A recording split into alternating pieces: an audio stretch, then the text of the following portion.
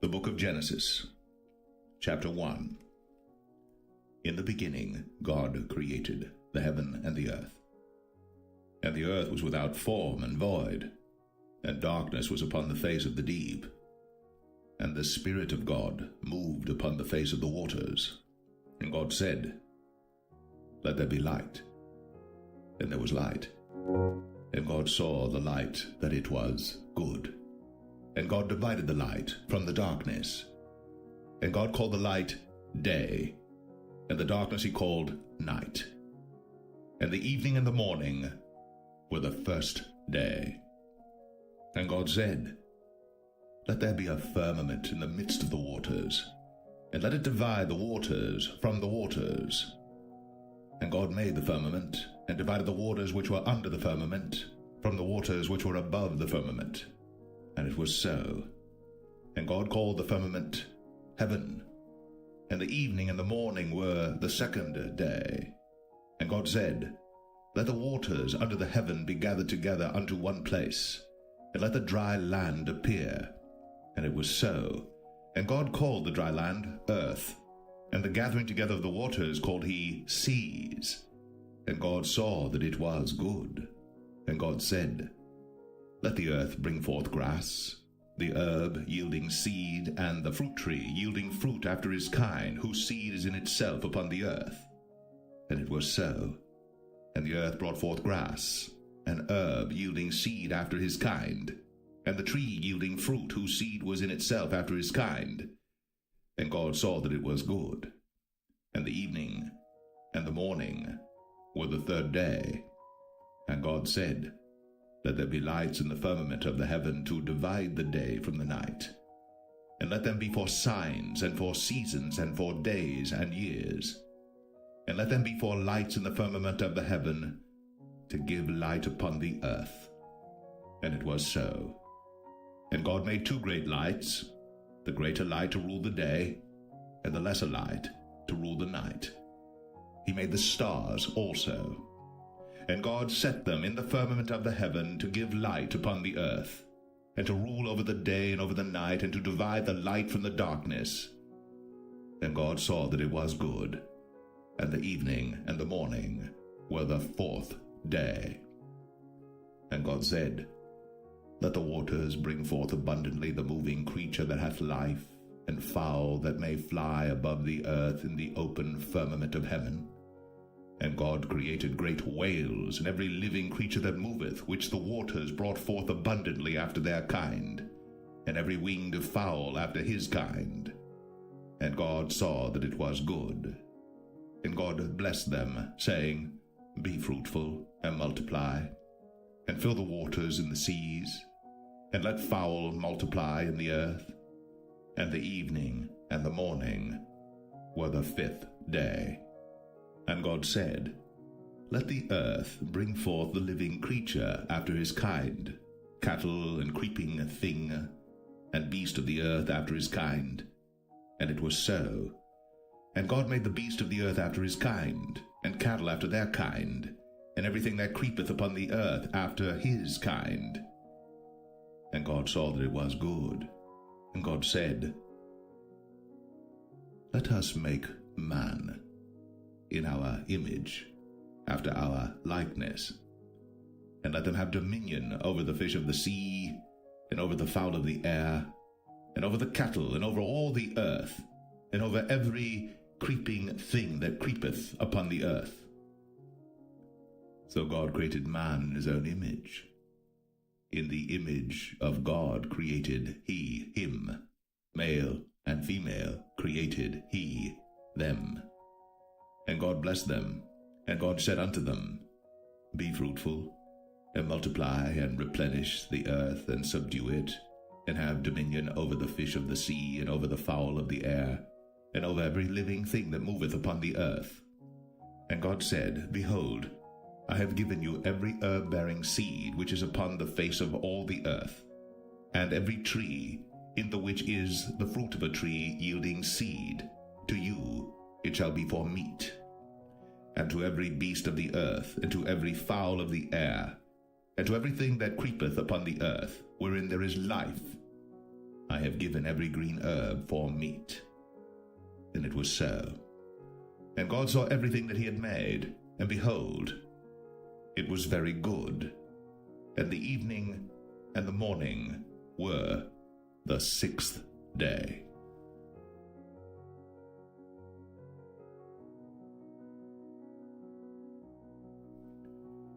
Genesis 2.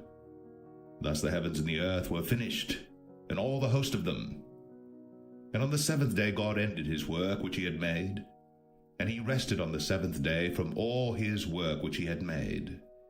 And God blessed the 7th day, and sanctified it, because that in it he had rested from all his work which God created and made. These are the generations of the heavens and of the earth when they were created, in the day that the Lord God made the earth and the heavens. And every plant of the field before it was in the earth, and every herb of the field before it grew. For the Lord God had not caused it to rain upon the earth, and there was not a man to till the ground. But there went up a mist from the earth, and watered the whole face of the ground. And the Lord God formed man of the dust of the ground, and breathed into his nostrils the breath of life, and man became a living soul. And the Lord God planted a garden eastward in Eden, and there he put the man whom he had formed. And out of the ground made the Lord God to grow every tree that is pleasant to the sight, and good for food, the tree of life also in the midst of the garden, and the tree of knowledge of good and evil. And a river went out of Eden to water the garden, and from thence it was parted, and became into 4 heads. The name of the first is Pison. That is it which compasseth the whole land of Havilah, where there is gold. And the gold of that land is good. There is bdellium, and the onyx stone. And the name of the second river is Gin. The same is it that compasseth the whole land of Ethiopia. And the name of the third river is Hiddekel. That is it which goeth toward the east of Assyria. And the 4th river is Euphrates. And the Lord God took the man, and put him into the garden of Eden to dress it, and to keep it. And the Lord God commanded the man, saying, Of every tree of the garden thou mayest freely eat, but of the tree of the knowledge of good and evil thou shalt not eat of it. For in the day that thou eatest thereof, thou shalt surely die. And the Lord God said, It is not good that the man should be alone. I will make him an helpmeet for him.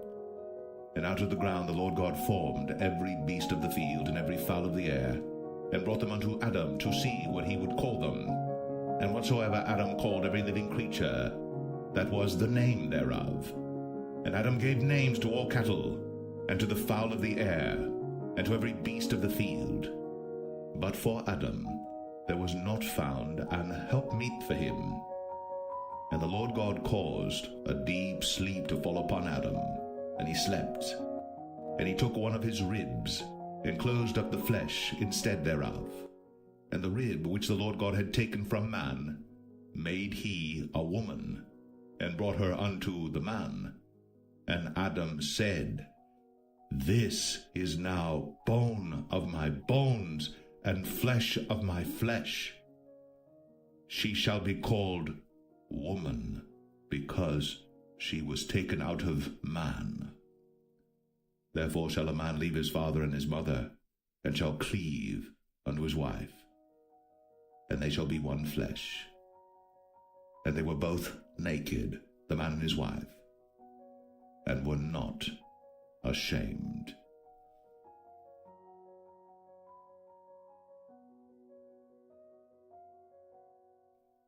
Genesis 3. Now the serpent was more subtle than any beast of the field which the Lord God had made. And he said unto the woman, Yea, hath God said, Ye shall not eat of every tree of the garden? And the woman said unto the serpent, We may eat of the fruit of the trees of the garden. But of the fruit of the tree which is in the midst of the garden, God hath said, Ye shall not eat of it, neither shall ye touch it, lest ye die. And the serpent said unto the woman, Ye shall not surely die. For God doth know that in the day ye eat thereof, then your eyes shall be opened, and ye shall be as gods, knowing good and evil. And when the woman saw that the tree was good for food, and that it was pleasant to the eyes, and a tree to be desired to make one wise, she took of the fruit thereof, and did eat, and gave also unto her husband with her, and he did eat. And the eyes of them both were opened, and they knew that they were naked. And they sewed fig leaves together, and made themselves aprons. And they heard the voice of the Lord God walking in the garden in the cool of the day. And Adam and his wife hid themselves from the presence of the Lord God amongst the trees of the garden. And the Lord God called unto Adam, and said unto him, Where art thou? And he said, I heard thy voice in the garden. I was afraid, because I was naked, and I hid myself. And he said, Who told thee that thou wast naked? Hast thou eaten of the tree whereof I commanded thee that thou shouldest not eat? And the man said, The woman, whom thou gavest to be with me, she gave me of the tree, and I did eat. And the Lord God said unto the woman, What is this that thou hast done? And the woman said, The serpent beguiled me, and I did eat. And the Lord God said unto the serpent, Because thou hast done this, thou art cursed above all cattle, and above every beast of the field. Upon thy belly shalt thou go, and dust shalt thou eat all the days of thy life. And I will put enmity between thee and the woman, and between thy seed and her seed. It shall bruise thy head, and thou shalt bruise his heel. Unto the woman he said, I will greatly multiply thy sorrow and thy conception. In sorrow thou shalt bring forth children, and thy desire shall be to thy husband, and he shall rule over thee. And unto Adam he said, Because thou hast hearkened unto the voice of thy wife, and hast eaten of the tree of which I commanded thee, saying, Thou shalt not eat of it, cursed is the ground for thy sake. In sorrow shalt thou eat of it all the days of thy life. Thorns also and thistles shall it bring forth to thee, and thou shalt eat the herb of the field. In the sweat of thy face shalt thou eat bread, till thou return unto the ground. For out of it wast thou taken, for dust thou art, and unto dust shalt thou return. And Adam called his wife's name Eve, because she was the mother of all living. Unto Adam also and to his wife did the Lord God make coats of skins, and clothed them. And the Lord God said, Behold, the man is become as one of us, to know good and evil. And now, lest he put forth his hand, and take also of the tree of life, and eat, and live forever. Therefore the Lord God sent him forth from the Garden of Eden, to till the ground from whence he was taken. So he drove out the man, and he placed at the east of the Garden of Eden cherubims, and a flaming sword which turned every way, to keep the way of the tree of life.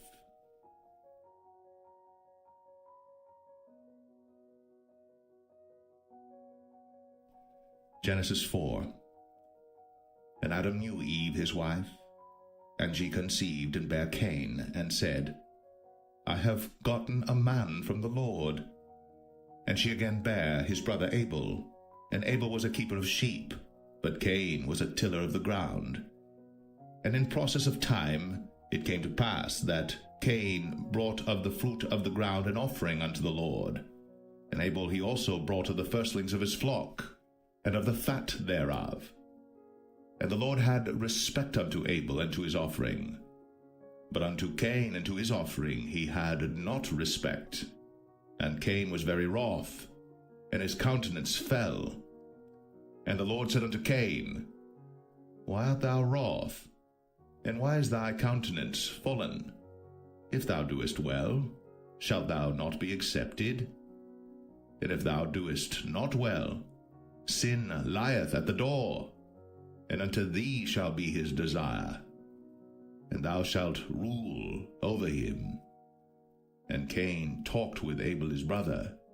And it came to pass, when they were in the field, that Cain rose up against Abel his brother, and slew him.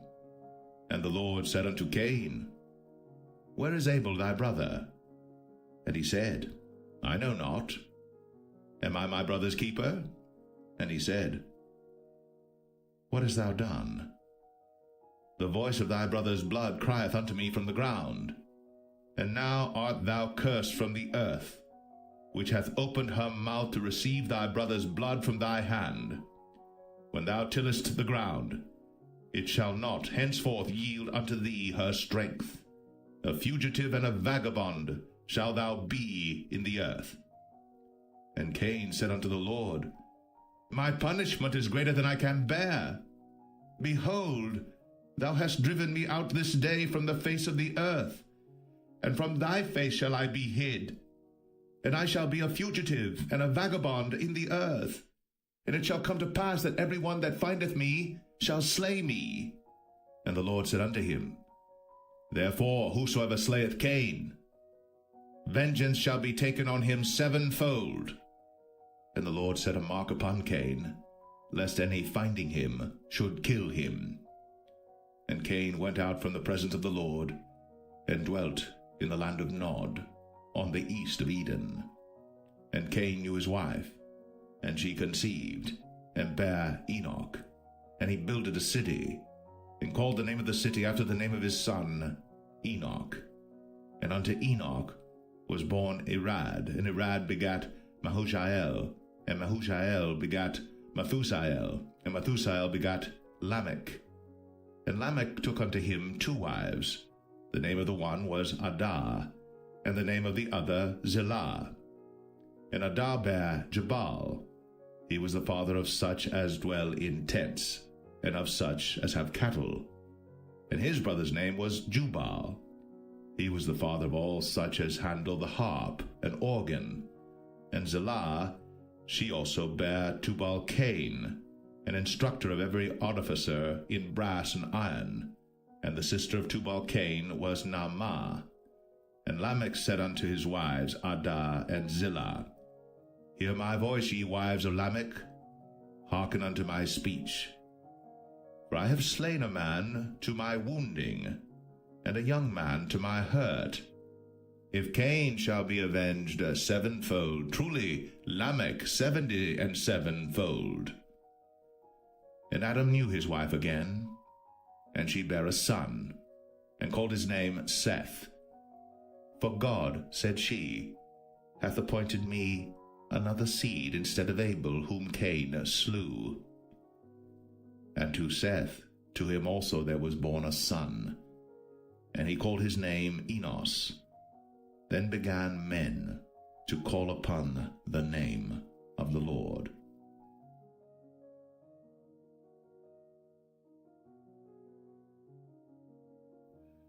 Genesis 5. This is the book of the generations of Adam. In the day that God created man, in the likeness of God made he him. Male and female created he them, and blessed them, and called their name Adam, in the day when they were created. And Adam lived 130 years, and begat a son in his own likeness, after his image, and called his name Seth. And the days of Adam after he had begotten Seth were 800 years, and he begat sons and daughters.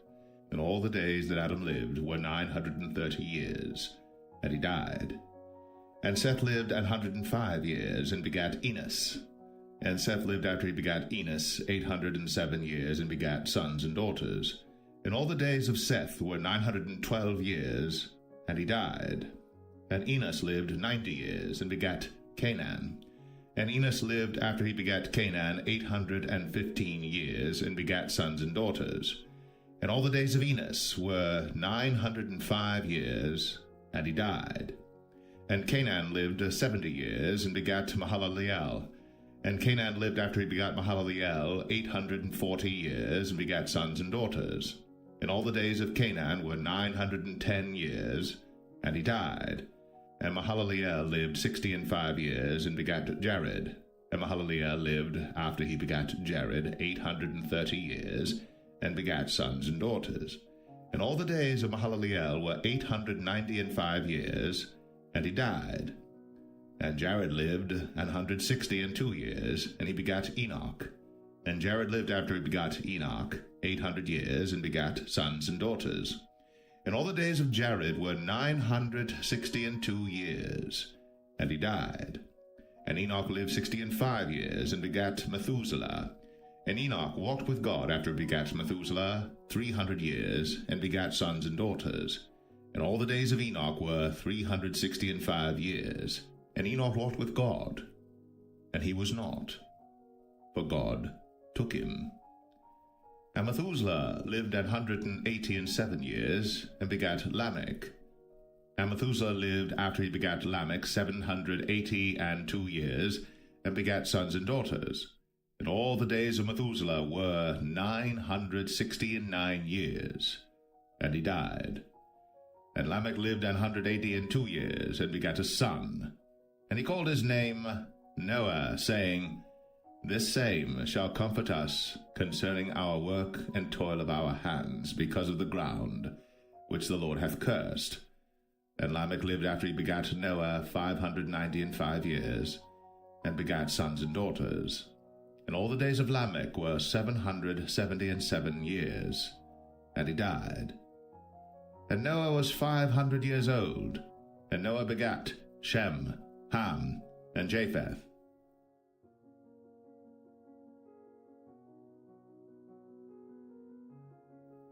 Genesis 6. And it came to pass, when men began to multiply on the face of the earth, and daughters were born unto them, that the sons of God saw the daughters of men that they were fair, and they took them wives of all which they chose. And the Lord said, My spirit shall not always strive with man, for that he also is flesh, yet his days shall be 120 years. There were giants in the earth in those days, and also after that, when the sons of God came in unto the daughters of men, and they bare children to them, the same became mighty men which were of old, men of renown.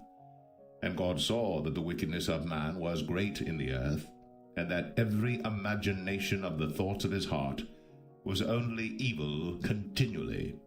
And it repented the Lord that he had made man on the earth, and it grieved him at his heart. And the Lord said, I will destroy man whom I have created from the face of the earth, both man and beast, and the creeping thing, and the fowls of the air, for it repenteth me that I have made them. But Noah found grace in the eyes of the Lord. These are the generations of Noah. Noah was a just man, and perfect in his generations. And Noah walked with God. And Noah begat 3 sons, Shem, Ham, and Japheth. The earth also was corrupt before God, and the earth was filled with violence. And God looked upon the earth, and behold, it was corrupt, for all flesh had corrupted his way upon the earth. And God said unto Noah, The end of all flesh is come before me, for the earth is filled with violence through them, and behold, I will destroy them with the earth. Make thee an ark of gopher wood. Rooms shalt thou make in the ark, and shalt pitch it within and without with pitch. And this is the fashion which thou shalt make it of. The length of the ark shall be 300 cubits, the breadth of it 50 cubits, and the height of it 30 cubits. A window shalt thou make to the ark, and in a cubit shalt thou finish it above. And the door of the ark shalt thou set in the side thereof, with lower, second, and third stories shalt thou make it. And behold, I, even I, do bring a flood of waters upon the earth to destroy all flesh wherein is the breath of life from under heaven, and everything that is in the earth shall die.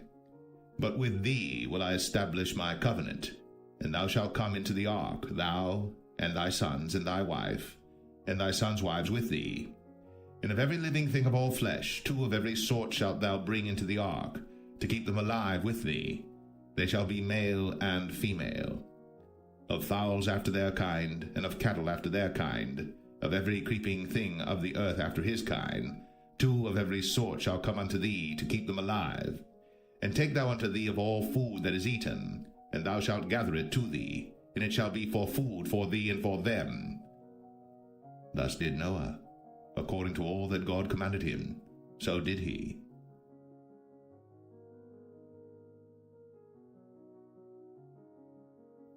Genesis 7. And the Lord said unto Noah, Come thou and all thy house into the ark, for thee have I seen righteous before me in this generation. Of every clean beast thou shalt take to thee by 7s, the male and his female, and of beasts that are not clean by 2, the male and his female.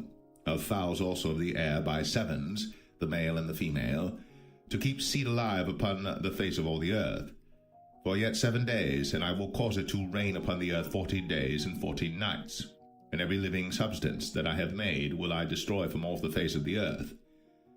And Noah did according unto all that the Lord commanded him.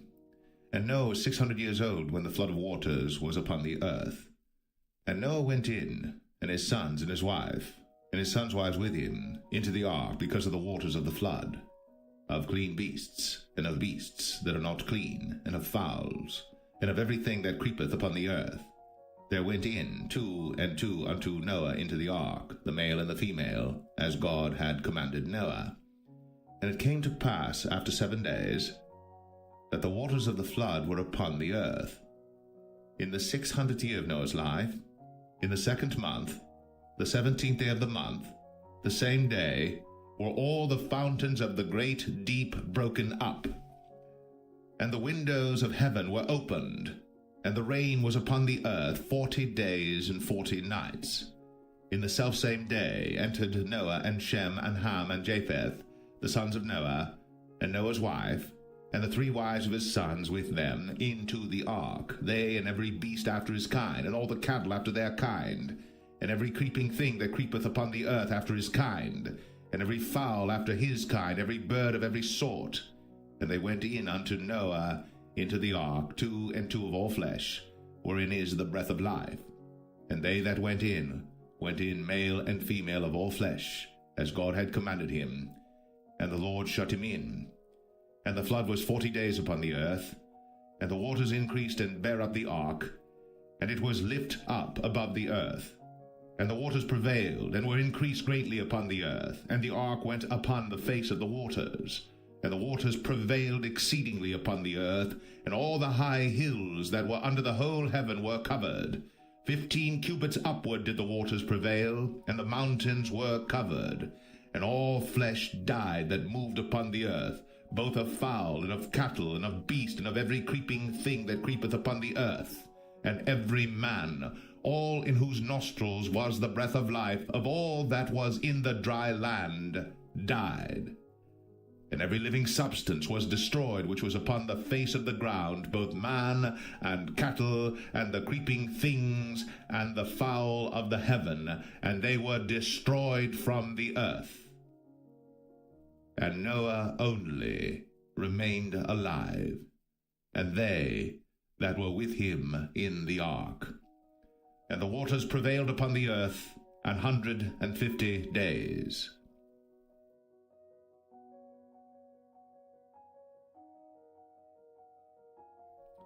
Genesis 8. And God remembered Noah, and every living thing, and all the cattle that was with him in the ark. And God made a wind to pass over the earth, and the waters assuaged. The fountains also of the deep, and the windows of heaven were stopped, and the rain from heaven was restrained. And the waters returned from off the earth continually. And after the end of the 150 days, the waters were abated. And the ark rested in the 7th month, on the 17th day of the month, upon the mountains of Ararat. And the waters decreased continually until the 10th month. In the 10th month, on the 1st day of the month, were the tops of the mountains seen. And it came to pass, at the end of 40 days, that Noah opened the window of the ark which he had made. And he sent forth a raven, which went forth to and fro until the waters were dried up from off the earth. Also he sent forth a dove from him, to see if the waters were abated from off the face of the ground. But the dove found no rest for the sole of her foot. And she returned unto him into the ark, for the waters were on the face of the whole earth. Then he put forth his hand, and took her, and pulled her in unto him into the ark. And he stayed yet other 7 days, and again he sent forth the dove out of the ark. And the dove came in to him in the evening, and lo, in her mouth was an olive leaf plucked off. So Noah knew that the waters were abated from off the earth. And he stayed yet other 7 days, and sent forth the dove, which returned not again unto him any more. And it came to pass in the 601st year, in the 1st month, the 1st day of the month, the waters were dried up from off the earth. And Noah removed the covering of the ark, and looked, and behold, the face of the ground was dry. And in the 2nd month, on the 27th day of the month, was the earth dried. And God spake unto Noah, saying, Go forth of the ark, thou, and thy wife, and thy sons wives with thee. Bring forth with thee every living thing that is with thee of all flesh, both of fowl, and of cattle, and of every creeping thing that creepeth upon the earth, that they may breed abundantly in the earth, and be fruitful and multiply upon the earth. And Noah went forth, and his sons and his wife, and his sons' wives with him, every beast, every creeping thing, and every fowl, and whatsoever creepeth upon the earth, after their kinds, went forth out of the ark. And Noah builded an altar unto the Lord, and took of every clean beast, and of every clean fowl, and offered burnt offerings on the altar. And the Lord smelled a sweet savour. And the Lord said in his heart, I will not again curse the ground any more for man's sake. For the imagination of man's heart is evil from his youth, neither will I again smite any more everything living, as I have done. While the earth remaineth, seedtime and harvest, and cold and heat, and summer and winter, and day and night, shall not cease.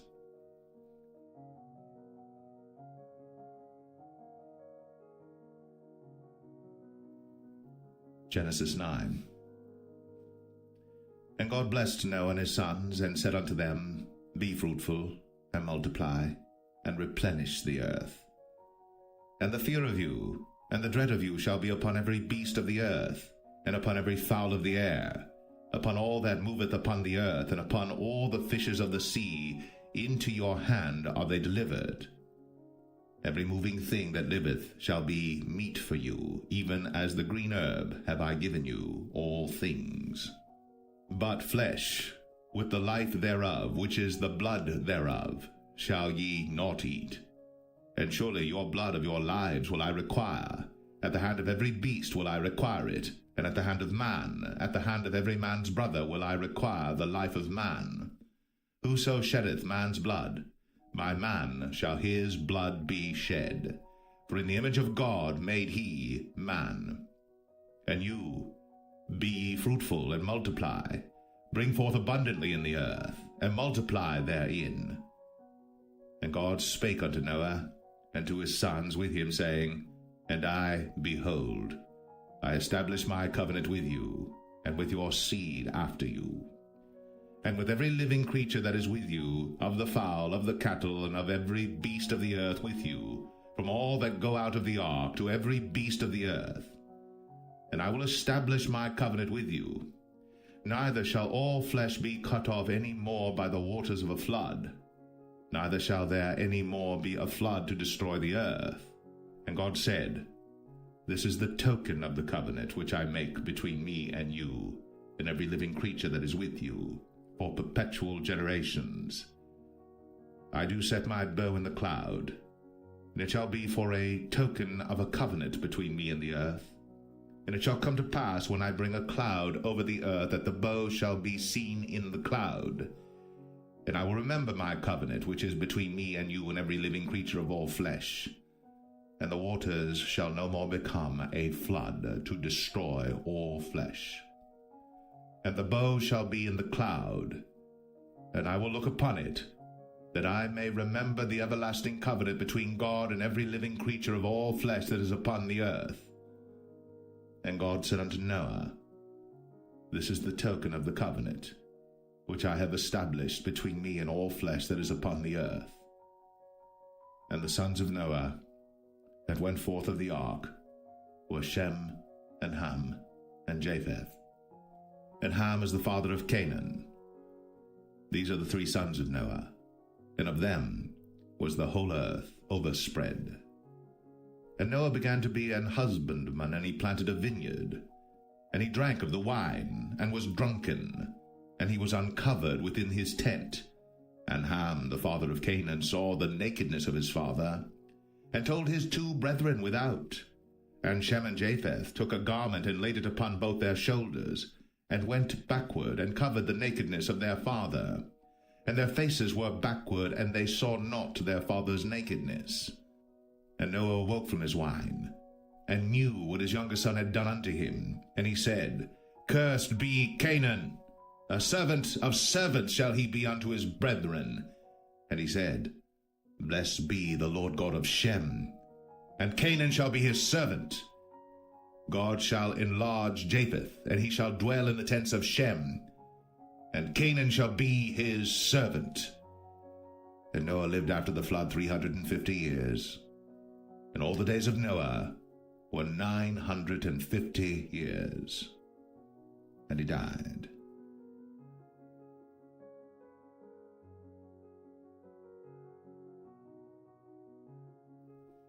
Genesis 10. Now these are the generations of the sons of Noah, Shem, Ham, and Japheth. And unto them were sons born after the flood. The sons of Japheth, Gomer, and Magog, and Madai, and Javan, and Tubal, and Meshech, and Taras. And the sons of Gomer, Ashkenaz, and Riphath, and Togarmah. And the sons of Javan, Elisha, and Tarshish, Kittim, and Dodanim. But these were the isles of the Gentiles divided in their lands, every one after his tongue, after their families, in their nations. And the sons of Ham, Cush, and Mizraim, and Phut, and Canaan. And the sons of Cush, Seba, and Havilah, and Sabta, and Ramah, and Sabteka. And the sons of Ramah, Sheba, and Dedan. And Cush begat Nimrod. He began to be a mighty one in the earth. He was a mighty hunter before the Lord. Wherefore it is said, even as Nimrod the mighty hunter before the Lord. And the beginning of his kingdom was Babel, and Erech, and Akkad, and Calneh in the land of Shinar. Out of that land went forth Ashur, and builded Nineveh, and the city Rehoboth, and Calah. And Rezin between Nineveh and Calah, the same is a great city. And Mizraim begat Ludim, and Anamim, and Lehabim, and Naphtuhim, and Pathruzim, and Casluhim, out of whom came Philistim, and Caphtorim. And Canaan begat Sidon his firstborn, and Heth, and the Jebusite, and the Amorite, and the Girgashite, and the Hivite, and the Archite, and the Sinite, and the Arvadite, and the Zemarite, and the Hamathite. And afterward were the families of the Canaanites spread abroad. And the border of the Canaanites was from Sidon, as thou comest to Gerar, unto Gaza, as thou goest unto Sodom and Gomorrah, and Admah, and Zeboim, even unto Lasha. These are the sons of Ham, after their families, after their tongues, in their countries, and in their nations. Unto Shem also, the father of all the children of Eber, the brother of Japheth, the elder, even to him were children born, the children of Shem, Elam, and Ashur, and Arphaxad, and Lud, and Aram. And the children of Aram, Uz, and Hul, and Gether, and Mash. And Arphaxad begat Salah, and Salah begat Eber. And unto Eber were born two sons. The name of one was Peleg, for in his days was the earth divided, and his brother's name was Joktan. And Joktan begat Almadad, and Shelef, and Hazarmaveth, and Jerah, and Hadoram, and Uzal, and Diklah, and Obal, and Abimael, and Sheba, and Ophir, and Havilah, and Jobab. All these were the sons of Joktan.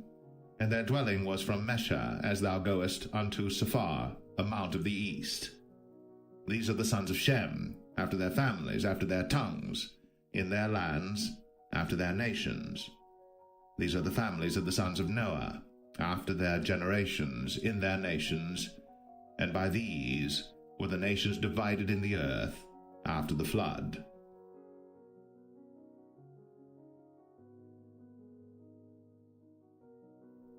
Genesis 11. And the whole earth was of one language, and of one speech. And it came to pass, as they journeyed from the east, that they found a plain in the land of Shinar, and they dwelt there. And they said one to another, Go to, let us make brick, and burn them thoroughly. And they had brick for stone, and slime had they for mortar. And they said, Go to, let us build us a city and a tower, whose top may reach unto heaven. And let us make us a name, lest we be scattered abroad upon the face of the whole earth.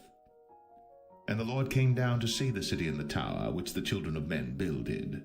And the Lord said, Behold, the people is one, and they have all one language, and this they begin to do. And now nothing will be restrained from them, which they have imagined to do. Go to, let us go down, and there confound their language, that they may not understand one another's speech. So the Lord scattered them abroad from thence upon the face of all the earth, and they left off to build the city. Therefore is the name of it called Babel, because the Lord did there confound the language of all the earth, and from thence did the Lord scatter them abroad upon the face of all the earth. These are the generations of Shem. Shem was 100 years old, and begat Arphaxad 2 years after the flood. And Shem lived after he begat Arphaxad 500 years, and begat sons and daughters. And Arphaxad lived 35 years, and begat Salah. And Arphaxad lived after he begat Salah 403 years, and begat sons and daughters. And Salah lived 30 years, and begat Eber. And Salah lived after he begat Eber 403 years, and begat sons and daughters. And Eber lived 34 years, and begat Peleg. And Eber lived after he begat Peleg 430 years, and begat sons and daughters. And Peleg lived 30 years, and begat Reu. And Peleg lived after he begat Reu 209 years, and begat sons and daughters. And Reu lived 32 years, and begat Serug. And Reu lived after he begat Serug 207 years, and begat sons and daughters. And Serug lived 30 years, and begat Nahor. And Serug lived after he begat Nahor 200 years, and begat sons and daughters. And Nahor lived 29 years, and begat Terah. And Nahor lived after he begat Terah 119 years, and begat sons and daughters. And Terah lived 70 years, and begat Abram, Nahor, and Haran. Now these are the generations of Terah. Terah begat Abram, Nahor, and Haran begat Lot. And Haran died before his father Terah in the land of his nativity, in Ur of the Chaldees. And Abram and Nahor took them wives. The name of Abram's wife was Sarai, and the name of Nahor's wife, Milcah, the daughter of Haran, the father of Milcah, and the father of Iscah. But Sarai was barren, she had no child. And Terah took Abram his son, and Lot the son of Haran his son's son, and Sarai his daughter-in-law his son Abram's wife. And they went forth with them from Ur of the Chaldees, to go into the land of Canaan. And they came unto Haran, and dwelt there. And the days of Terah were 205 years, and Terah died in Haran.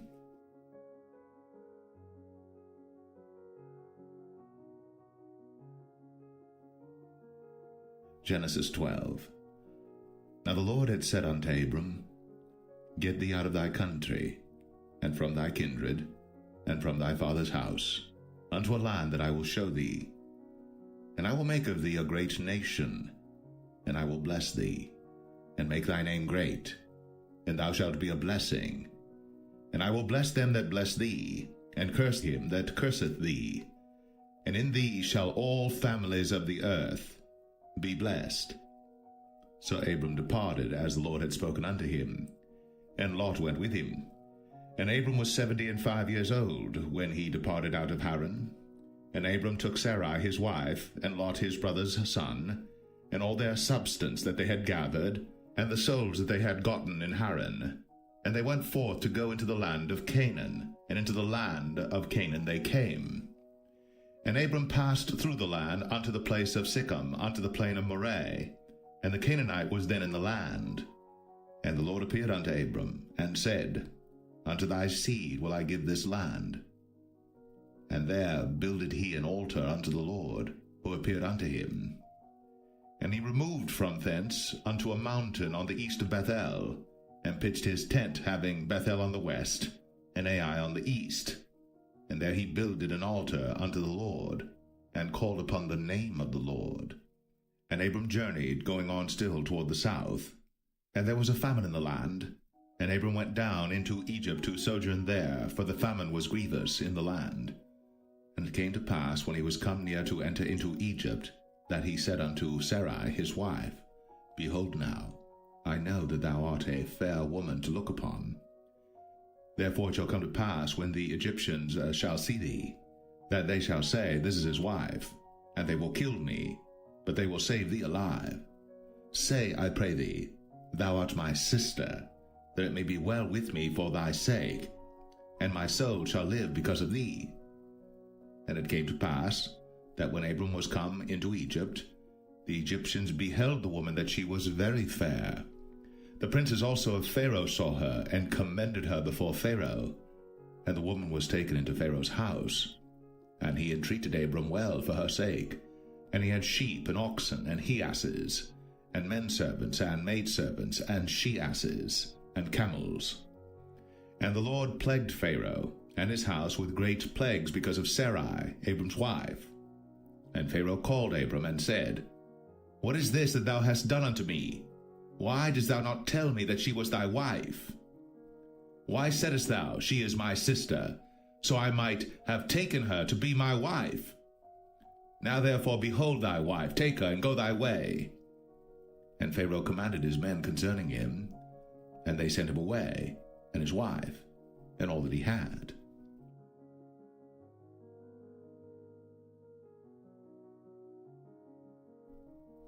Genesis 13.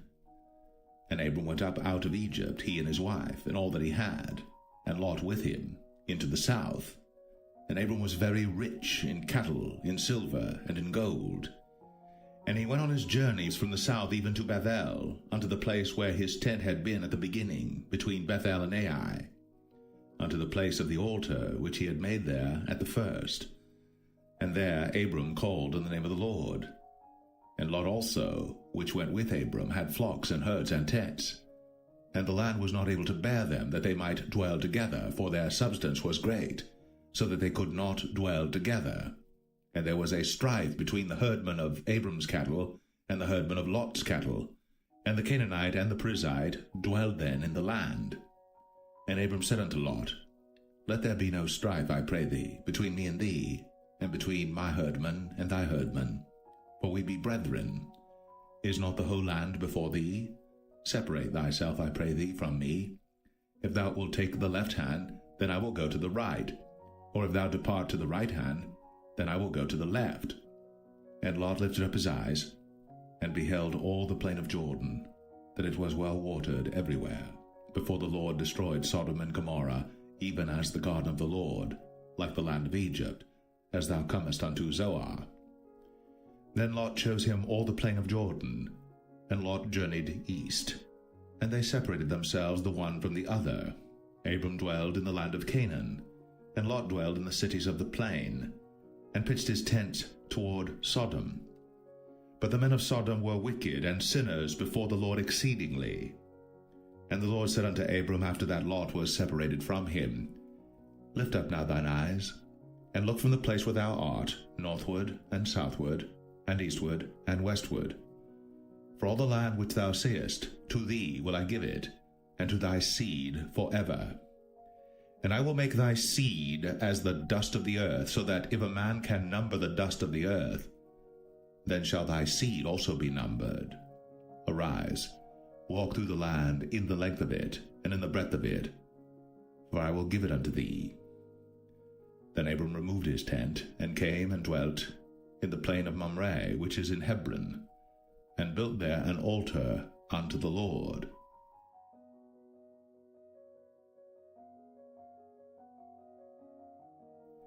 Genesis 14.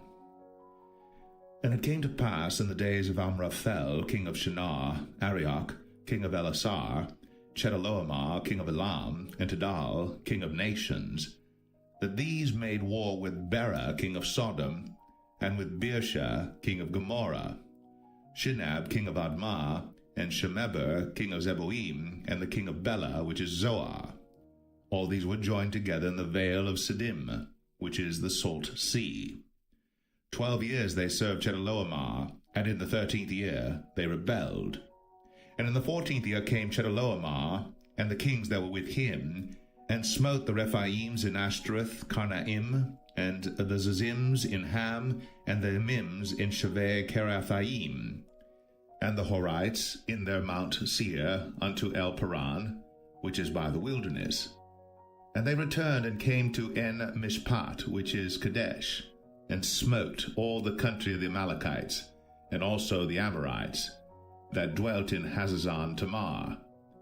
And there went out the king of Sodom, and the king of Gomorrah, and the king of Admah, and the king of Zeboim, and the king of Bela, the same as Zoar, and they joined battle with them in the vale of Siddim, with Chedorlaomer the king of Elam, and with Tidal king of nations, and Amraphel king of Shinar, and Arioch king of Elasar, 4 kings with 5. And the vale of Siddim was full of slime pits, and the kings of Sodom and Gomorrah fled, and fell there, and they that remained fled to the mountain. And they took all the goods of Sodom and Gomorrah, and all their victuals, and went their way. And they took Lot, Abram's brother's son, who dwelt in Sodom, and his goods, and departed. And there came one that had escaped, and told Abram the Hebrew, for he dwelt in the plain of Mamre the Amorite, brother of Eshcol, and brother of Aner, and these were confederate with Abram. And when Abram heard that his brother was taken captive, he armed his trained servants, born in his own house, 318, and pursued them unto Dan. And he divided himself against them, he and his servants, by night, and smote them, and pursued them unto Hobah, which is on the left hand of Damascus. And he brought back all the goods, and also brought again his brother Lot, and his goods, and the women also, and the people. And the king of Sodom went out to meet him after his return from the slaughter of Chedorlaomer, and of the kings that were with him at the valley of Shaveh, which is the king's dale. And Melchizedek king of Salem brought forth bread and wine, and he was the priest of the Most High God. And he blessed him, and said, Blessed be Abram of the Most High God, possessor of heaven and earth.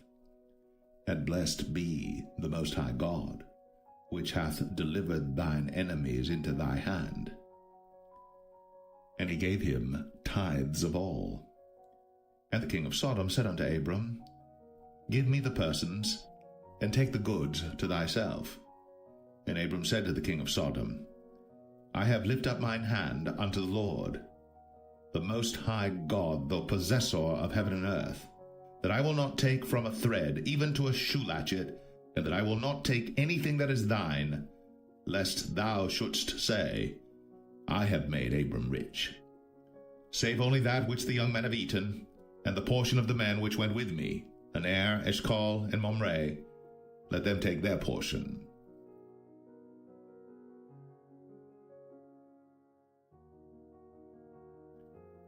Genesis 15.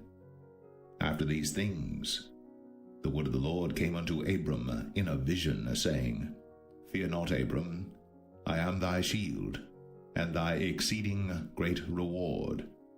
And Abram said, Lord God, what wilt thou give me, seeing I go childless?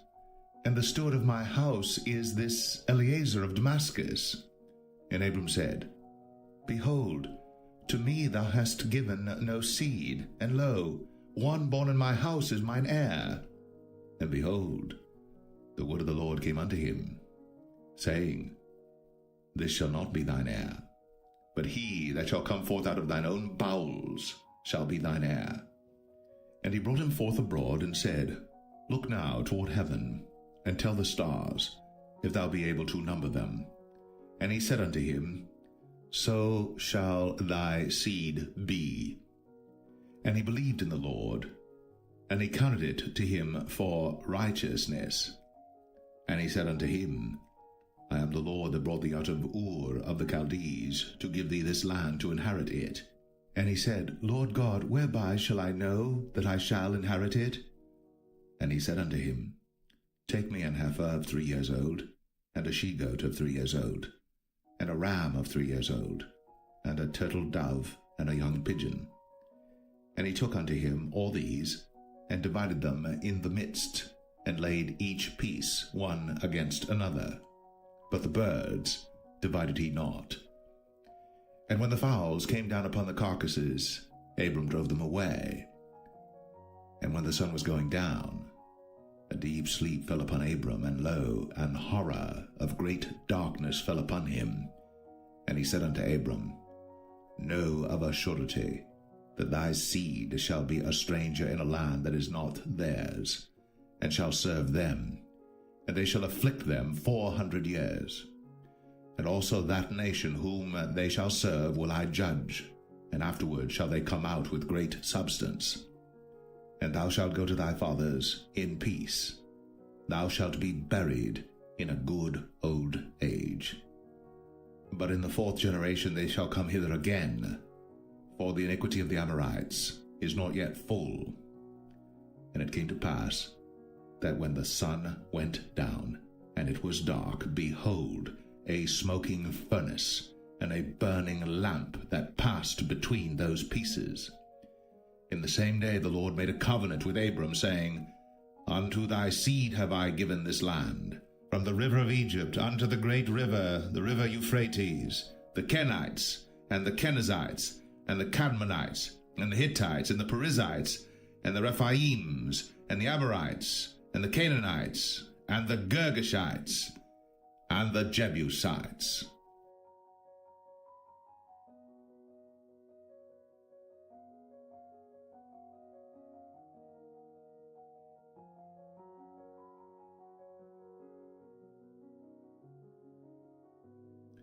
Genesis 16. Now Sarai, Abram's wife, bare him no children, and she had an handmaid, an Egyptian, whose name was Hagar. And Sarai said unto Abram, Behold now, the Lord hath restrained me from bearing. I pray thee, go in unto my maid. It may be that I may obtain children by her. And Abram hearkened to the voice of Sarai. And Sarai, Abram's wife, took Hagar, her maid, the Egyptian, after Abram had dwelt 10 years in the land of Canaan, and gave her to her husband Abram to be his wife. And he went in unto Hagar, and she conceived. And when she saw that she had conceived, her mistress was despised in her eyes. And Sarai said unto Abram, My wrong be upon thee. I have given my maid into thy bosom, and when she saw that she had conceived, I was despised in her eyes. The Lord judge between me and thee. But Abram said unto Sarai, Behold, thy maid is in thy hand. Do to her as it pleaseth thee. And when Sarai dealt hardly with her, she fled from her face. And the angel of the Lord found her by a fountain of water in the wilderness, by the fountain in the way to Shur. And he said, Hagar, Sarai's maid, whence camest thou? And whither wilt thou go? And she said, I flee from the face of my mistress Sarai. And the angel of the Lord said unto her, Return to thy mistress, and submit thyself unto her hands. And the angel of the Lord said unto her, I will multiply thy seed exceedingly, that it shall not be numbered for multitude. And the angel of the Lord said unto her, Behold, thou art with child, and shalt bear a son, and shalt call his name Ishmael, because the Lord hath heard thy affliction. And he will be a wild man. His hand will be against every man, and every man's hand against him.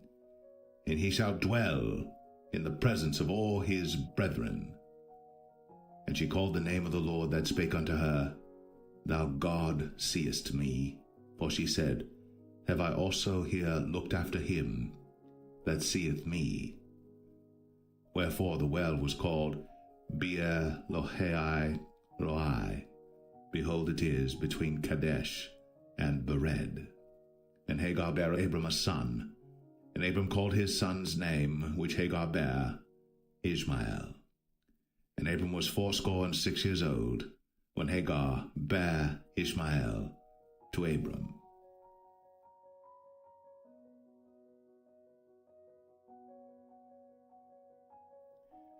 Genesis 17. And when Abram was 90 years old and 9, the Lord appeared to Abram and said unto him, I am the Almighty God. Walk before me, and be thou perfect. And I will make my covenant between me and thee, and will multiply thee exceedingly. And Abram fell on his face. And God talked with him, saying, As for me, behold, my covenant is with thee, and thou shalt be a father of many nations. Neither shall thy name any more be called Abram, but thy name shall be Abraham. For a father of many nations have I made thee. And I will make thee exceeding fruitful, and I will make nations of thee, and kings shall come out of thee. And I will establish my covenant between me and thee, and thy seed after thee, in their generations, for an everlasting covenant, to be a God unto thee, and to thy seed after thee. And I will give unto thee, and to thy seed after thee, the land wherein thou art a stranger, all the land of Canaan, for an everlasting possession, and I will be their God.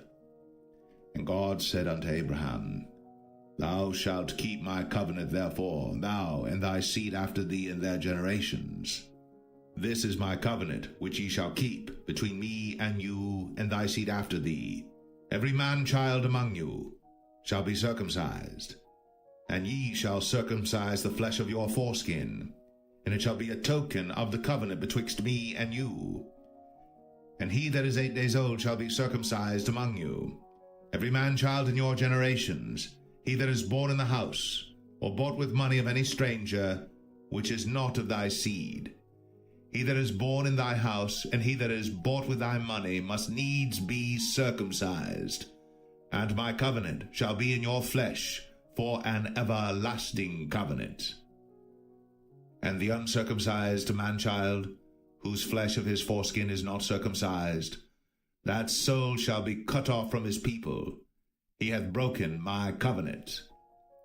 And God said unto Abraham, As for Sarai thy wife, thou shalt not call her name Sarai, but Sarah shall her name be. And I will bless her, and give thee a son also of her. Yea, I will bless her, and she shall be a mother of nations. Kings of people shall be of her. Then Abram fell upon his face, and laughed, and said in his heart, Shall a child be born unto him that is 100 years old? And shall Sarah that is 90 years old bear? And Abraham said unto God, Oh, that Ishmael might live before thee. And God said, Sarah thy wife shall bear thee a son indeed, and thou shalt call his name Isaac. And I will establish my covenant with him for an everlasting covenant, and with his seed after him. And as for Ishmael, I have heard thee. Behold, I have blessed him, and will make him fruitful, and will multiply him exceedingly. 12 princes shall he beget, and I will make him a great nation. But my covenant will I establish with Isaac, which Sarah shall bear unto thee at this set time in the next year. And he left off talking with him, and God went up from Abraham. And Abraham took Ishmael his son, and all that were born in his house, and all that were bought with his money, every male among the men of Abraham's house, and circumcised the flesh of their foreskin in the selfsame day, as God had said unto him. And Abraham was 90 years old and 9 when he was circumcised in the flesh of his foreskin. And Ishmael his son was 13 years old when he was circumcised in the flesh of his foreskin. In the selfsame day was Abraham circumcised, and Ishmael his son, and all the men of his house, born in the house, and bought with money of the stranger, were circumcised with him.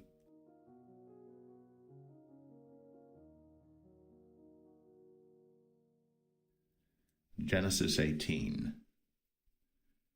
And the Lord appeared unto him in the plains of Mamre, and he sat in the tent door in the heat of the day. And he lifted up his eyes, and looked, and lo, 3 men stood by him. And when he saw them, he ran to meet them from the tent door, and bowed himself toward the ground, and said, My Lord, if now I have found favor in thy sight, pass not away, I pray thee, from thy servant. Let a little water, I pray you, be fetched, and wash your feet, and rest yourselves under the tree. And I will fetch a morsel of bread, and comfort ye your hearts.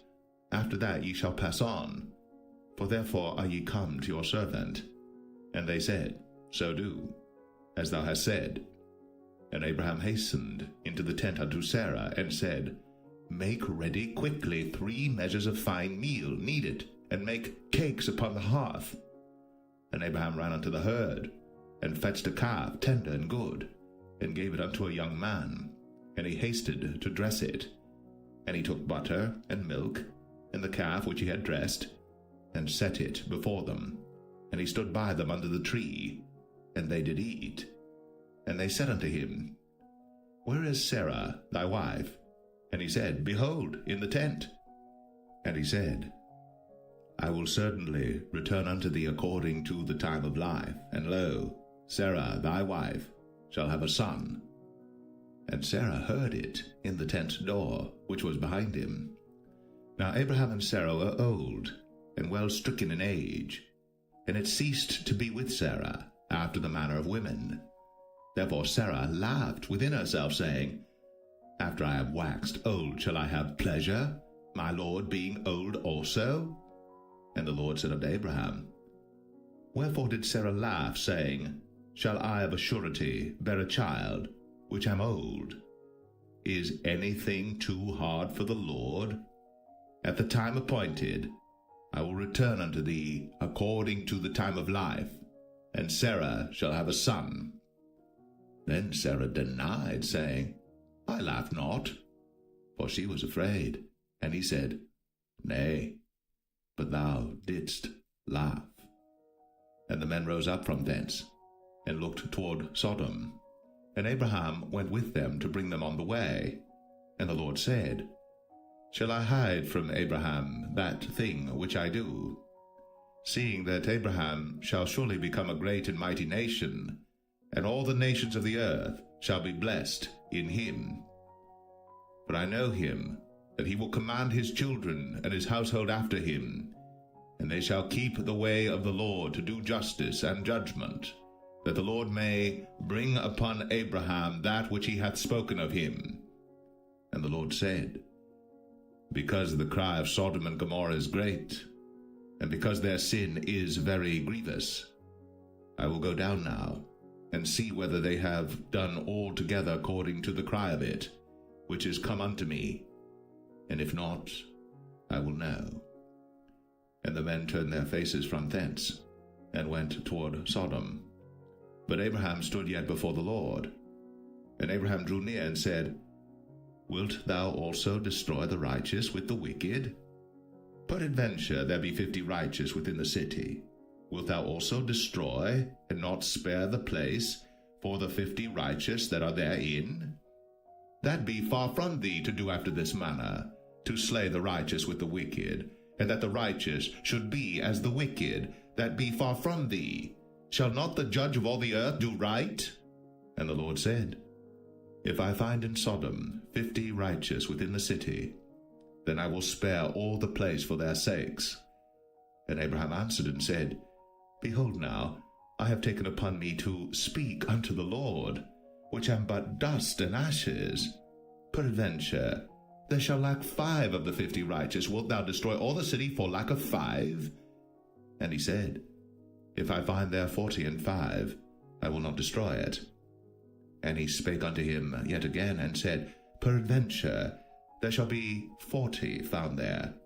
And he said, I will not do it for 40's sake. And he said unto him, Oh, let not the Lord be angry, and I will speak.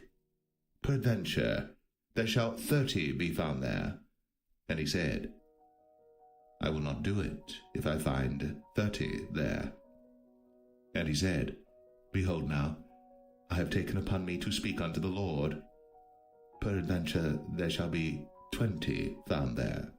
And he said, I will not destroy it for 20's sake. And he said, Oh, let not the Lord be angry, and I will speak yet but this once. Peradventure 10 shall be found there. And he said, I will not destroy it for 10's sake. And the Lord went his way, as soon as he had left communing with Abraham. And Abraham returned unto his place.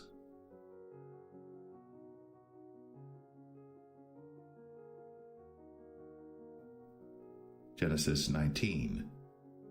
And there came 2 angels to Sodom at even, and Lot sat in the gate of Sodom. And Lot, seeing them, rose up to meet them, and he bowed himself with his face toward the ground. And he said, Behold now, my lords, turn in, I pray you, into your servant's house, and tarry all night, and wash your feet, and ye shall rise up early and go on your ways. And they said, Nay, but we will abide in the street all night. And he pressed upon them greatly. And they turned in unto him, and entered into his house. And he made them a feast, and did bake unleavened bread, and they did eat. But before they lay down, the men of the city, even the men of Sodom, compassed the house round, both old and young, all the people from every quarter. And they called unto Lot, and said unto him, Where are the men which came into thee this night? Bring them out unto us, that we may know them. And Lot went out at the door unto them, and shut the door after him, and said, I pray you, brethren, do not so wickedly. Behold now, I have 2 daughters which have not known man. Let me, I pray you, bring them out unto you, and do ye to them as is good in your eyes. Only unto these men do nothing, for therefore came they under the shadow of my roof. And they said, Stand back. And they said again, This one fellow came in to sojourn, and he will needs be a judge. Now will we deal worse with thee than with them. And they pressed sore upon the man, even Lot, and came near to break the door. But the men put forth their hand, and pulled Lot into the house to them, and shut to the door. And they smote the men that were at the door of the house with blindness, both small and great, so that they wearied themselves to find the door. And the men said unto Lot, Hast thou here any besides, son-in-law, and thy sons and thy daughters, and whatsoever thou hast in the city, bring them out of this place. For we will destroy this place, because the cry of them is waxen great before the face of the Lord, and the Lord hath sent us to destroy it. And Lot went out, and spake unto his sons-in-law, which married his daughters, and said, Up, get you out of this place, for the Lord will destroy this city. But he seemed as one that mocked unto his sons-in-law. And when the morning arose, then the angels hastened Lot, saying, Arise, take thy wife and thy 2 daughters, which are here, lest thou be consumed in the iniquity of the city. And while he lingered, the man laid hold upon his hand, and upon the hand of his wife, and upon the hand of his 2 daughters, the Lord being merciful unto him. And they brought him forth, and set him without the city. And it came to pass, when they had brought them forth abroad, that he said, Escape for thy life, look not behind thee, neither stay thou in all the plain, escape to the mountain, lest thou be consumed. And Lot said unto them, "Oh, not so, my lord. Behold now, thy servant hath found grace in thy sight, and thou hast magnified thy mercy which thou hast shown unto me in saving my life. And I cannot escape to the mountain, lest some evil take me and I die. Behold now, this city is near to flee unto, and it is a little one. Oh, let me escape thither. Is it not a little one? And my soul shall live." And he said unto him, "See, I have accepted thee concerning this thing also, that I will not overthrow this city, for the which thou hast spoken. Haste thee, escape thither, for I cannot do anything till thou be come thither." Therefore the name of the city was called Zoar. The sun was risen upon the earth when Lot entered into Zoar. Then the Lord rained upon Sodom and upon Gomorrah brimstone and fire from the Lord out of heaven. And he overthrew those cities, and all the plain, and all the inhabitants of the cities, and that which grew upon the ground. But his wife looked back from behind him, and she became a pillar of salt. And Abraham got up early in the morning to the place where he stood before the Lord. And he looked toward Sodom and Gomorrah, and toward all the land of the plain, and beheld, and lo, the smoke of the country went up as the smoke of a furnace. And it came to pass, when God destroyed the cities of the plain, that God remembered Abraham, and sent Lot out of the midst of the overthrow, when he overthrew the cities in the which Lot dwelt. And Lot went up out of Zoar, and dwelt in the mountain, and his 2 daughters with him, for he feared to dwell in Zoar, and he dwelt in a cave, he and his 2 daughters. And the firstborn said unto the younger, Our father is old, and there is not a man in the earth to come in unto us after the manner of all the earth. Come, let us make our father drink wine, and we will lie with him, that we may preserve seed of our father. And they made their father drink wine that night. And the firstborn went in, and lay with her father. And he perceived not when she lay down, nor when she arose. And it came to pass on the morrow, that the firstborn said unto the younger, Behold, I lay yesternight with my father. Let us make him drink wine this night also, and go thou in, and lie with him, that we may preserve seed of our father. And they made their father drink wine that night also. And the younger arose, and lay with him. And he perceived not when she lay down, nor when she arose. Thus were both the daughters of Lot with child by their father. And the firstborn bare a son, and called his name Moab. The same is the father of the Moabites unto this day. And the younger, she also bare a son, and called his name Ben-Ami. The same is the father of the children of Ammon unto this day.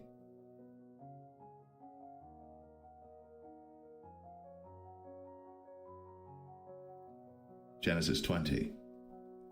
And Abraham journeyed from thence toward the south country, and dwelled between Kadesh and Shur, and sojourned in Gerar. And Abraham said of Sarah his wife, She is my sister. And Abimelech king of Gerar sent and took Sarah. But God came to Abimelech in a dream by night, and said to him, Behold, thou art but a dead man, for the woman which thou hast taken, for she is a man's wife. But Abimelech had not come near her, and he said, Lord, wilt thou slay also a righteous nation? Said he not unto me, She is my sister? And she, even she herself, said, He is my brother? In the integrity of my heart and innocency of my hands have I done this. And God said unto him in a dream, Yea, I know that thou didst this in the integrity of thy heart. For I also withheld thee from sinning against me. Therefore suffered I thee not to touch her. Now therefore restore the man his wife, for he is a prophet, and he shall pray for thee, and thou shalt live.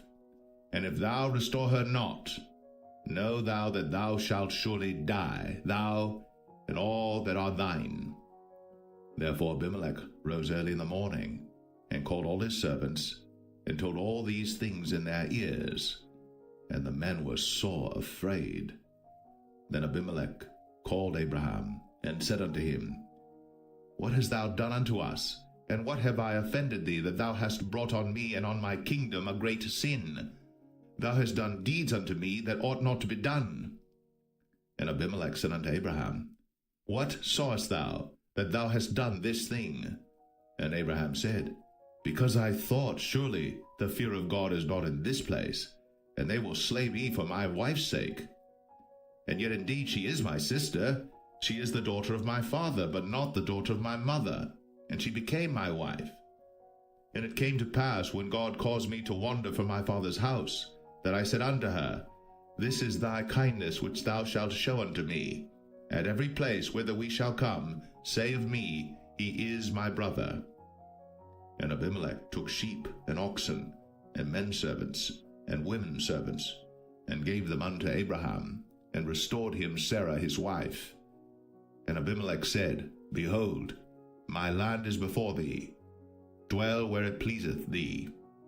And unto Sarah he said, Behold, I have given thy brother 1,000 pieces of silver. Behold, he is to thee a covering of the eyes, unto all that are with thee, and with all other. Thus she was reproved.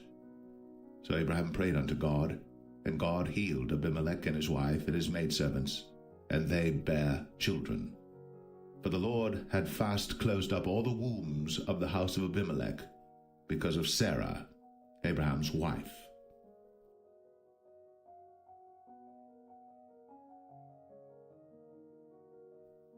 Genesis 21. And the Lord visited Sarah as he had said, and the Lord did unto Sarah as he had spoken. For Sarah conceived, and bare Abraham a son in his old age, at the set time of which God had spoken to him. And Abraham called the name of his son that was born unto him, whom Sarah bare to him, Isaac. And Abraham circumcised his son Isaac, being 8 days old, as God had commanded him. And Abraham was 100 years old when his son Isaac was born unto him. And Sarah said, God hath made me to laugh, so that all that hear will laugh with me. And she said, Who would have said unto Abraham, that Sarah should have given children suck? For I have borne him a son in his old age. And the child grew, and was weaned. And Abraham made a great feast, the same day that Isaac was weaned. And Sarah saw the son of Hagar the Egyptian, which she had borne unto Abraham, mocking. Wherefore she said unto Abraham, Cast out this bondwoman and her son, for the son of this bondwoman shall not be heir with my son, even with Isaac. And the thing was very grievous in Abraham's sight because of his son. And God said unto Abraham, Let it not be grievous in thy sight because of the lad, and because of thy bondwoman. In all that Sarah hath said unto thee, hearken unto her voice, for in Isaac shall thy seed be called. And also of the son of the bondwoman will I make a nation, because he is thy seed. And Abraham rose up early in the morning, and took bread and a bottle of water, and gave it unto Hagar, putting it on her shoulder, and the child, and sent her away. And she departed and wandered in the wilderness of Beersheba. And the water was spent in the bottle, and she cast the child under one of the shrubs. And she went and sat her down over against him a good way off, as it were a bowshot, for she said, Let me not see the death of the child. And she sat over against him, and lifted up her voice, and wept. And God heard the voice of the lad. And the angel of God called to Hagar out of heaven, and said unto her, What aileth thee, Hagar? Fear not, for God hath heard the voice of the lad where he is.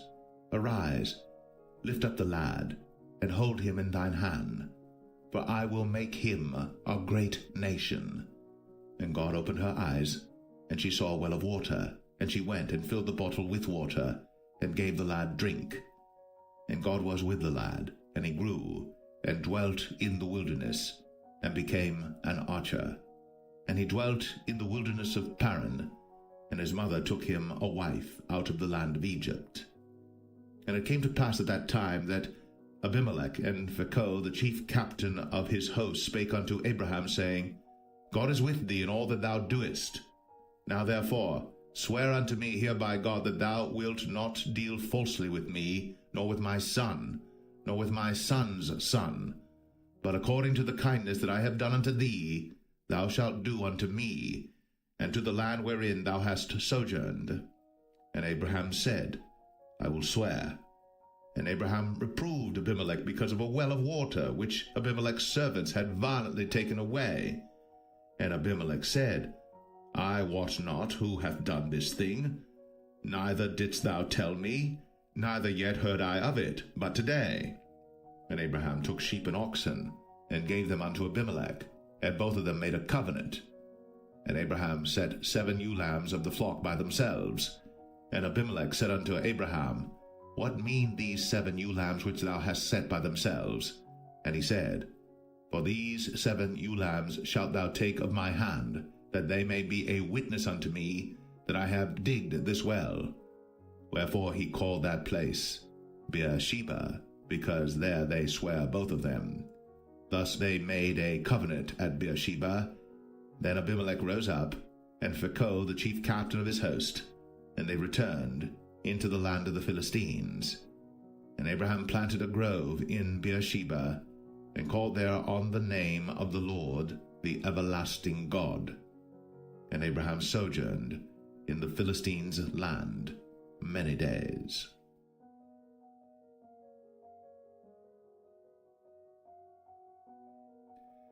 Genesis 22.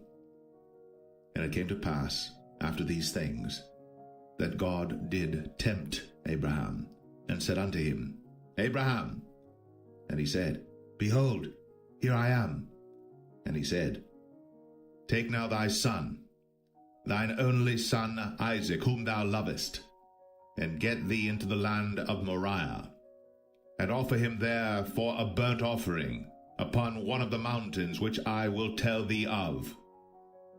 And Abraham rose up early in the morning, and saddled his ass, and took 2 of his young men with him, and Isaac his son, and clave the wood for the burnt offering, and rose up, and went unto the place of which God had told him. Then on the 3rd day Abraham lifted up his eyes, and saw the place afar off.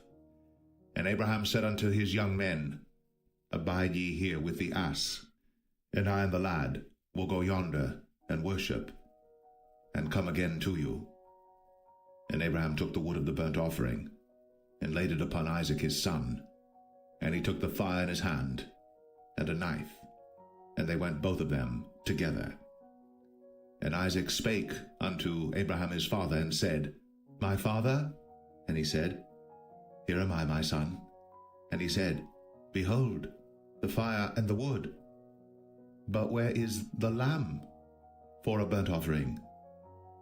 And Abraham said, My son, God will provide himself a lamb for a burnt offering. So they went both of them together. And they came to the place which God had told him of. And Abraham built an altar there, and laid the wood in order, and bound Isaac his son, and laid him on the altar upon the wood. And Abraham stretched forth his hand, and took the knife to slay his son. And the angel of the Lord called unto him out of heaven, and said, Abraham, Abraham. And he said, Here am I. And he said, Lay not thine hand upon the lad, neither do thou anything unto him. For now I know that thou fearest God, seeing thou hast not withheld thy son, thine only son, from me. And Abraham lifted up his eyes, and looked, and behold, behind him a ram caught in a thicket by his horns. And Abraham went, and took the ram, and offered him up for a burnt offering in the stead of his son. And Abraham called the name of that place Jehovah Jireh, as it is said to this day, In the mount of the Lord it shall be seen. And the angel of the Lord called unto Abraham out of heaven the 2nd time, and said, By myself have I sworn, saith the Lord, for because thou hast done this thing, and hast not withheld thy son, thine only son, that in blessing I will bless thee, and in multiplying I will multiply thy seed as the stars of the heaven, and as the sand which is upon the seashore, and thy seed shall possess the gate of his enemies. And in thy seed shall all the nations of the earth be blessed, because thou hast obeyed my voice. So Abraham returned unto his young men, and they rose up, and went together to Beersheba. And Abraham dwelt at Beersheba. And it came to pass after these things, that it was told Abraham, saying, Behold, Milcah, she hath also borne children unto thy brother Nahor, Huz his firstborn, and Buz his brother, and Kemuel the father of Aram, and Chesed, and Hazo, and Pildash, and Jidlaph, and Bethuel. And Bethuel begat Rebekah. These 8 Milcah did bear to Nahor, Abraham's brother. And his concubine, whose name was Rumah, she bare also Tebah, and Gaham, and Thahash, and Maacah.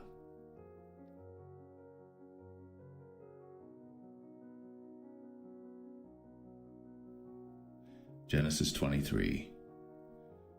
And Sarah was 127 years old. These were the years of the life of Sarah. And Sarah died in Kirjath Arba, the same as Hebron in the land of Canaan. And Abraham came to mourn for Sarah, and to weep for her. And Abraham stood up from before his dead, and spake unto the sons of Heth, saying, I am a stranger, and a sojourner with you. Give me a possession of a burying place with you, that I may bury my dead out of my sight. And the children of Heth answered Abraham, saying unto him, Hear us, my lord. Thou art a mighty prince among us. In the choice of our sepulchres bury thy dead. None of us shall withhold from thee his sepulchre, but that thou mayest bury thy dead. And Abraham stood up, and bowed himself to the people of the land, even to the children of Heth. And he communed with them, saying, If it be your mind that I should bury my dead out of my sight, hear me, and entreat for me to Ephron the son of Zoar, that he may give me the cave of Machpelah, which he hath, which is in the end of his field. For as much money as it is worth, he shall give it me, for a possession of a burying place amongst you. And Ephron dwelt among the children of Heth. And Ephron the Hittite answered Abraham in the audience of the children of Heth, even of all that went in at the gate of his city, saying, Nay, my lord, hear me. The field give I thee, and the cave that is therein I give it thee. In the presence of the sons of my people give I it thee. Bury thy dead. And Abraham bowed down himself before the people of the land. And he spake unto Ephron in the audience of the people of the land, saying, But if thou wilt give it, I pray thee, hear me. I will give thee money for the field. Take it of me, and I will bury my dead there. And Ephron answered Abraham, saying unto him, My lord, hearken unto me. The land is worth 400 shekels of silver. What is that betwixt me and thee? Bury therefore thy dead. And Abraham hearkened unto Ephron, and Abraham weighed to Ephron the silver, which he had named in the audience of the sons of Heth, 400 shekels of silver, current money, with the merchant. And the field of Ephron, which was in Machpelah, which was before Mamre, the field and the cave which was therein, and all the trees that were in the field, that were in all the borders round about, were made sure unto Abraham for a possession in the presence of the children of Heth, before all that went in at the gate of his city. And after this, Abraham buried Sarah his wife in the cave of the field of Machpelah before Mamre, the same is Hebron in the land of Canaan. And the field and the cave that is therein were made sure unto Abraham for a possession of a burying place by the sons of Heth.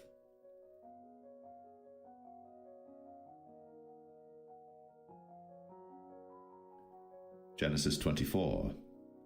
And Abraham was old, and well stricken in age. And the Lord had blessed Abraham in all things. And Abraham said unto his eldest servant of his house, that ruled over all that he had, Put, I pray thee, thy hand under my thigh, and I will make thee swear by the Lord, the God of heaven, and the God of the earth, that thou shalt not take a wife unto my son of the daughters of the Canaanites, among whom I dwell. But thou shalt go unto my country, and to my kindred, and take a wife unto my son Isaac. And the servant said unto him, Peradventure the woman will not be willing to follow me unto this land. Must I needs bring thy son again unto the land from whence thou camest? And Abraham said unto him, Beware thou that thou bring not my son thither again. The Lord God of heaven, which took me from my father's house, and from the land of my kindred, and which spake unto me, and that sware unto me, saying, Unto thy seed will I give this land. He shall set his angel before thee, and thou shalt take a wife unto my son from thence. And if the woman will not be willing to follow thee, then thou shalt be clear from this my oath. Only bring not my son thither again. And the servant put his hand under the thigh of Abraham his master, and sware to him concerning that matter. And the servant took 10 camels of the camels of his master, and departed, for all the goods of his master were in his hand. And he arose, and went to Mesopotamia, unto the city of Nahor. And he made his camels to kneel down without the city by a well of water, at the time of the evening, even the time that women go out to draw water. And he said, O Lord God of my master Abraham, I pray thee, send me good speed this day, and show kindness unto my master Abraham.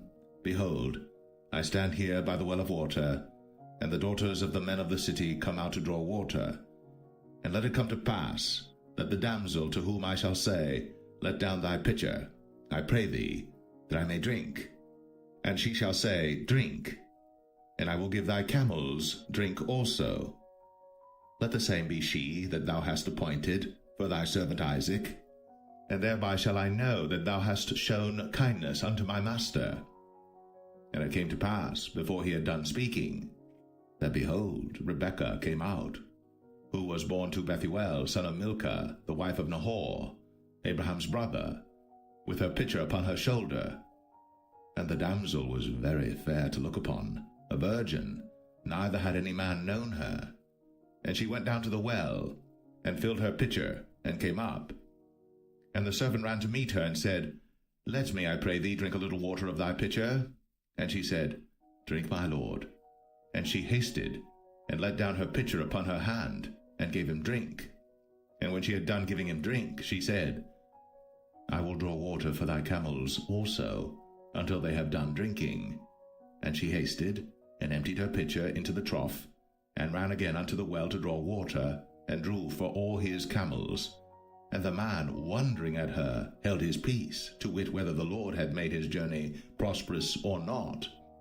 And it came to pass, as the camels had done drinking, that the man took a golden earring of 1/2 shekel weight, and 2 bracelets for her hands of 10 shekels weight of gold, and said, Whose daughter art thou? Tell me, I pray thee. Is there room in thy father's house for us to lodge in? And she said unto him, I am the daughter of Bethuel, the son of Milcah, which she bare unto Nahor. She said moreover unto him, We have both straw and provender enough, and room to lodge in. And the man bowed down his head, and worshipped the Lord. And he said, Blessed be the Lord God of my master Abraham, who hath not left destitute my master of his mercy and his truth. I being in the way, the Lord led me to the house of my master's brethren. And the damsel ran, and told them of her mother's house these things. And Rebekah had a brother, and his name was Laban. And Laban ran out unto the man, unto the well. And it came to pass, when he saw the earring and bracelets upon his sister's hands, and when he heard the words of Rebekah his sister, saying, Thus spake the man unto me, that he came unto the man, and behold, he stood by the camels at the well. And he said, Come in, thou blessed of the Lord. Wherefore standest thou without? For I have prepared the house and room for the camels. And the man came into the house, and he ungirded his camels, and gave straw and provender for the camels, and water to wash his feet, and the men's feet that were with him. And there was set meat before him to eat. But he said, I will not eat, until I have told mine errand. And he said, Speak on. And he said, I am Abraham's servant, and the Lord hath blessed my master greatly, and he is become great, and he hath given him flocks, and herds, and silver, and gold, and men servants, and maid servants, and camels, and asses. And Sarah my master's wife bare a son to my master when she was old, and unto him hath he given all that he hath. And my master made me swear, saying, Thou shalt not take a wife to my son of the daughters of the Canaanites in whose land I dwell, but thou shalt go unto my father's house, and to my kindred, and take a wife unto my son. And I said unto my master, Peradventure the woman will not follow me. And he said unto me, The Lord before whom I walk will send his angel with thee, and prosper thy way. And thou shalt take a wife for my son of my kindred, and of my father's house. Then shalt thou be clear from this my oath, when thou comest to my kindred. And if they give not thee one, thou shalt be clear from my oath. And I came this day unto the well, and said, O Lord God of my master Abraham, if now thou do prosper my way which I go, behold, I stand by the well of water. And it shall come to pass that when the virgin cometh forth to draw water, and I say to her, Give me, I pray thee, a little water of thy pitcher to drink, and she say to me, Both drink thou, and I will also draw for thy camels, let the same be the woman whom the Lord hath appointed out for my master's son. And before I had done speaking in mine heart, behold, Rebekah came forth with her pitcher on her shoulder, and she went down unto the well, and drew water. And I said unto her, Let me drink, I pray thee. And she made haste, and let down her pitcher from her shoulder, and said, Drink, and I will give thy camels drink also. So I drank, and she made the camels drink also.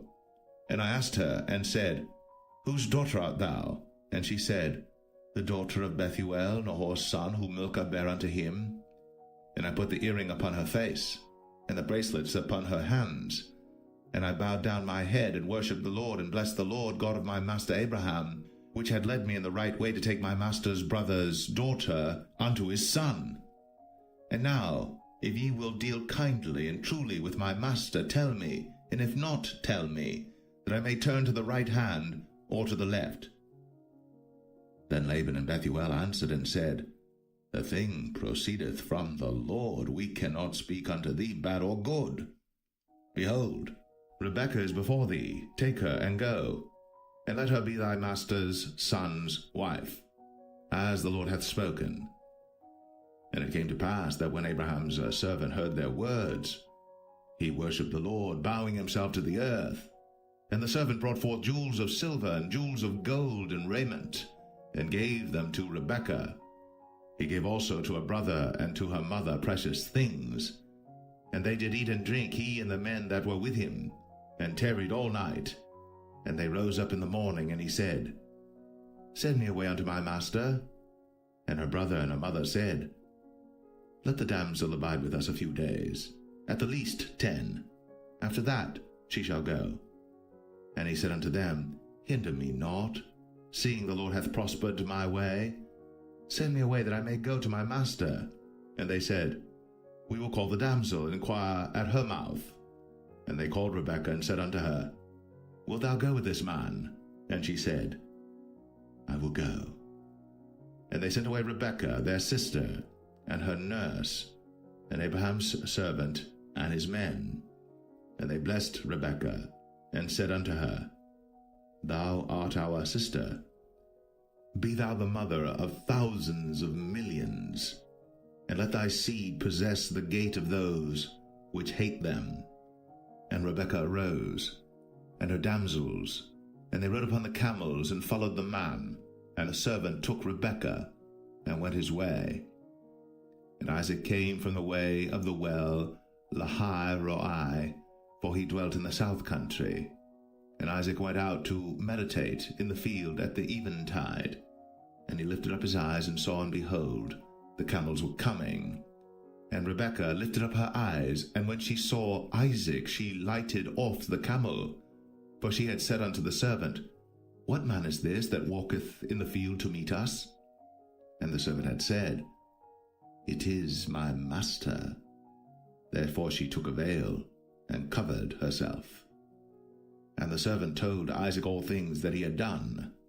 And Isaac brought her into his mother Sarah's tent, and took Rebekah, and she became his wife, and he loved her. And Isaac was comforted after his mother's death.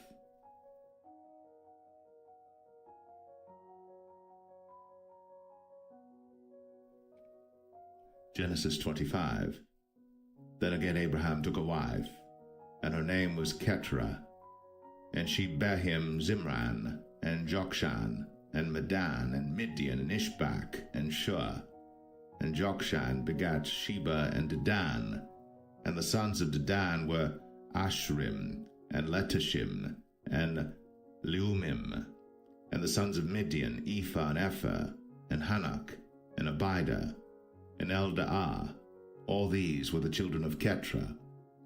And Abraham gave all that he had unto Isaac. But unto the sons of the concubines which Abraham had, Abraham gave gifts, and sent them away from Isaac his son while he yet lived eastward unto the east country. And these are the days of the years of Abraham's life which he lived, 160 years. Then Abraham gave up the ghost, and died in a good old age, an old man, and full of years, and was gathered to his people. And his sons Isaac and Ishmael buried him in the cave of Machpelah in the field of Ephron the son of Zohar the Hittite, which is before Mamre, the field which Abraham purchased of the sons of Heth. There was Abraham buried, and Sarah his wife.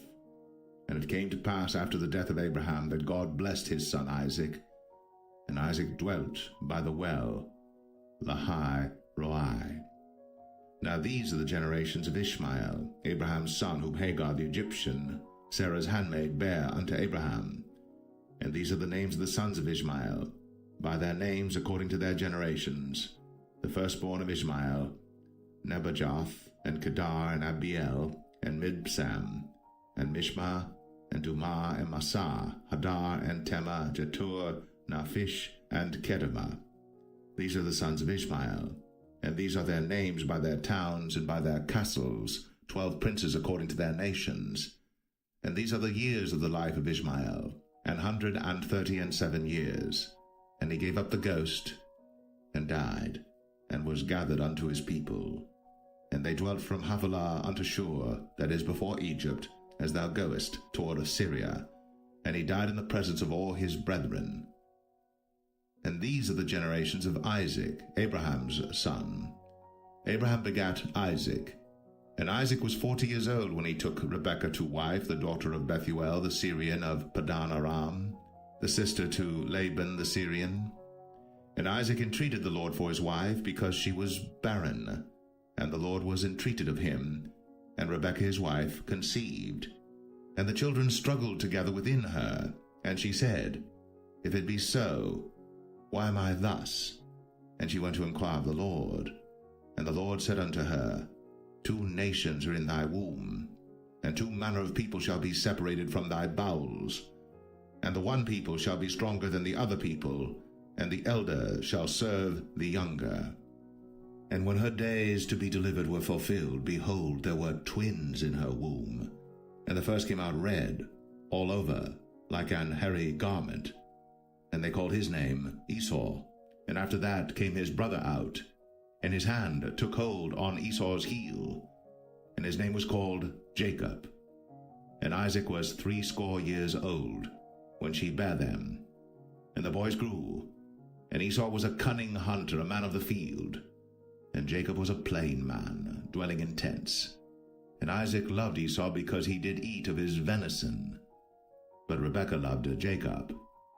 And Jacob sought pottage, and Esau came from the field, and he was faint. And Esau said to Jacob, Feed me, I pray thee, with that same red pottage, for I am faint. Therefore was his name called Edom. And Jacob said, Sell me this day thy birthright. And Esau said, Behold, I am at the point to die, and what profit shall this birthright do to me? And Jacob said, Swear to me this day. And he sware unto him, and he sold his birthright unto Jacob. Then Jacob gave Esau bread and pottage of lentils, And he did eat and drink, and rose up, and went his way. Thus Esau despised his birthright.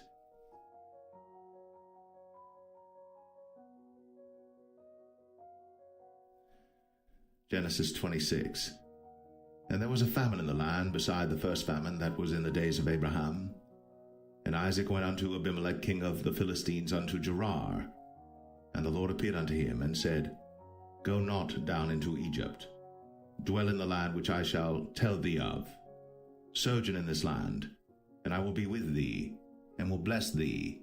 For unto thee and unto thy seed I will give all these countries, and I will perform the oath which I swear unto Abraham thy father.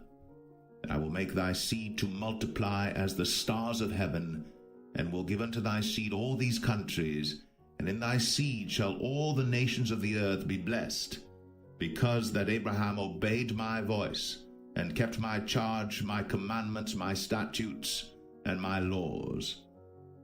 And Isaac dwelt in Gerar. And the men of the place asked him of his wife, and he said, She is my sister. For he feared to say, She is my wife, lest, said he, the men of the place should kill me for Rebekah, because she was fair to look upon. And it came to pass, when he had been there a long time, that Abimelech king of the Philistines looked out at a window, and saw, and behold, Isaac was sporting with Rebekah his wife. And Abimelech called Isaac, and said, Behold, of a surety she is thy wife. And how saidst thou, She is my sister? And Isaac said unto him, Because I said, Lest I die for her. And Abimelech said, What is this thou hast done unto us? One of the people might lightly have lain with thy wife, and thou shouldest have brought guiltiness upon us. And Abimelech charged all his people, saying, He that toucheth this man or his wife shall surely be put to death. Then Isaac sowed in that land, and received in the same year 100-fold. And the Lord blessed him. And the man waxed great, and went forward, and grew until he became very great. For he had possession of flocks, and possession of herds, and great store of servants. And the Philistines envied him.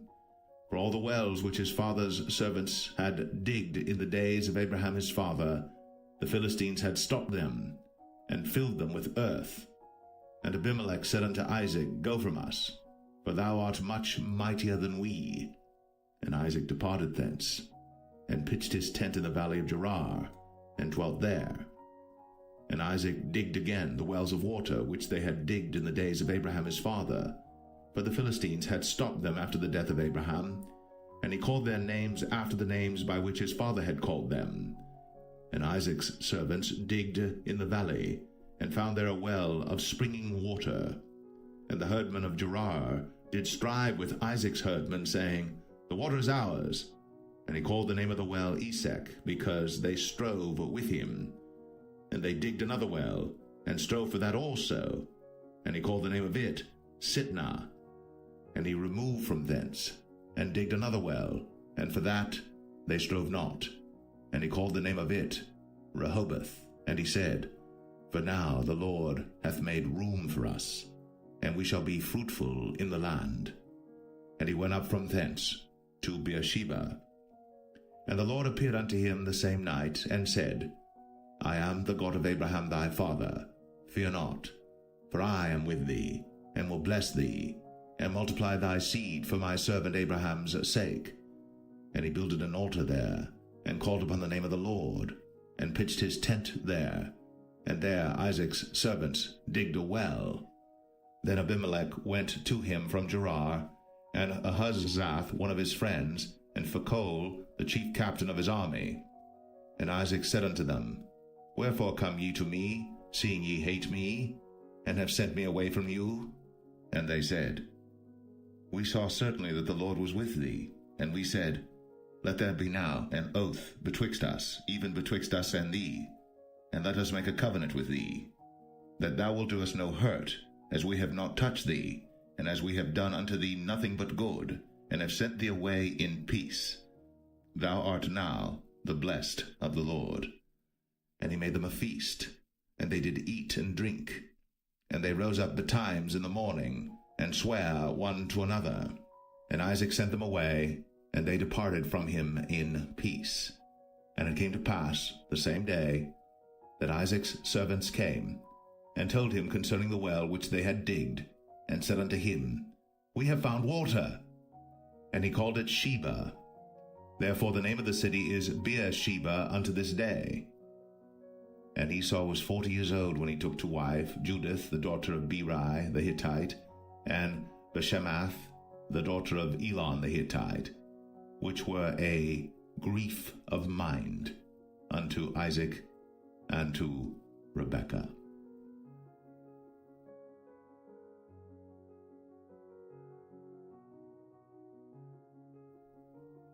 Genesis 27. And it came to pass that when Isaac was old, and his eyes were dim, so that he could not see, he called Esau his eldest son, and said unto him, My son. And he said unto him, Behold, here am I. And he said, Behold now, I am old, I know not the day of my death. Now therefore, take, I pray thee, thy weapons, thy quiver, and thy bow, and go out to the field, and take me some venison, and make me savory meat, such as I love, and bring it to me, that I may eat, that my soul may bless thee before I die. And Rebekah heard when Isaac spake to Esau his son, and Esau went to the field to hunt for venison, and to bring it. And Rebekah spake unto Jacob her son, saying, Behold, I heard thy father speak unto Esau thy brother, saying, Bring me venison, and make me savory meat, that I may eat and bless thee before the Lord, before my death. Now therefore, my son, obey my voice according to that which I command thee. Go now to the flock, and fetch me from thence 2 good kids of the goats, and I will make them savory meat for thy father, such as he loveth. And thou shalt bring it to thy father, that he may eat, and that he may bless thee before his death. And Jacob said to Rebekah his mother, Behold, Esau my brother is a hairy man, and I am a smooth man. My father peradventure will feel me, and I shall seem to him as a deceiver, and I shall bring a curse upon me, and not a blessing. And his mother said unto him, Upon me be thy curse, my son, only obey my voice, and go fetch me them. And he went, and fetched, and brought them to his mother. And his mother made savory meat, such as his father loved. And Rebekah took goodly raiment of her eldest son Esau, which were with her in the house, and put them upon Jacob her younger son.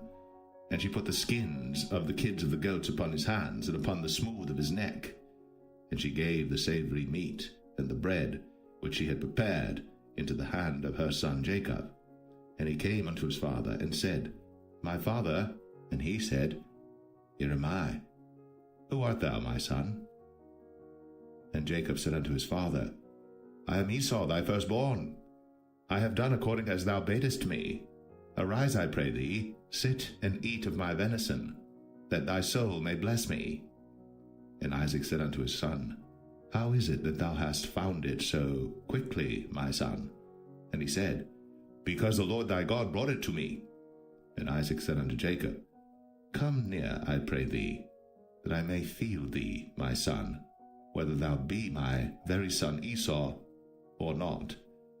And Jacob went near unto Isaac his father, and he felt him, and said, The voice is Jacob's voice, but the hands are the hands of Esau. And he discerned him not, because his hands were hairy, as his brother Esau's hands. So he blessed him, and he said, Art thou my very son Esau? And he said, I am.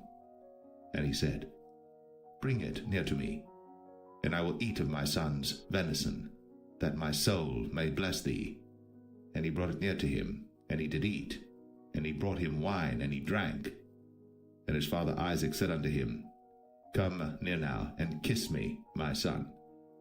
And he came near, and kissed him.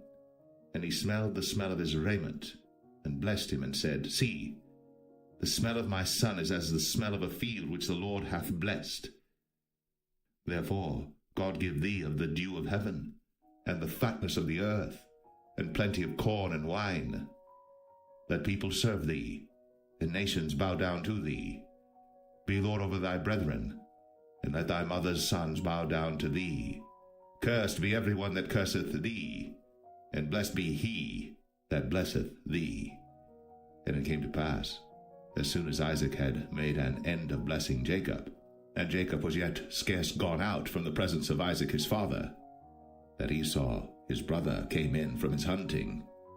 And he also had made savory meat, and brought it unto his father, and said unto his father, Let my father arise, and eat of his son's venison, that thy soul may bless me. And Isaac his father said unto him, Who art thou? And he said, I am thy son, thy firstborn, Esau. And Isaac trembled very exceedingly, and said, Who? Where is he that hath taken venison and brought it me? And I have eaten of all before thou camest, and have blessed him, yea, and he shall be blessed. And when Esau heard the words of his father, he cried with a great and exceeding bitter cry, and said unto his father, Bless me, even me also, O my father. And he said, Thy brother came with subtlety, and hath taken away thy blessing. And he said, Is not he rightly named Jacob? For he hath supplanted me these 2 times. He took away my birthright, and behold, now he hath taken away my blessing. And he said, Hast thou not reserved a blessing for me? And Isaac answered and said unto Esau, Behold, I have made him thy lord, and all his brethren have I given to him for servants, and with corn and wine have I sustained him. And what shall I do now unto thee, my son? And Esau said unto his father, Hast thou but one blessing, my father? Bless me, even me also, O my father. And Esau lifted up his voice and wept. And Isaac his father answered and said unto him, Behold, thy dwelling shall be the fatness of the earth, and of the dew of heaven from above. And by thy sword shalt thou live, and shalt serve thy brother. And it shall come to pass that when thou shalt have the dominion, that thou shalt break his yoke from off thy neck. And Esau hated Jacob, because of the blessing wherewith his father blessed him. And Esau said in his heart, The days of mourning for my father are at hand. Then will I slay my brother Jacob. And these words of Esau her elder son were told to Rebekah, and she sent and called Jacob her younger son, and said unto him, Behold, thy brother Esau, as touching thee, doth comfort himself, purposing to kill thee. Now therefore, my son, obey my voice and arise. Flee thou to Laban my brother, to Haran, and tarry with him a few days, until thy brother's fury turn away, until thy brother's anger turn away from thee, and he forget that which thou hast done to him. Then I will send and fetch thee from thence. Why should I be deprived also of you both in one day? And Rebekah said to Isaac, I am weary of my life because of the daughters of Heth. If Jacob take a wife of the daughters of Heth, such as these which are of the daughters of the land, what good shall my life do me?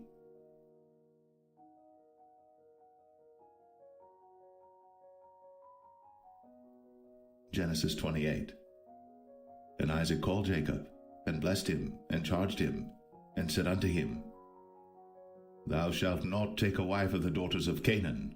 Arise, go to Padan Aram, to the house of Bethuel thy mother's father, and take thee a wife from thence of the daughters of Laban thy mother's brother. And God Almighty bless thee, and make thee fruitful, and multiply thee, that thou mayest be a multitude of people, and give thee the blessing of Abraham to thee, and to thy seed with thee, that thou mayest inherit the land wherein thou art a stranger, which God gave unto Abraham. And Isaac sent away Jacob, and he went to Padan Aram unto Laban, son of Bethuel the Syrian, the brother of Rebekah, Jacob's and Esau's mother. When Esau saw that Isaac had blessed Jacob, and sent him away to Padan Aram, to take him a wife from thence, and that as he blessed him, he gave him a charge, saying, Thou shalt not take a wife of the daughters of Canaan. And that Jacob obeyed his father and his mother, and was gone to Padan Aram. And Esau, seeing that the daughters of Canaan pleased not Isaac his father, then went Esau unto Ishmael, and took unto the wives which he had Mahalath, the daughter of Ishmael, Abraham's son, the sister of Nebajoth, to be his wife. And Jacob went out from Beersheba, and went toward Haran. And he lighted upon a certain place, and tarried there all night, because the sun was set.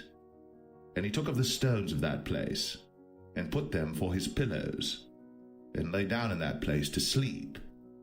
And he dreamed, and behold, a ladder set up on the earth, and the top of it reached to heaven. And behold, the angels of God ascending and descending on it.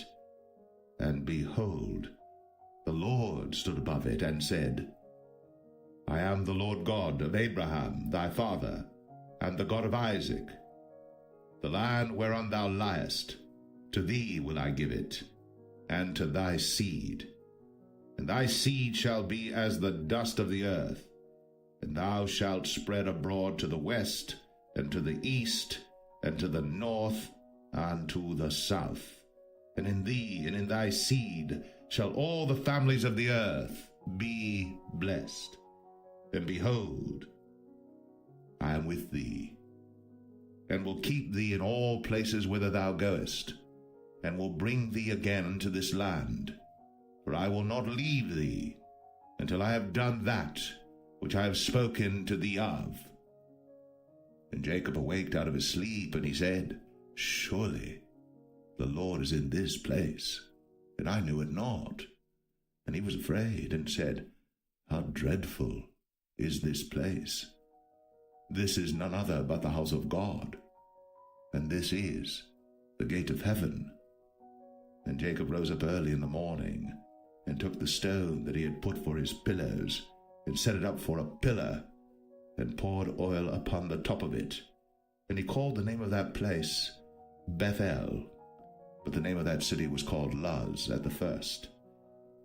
And Jacob vowed a vow, saying, If God will be with me, and will keep me in this way that I go, and will give me bread to eat, and raiment to put on, so that I come again to my father's house in peace, then shall the Lord be my God, and this stone which I have set up for a pillar shall be God's house.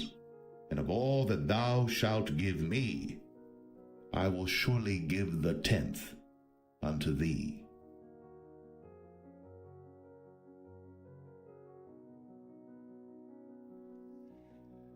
Genesis 29. Then Jacob went on his journey, and came into the land of the people of the east. And he looked, and behold, a well in the field, and lo, there were 3 flocks of sheep lying by it. For out of that well they watered the flocks. And a great stone was upon the well's mouth, and thither were all the flocks gathered. And they rolled the stone from the well's mouth, and watered the sheep, and put the stone again upon the well's mouth in his place. And Jacob said unto them, My brethren, whence be ye? And they said, Of Haran are we. And he said unto them, Know ye Laban the son of Nahor? And they said, We know him. And he said unto them, Is he well? And they said, He is well. And behold, Rachel his daughter cometh with the sheep. And he said, Lo, it is yet high day, neither is it time that the cattle should be gathered together. Water ye the sheep, and go and feed them. And they said, We cannot until all the flocks be gathered together, until they roll the stone from the well's mouth. Then we water the sheep. And while he yet spake with them, Rachel came with her father's sheep, for she kept them. And it came to pass, when Jacob saw Rachel the daughter of Laban his mother's brother, and the sheep of Laban his mother's brother, that Jacob went near, and rolled the stone from the well's mouth, and watered the flock of Laban his mother's brother. And Jacob kissed Rachel, and lifted up his voice and wept. And Jacob told Rachel that he was her father's brother, and that he was Rebekah's son. And she ran and told her father, And it came to pass, when Laban heard the tidings of Jacob his sister's son, that he ran to meet him, and embraced him, and kissed him, and brought him to his house. And he told Laban all these things. And Laban said to him, Surely thou art my bone and my flesh. And he abode with him the space of a month. And Laban said unto Jacob, Because thou art my brother, shouldest thou therefore serve me for naught? Tell me, what shall thy wages be? And Laban had 2 daughters. The name of the elder was Leah, and the name of the younger was Rachel. Leah was tender-eyed, but Rachel was beautiful and well-favored. And Jacob loved Rachel, and said, I will serve thee 7 years for Rachel thy younger daughter. And Laban said, It is better that I give her to thee, than that I should give her to another man. Abide with me. And Jacob served 7 years for Rachel, and they seemed unto him but a few days, for the love he had to her. And Jacob said unto Laban, Give me my wife, for my days are fulfilled, that I may go in unto her. And Laban gathered together all the men of the place, and made a feast. And it came to pass in the evening, that he took Leah his daughter, and brought her to him, and he went in unto her. And Laban gave unto his daughter Leah Zilpah his maid for an handmaid. And it came to pass, that in the morning, behold, it was Leah. And he said to Laban, What is this thou hast done unto me? Did not I serve with thee for Rachel? Wherefore then hast thou beguiled me? And Laban said, It must not be so done in our country, to give the younger before the firstborn. Fulfill her week, and we will give thee this also for the service which thou shalt serve with me yet 7 other years. And Jacob did so, and fulfilled her week, and he gave him Rachel his daughter to wife also. And Laban gave to Rachel his daughter Bilhah his handmaid to be her maid.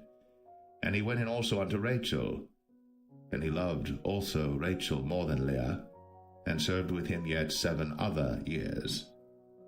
And when the Lord saw that Leah was hated, he opened her womb. But Rachel was barren, and Leah conceived and bare a son. And she called his name Reuben, for she said, Surely the Lord hath looked upon my affliction, now therefore my husband will love me. And she conceived again, and bare a son, and said, Because the Lord hath heard that I was hated, he hath therefore given me this son also. And she called his name Simeon. And she conceived again, and bare a son, and said, Now this time will my husband be joined unto me, because I have borne him 3 sons. Therefore was his name called Levi. And she conceived again, and bare a son, and she said, Now will I praise the Lord. Therefore she called his name Judah, and left bearing.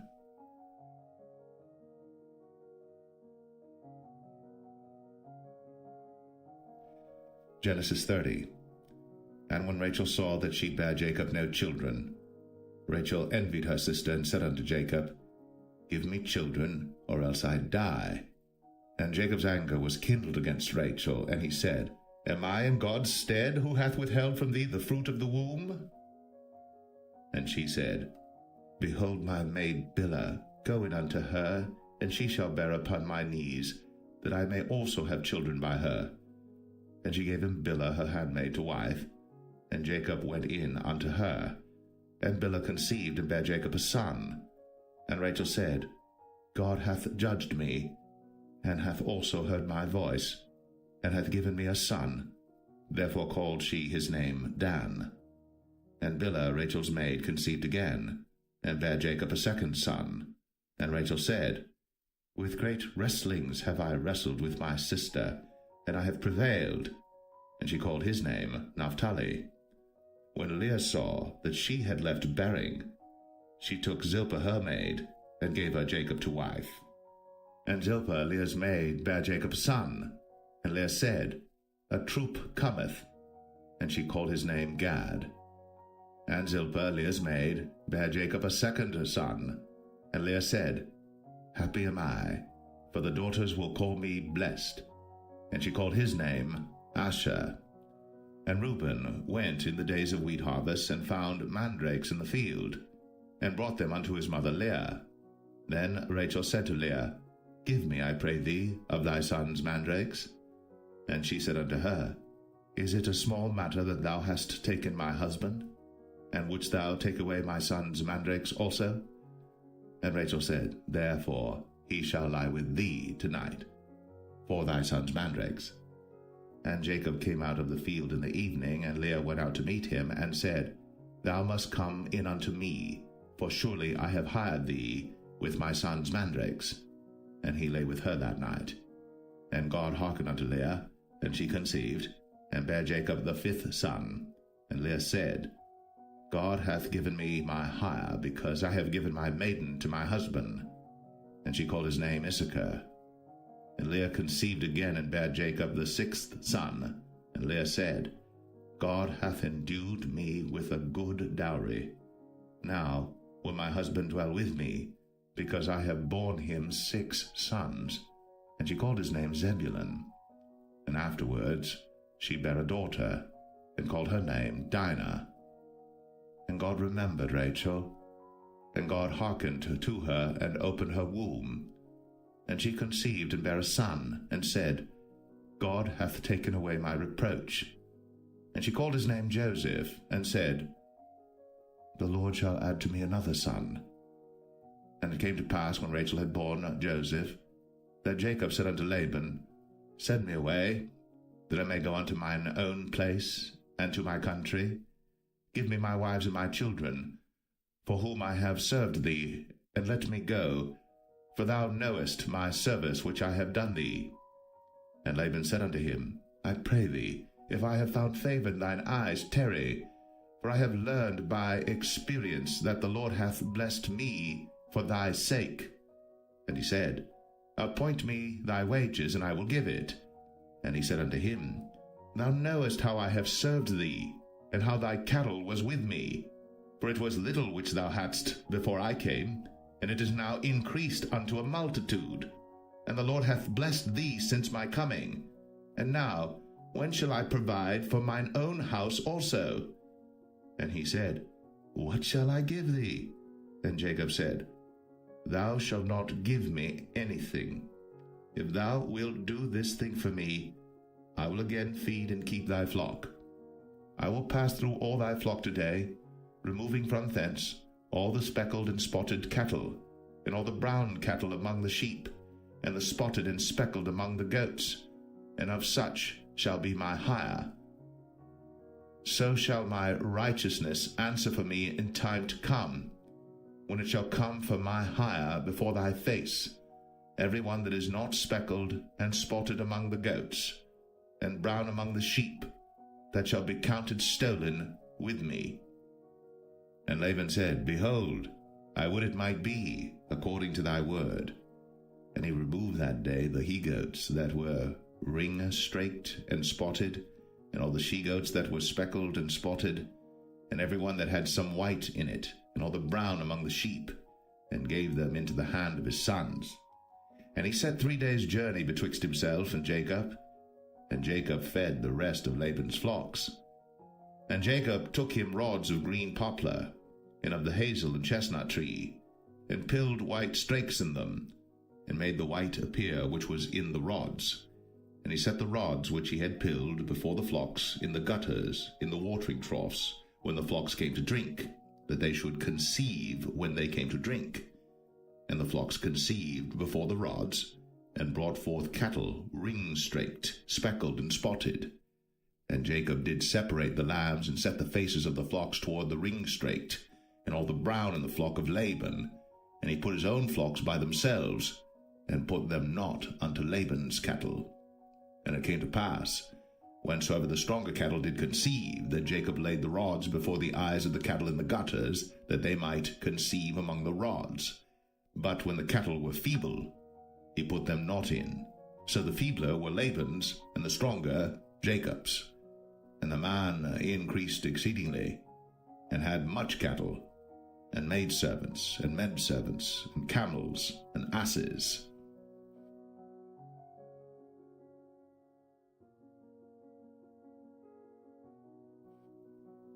Genesis 31. And he heard the words of Laban's sons, saying, Jacob hath taken away all that was our father's, and of that which was our father's hath he gotten all this glory. And Jacob beheld the countenance of Laban, and behold, it was not toward him as before. And the Lord said unto Jacob, Return unto the land of thy fathers and to thy kindred, and I will be with thee. And Jacob sent and called Rachel and Leah to the field unto his flock, and said unto them, I see your father's countenance, that it is not toward me as before, but the God of my father hath been with me. And ye know that with all my power I have served your father. And your father hath deceived me, and changed my wages 10 times. But God suffered him not to hurt me. If he said thus, The speckled shall be thy wages, then all the cattle bear speckled. And if he said thus, The ring-straked shall be thy hire, then bear all the cattle ring-straked. Thus God hath taken away the cattle of your father, and given them to me. And it came to pass at the time that the cattle conceived, that I lifted up mine eyes, and saw in a dream, and behold, the rams which leaped upon the cattle were ring-straked, speckled, and grizzled. And the angel of God spake unto me in a dream, saying, Jacob. And I said, Here am I. And he said, Lift up now thine eyes, and see all the rams which leap upon the cattle are ring-straked, speckled, and grizzled. For I have seen all that Laban doeth unto thee. I am the God of Bethel, where thou anointest the pillar, and where thou vowest a vow unto me. Now arise, get thee out from this land, and return unto the land of thy kindred. And Rachel and Leah answered and said unto him, Is there yet any portion or inheritance for us in our father's house? Are we not counted of him strangers? For he hath sold us, and hath quite devoured also our money. For all the riches which God hath taken from our father, that is ours and our children's. Now then, whatsoever God hath said unto thee, do. Then Jacob rose up, and set his sons and his wives upon camels. And he carried away all his cattle, and all his goods which he had gotten, the cattle of his getting which he had gotten in Padan Aram, for to go to Isaac his father in the land of Canaan. And Laban went to shear his sheep, and Rachel had stolen the images that were her father's. And Jacob stole away unawares to Laban the Syrian, in that he told him not that he fled. So he fled with all that he had, and he rose up and passed over the river, and set his face toward the Mount Gilead. And it was told Laban on the 3rd day that Jacob was fled. And he took his brethren with him, and pursued after him 7 days' journey.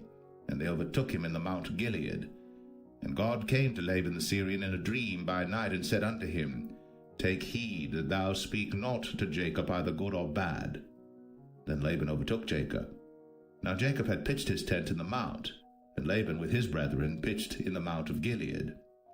And Laban said to Jacob, What hast thou done, that thou hast stolen away unawares to me, and carried away my daughters as captives taken with the sword? Wherefore didst thou flee away secretly, and steal away from me, and didst not tell me, that I might have sent thee away with mirth, and with songs, with tabret, and with harp, and hast not suffered me to kiss my sons and my daughters? Thou hast now done foolishly in so doing. It is in the power of my hand to do you hurt. But the God of your father spake unto me yesternight, saying, Take thou heed that thou speak not to Jacob either good or bad. And now, though thou wouldst needs be gone, because thou sore longest after thy father's house, yet wherefore hast thou stolen my gods? And Jacob answered and said to Laban, Because I was afraid, for I said, Peradventure thou wouldst take by force thy daughters from me. With whomsoever thou findest thy gods, let him not live. Before our brethren discern thou what is thine with me, and take it to thee. For Jacob knew not that Rachel had stolen them. And Laban went into Jacob's tent, and into Leah's tent, and into the 2 maidservants' tents, but he found them not. Then went he out of Leah's tent, and entered into Rachel's tent. Now Rachel had taken the images, and put them in the camel's furniture, and sat upon them. And Laban searched all the tent, but found them not. And she said to her father, Let it not displease my lord that I cannot rise up before thee, for the custom of women is upon me. And he searched, but found not the images. And Jacob was wroth, and chode with Laban. And Jacob answered and said to Laban, What is my trespass? What is my sin that thou hast so hotly pursued after me? Whereas thou hast searched all my stuff, what hast thou found of all thy household stuff? Set it here before my brethren and thy brethren, that they may judge betwixt us both. This 20 years have I been with thee. Thy ewes and thy she-goats have not cast their young, and the rams of thy flock have I not eaten. That which was torn of beasts I brought not unto thee. I bear the loss of it. Of my hand didst thou require it, whether stolen by day or stolen by night. Thus I was. In the day the drought consumed me, and the frost by night, and my sleep departed from mine eyes. Thus have I been 20 years in thy house. I served thee 14 years for thy 2 daughters, and 6 years for thy cattle, and thou hast changed my wages 10 times. Except the God of my father, the God of Abraham, and the fear of Isaac had been with me, surely thou hadst sent me away now empty. God hath seen my affliction, and the labor of my hands, and rebuked thee yesternight. And Laban answered and said unto Jacob, These daughters are my daughters, and these children are my children, and these cattle are my cattle, and all that thou seest is mine. And what can I do this day unto these my daughters, or unto their children which they have borne? Now therefore come thou, let us make a covenant, I and thou, and let it be for a witness between me and thee. And Jacob took a stone and set it up for a pillar. And Jacob said unto his brethren, Gather stones. And they took stones and made an heap, and they did eat thereupon the heap. And Laban called it Jegar-sahadathah, but Jacob called it Galeed. And Laban said, This heap is a witness between me and thee this day. Therefore was the name of it called Galeed. And Mizpah, for he said, The Lord watch between me and thee, when we are absent one from another. If thou shalt afflict my daughters, or if thou shalt take other wives beside my daughters, no man is with us. See, God is witness betwixt me and thee. And Laban said to Jacob, Behold this heap, and behold this pillar, which I have cast betwixt me and thee. This heap be witness, and this pillar be witness, that I will not pass over this heap to thee, and that thou shalt not pass over this heap and this pillar unto me for harm. The God of Abraham and the God of Nahor, the God of their father, judge betwixt us. And Jacob sware by the fear of his father Isaac. Then Jacob offered sacrifice upon the mount, and called his brethren to eat bread. And they did eat bread, and tarried all night in the mount. And early in the morning Laban rose up, and kissed his sons and his daughters, and blessed them. And Laban departed, and returned unto his place.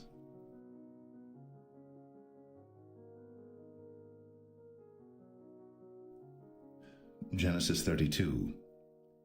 And Jacob went on his way, and the angels of God met him. And when Jacob saw them, he said, This is God's host. And he called the name of that place Mahanaim. And Jacob sent messengers before him to Esau his brother unto the land of Seir, the country of Edom. And he commanded them, saying, Thus shall ye speak unto my lord Esau. Thy servant Jacob saith thus, I have sojourned with Laban, and stayed there until now. And I have oxen and asses, flocks and men servants and women servants. And I have sent to tell my lord that I may find grace in thy sight. And the messengers returned to Jacob, saying, We came to thy brother Esau, and also he cometh to meet thee, and 400 men with him. Then Jacob was greatly afraid and distressed. And he divided the people that was with him, and the flocks and herds, and the camels into 2 bands, and said, If Esau come to the one company and smite it, then the other company which is left shall escape. And Jacob said, O God of my father Abraham, and God of my father Isaac, the Lord which saidest unto me, Return unto thy country and to thy kindred, and I will deal well with thee.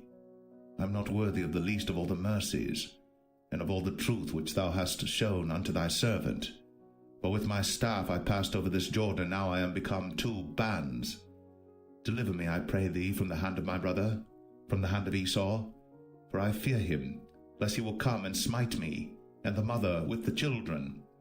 And thou saidest, I will surely do thee good, and make thy seed as the sand of the sea, which cannot be numbered for multitude.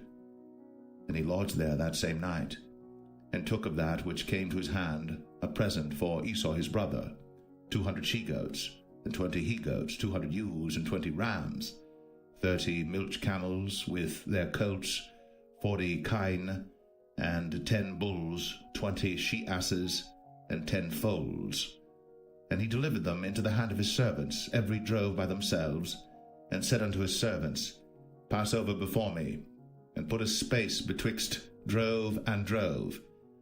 And he commanded the foremost, saying, When Esau my brother meeteth thee, and asketh thee, saying, Whose art thou? And whither goest thou? And whose are these before thee? Then thou shalt say, They be thy servant Jacob's. It is a present sent unto my lord Esau, and behold, also he is behind us. And so commanded he the second and the third, and all that followed the drove, saying, On this manner shall ye speak unto Esau, when ye find him. And say ye moreover, Behold, thy servant Jacob is behind us. For he said, I will appease him with the present that goeth before me, and afterward I will see his face. Peradventure he will accept of me. So went the present over before him, and himself lodged that night in the company. And he rose up that night, and took his 2 wives, and his 2 women servants, and his 11 sons, and passed over the ford Jabbok. And he took them, and sent them over the brook, and sent over that he had. And Jacob was left alone. And there wrestled a man with him until the breaking of the day. And when he saw that he prevailed not against him, he touched the hollow of his thigh, and the hollow of Jacob's thigh was out of joint as he wrestled with him. And he said, Let me go, for the day breaketh. And he said, I will not let thee go, except thou bless me. And he said unto him, What is thy name? And he said, Jacob. And he said, Thy name shall be called no more Jacob, but Israel. For as a prince hast thou power with God and with men, and hast prevailed. And Jacob asked him, and said, Tell me, I pray thee, thy name. And he said, Wherefore is it that thou dost ask after my name? And he blessed him there. And Jacob called the name of the place Peniel, for I have seen God face to face, and my life is preserved. And as he passed over Penuel, the sun rose upon him, and he halted upon his thigh. Therefore the children of Israel eat not of the sinew which shrank, which is upon the hollow of the thigh, unto this day, because he touched the hollow of Jacob's thigh in the sinew that shrank.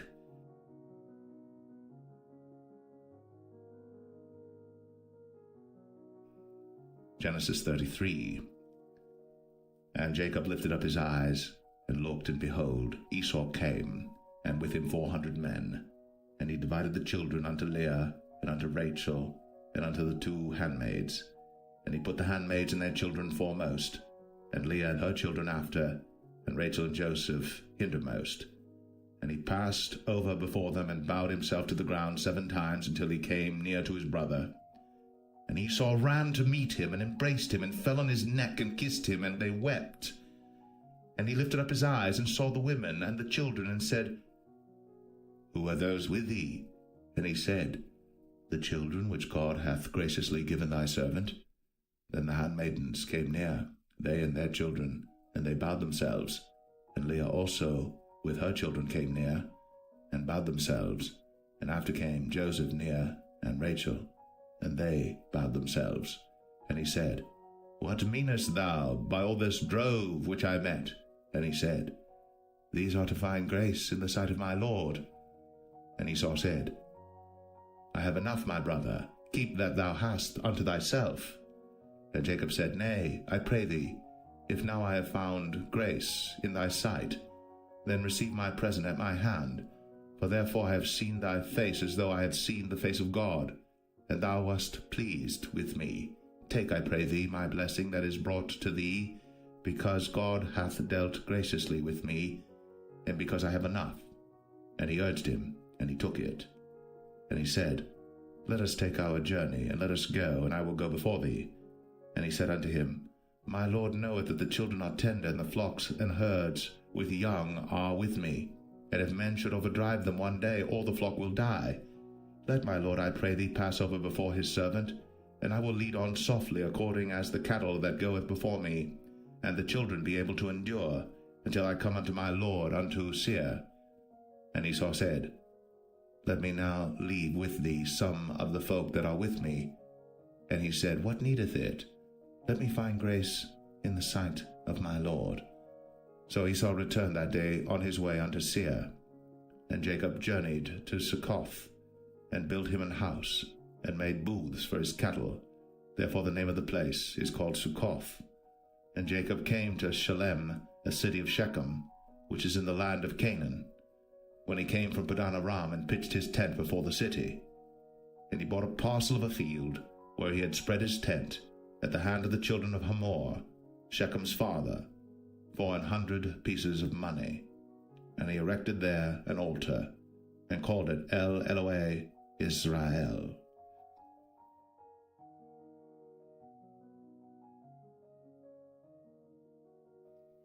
Genesis 34.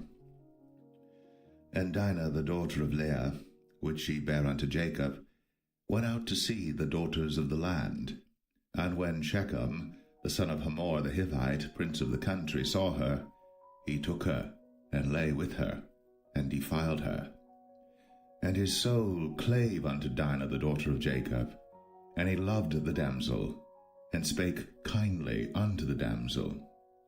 And Shechem spake unto his father Hamor, saying, Get me this damsel to wife. And Jacob heard that he had defiled Dinah his daughter. Now his sons were with his cattle in the field, and Jacob held his peace until they were come. And Hamor the father of Shechem went out unto Jacob to commune with him. And the sons of Jacob came out of the field when they heard it, and the men were grieved, and they were very wroth, because he had wrought folly in Israel, in lying with Jacob's daughter, which thing ought not to be done. And Hamor communed with them, saying, The soul of my son Shechem longeth for your daughter. I pray you, give her him to wife, and make ye marriages with us, and give your daughters unto us, and take our daughters unto you. And ye shall dwell with us, and the land shall be before you. Dwell and trade ye therein, and get you possessions therein.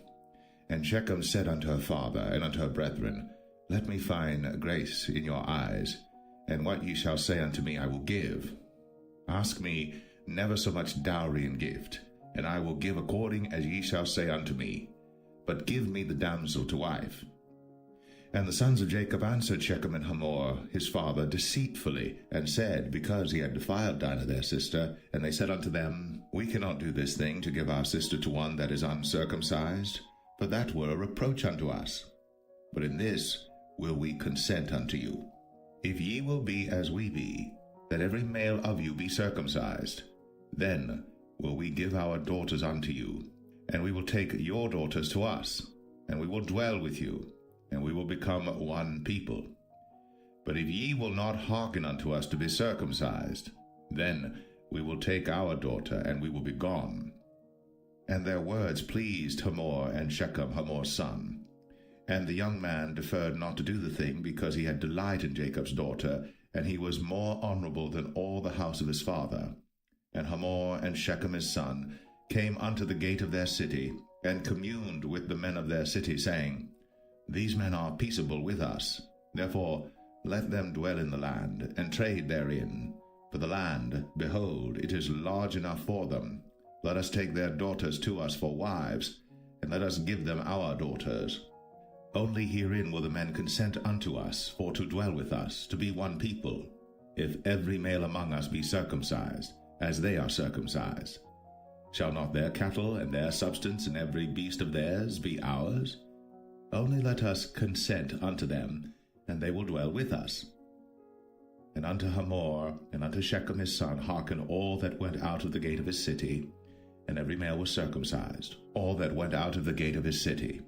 And it came to pass on the third day, when they were sore, that two of the sons of Jacob, Simeon and Levi, Dinah's brethren, took each man his sword, and came upon the city boldly, and slew all the males, And they slew Hamor and Shechem his son with the edge of the sword, and took Dinah out of Shechem's house, and went out. The sons of Jacob came upon the slain, and spoiled the city, because they had defiled their sister. They took their sheep and their oxen, and their asses, and that which was in the city, and that which was in the field, and all their wealth, and all their little ones, and their wives took they captive, and spoiled even all that was in the house. And Jacob said to Simeon and Levi, Ye have troubled me to make me to stink among the inhabitants of the land, among the Canaanites and the Perizzites. And I, being few in number, they shall gather themselves together against me, and slay me, and I shall be destroyed, I and my house. And they said, Should he deal with our sister as with an harlot?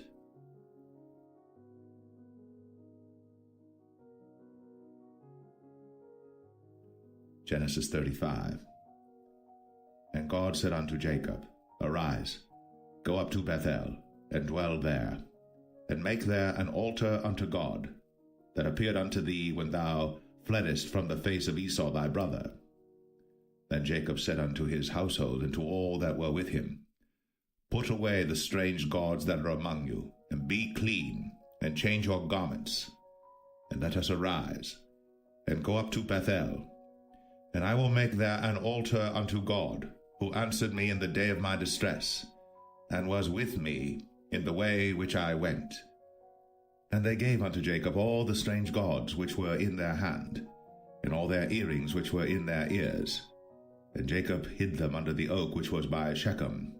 And they journeyed, and the terror of God was upon the cities that were round about them, and they did not pursue after the sons of Jacob. So Jacob came to Luz, which is in the land of Canaan, that is Bethel, he and all the people that were with him. And he built there an altar, and called the place El Bethel, because there God appeared unto him, when he fled from the face of his brother. But Deborah, Rebekah's nurse, died, and she was buried beneath Bethel, under an oak. And the name of it was called Elon Bar-Koth. And God appeared unto Jacob again when he came out of Padan Aram, and blessed him. And God said unto him, Thy name is Jacob. Thy name shall not be called any more Jacob, but Israel shall be thy name. And he called his name Israel. And God said unto him, I am God Almighty.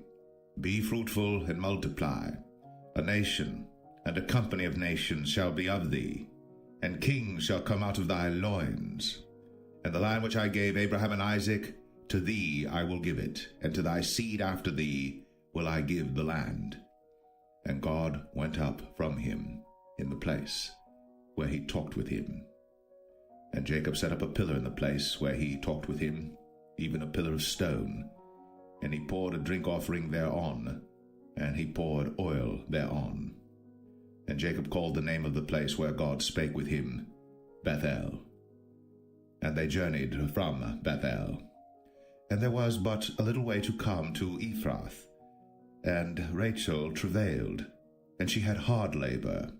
And it came to pass, when she was in hard labor, that the midwife said unto her, Fear not, thou shalt have this son also. And it came to pass, as her soul was in departing, for she died, that she called his name Ben-Oni, but his father called him Benjamin.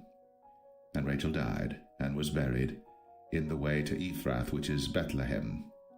And Jacob set a pillar upon her grave, that is, the pillar of Rachel's grave, unto this day. And Israel journeyed, and spread his tent beyond the tower of Adar.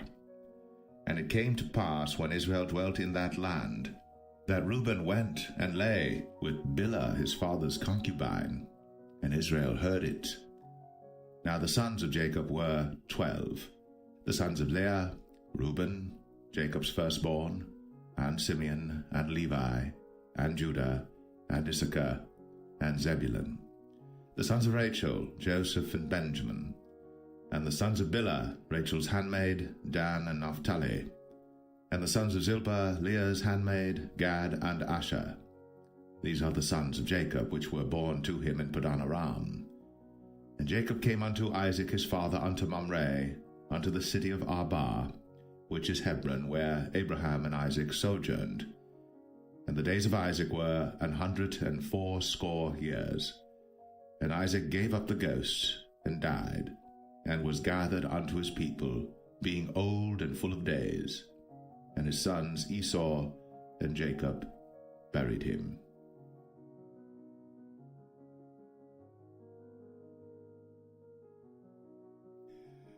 Genesis 36. Now these are the generations of Esau, who is Edom. Esau took his wives of the daughters of Canaan, Adah the daughter of Elon the Hittite, and Aholibamah the daughter of Anah the daughter of Zibeon the Hivite, and Bashemath Ishmael's daughter, sister of Nebajoth. And Adah bare to Esau Eliphaz, and Bashemath bare Ruel, and Aholibamah bare Jeush, and Jalam, and Korah. These are the sons of Esau, which were born unto him in the land of Canaan. And Esau took his wives, and his sons, and his daughters, and all the persons of his house, and his cattle, and all his beasts, and all his substance, which he had got in the land of Canaan, and went into the country from the face of his brother Jacob. For their riches were more than that they might dwell together. And the land wherein they were strangers could not bear them because of their cattle.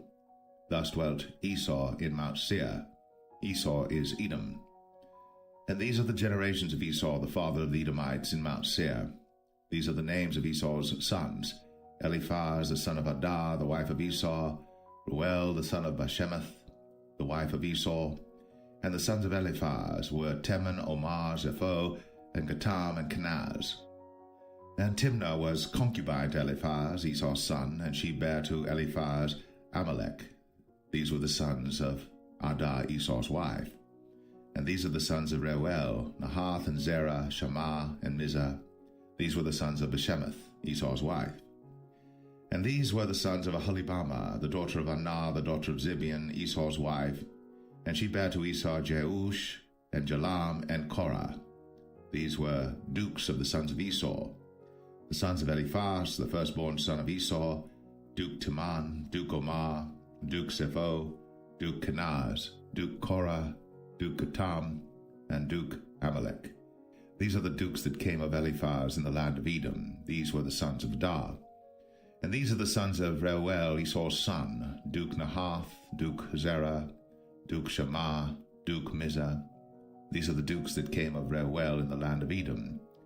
These are the sons of Bashemath, Esau's wife.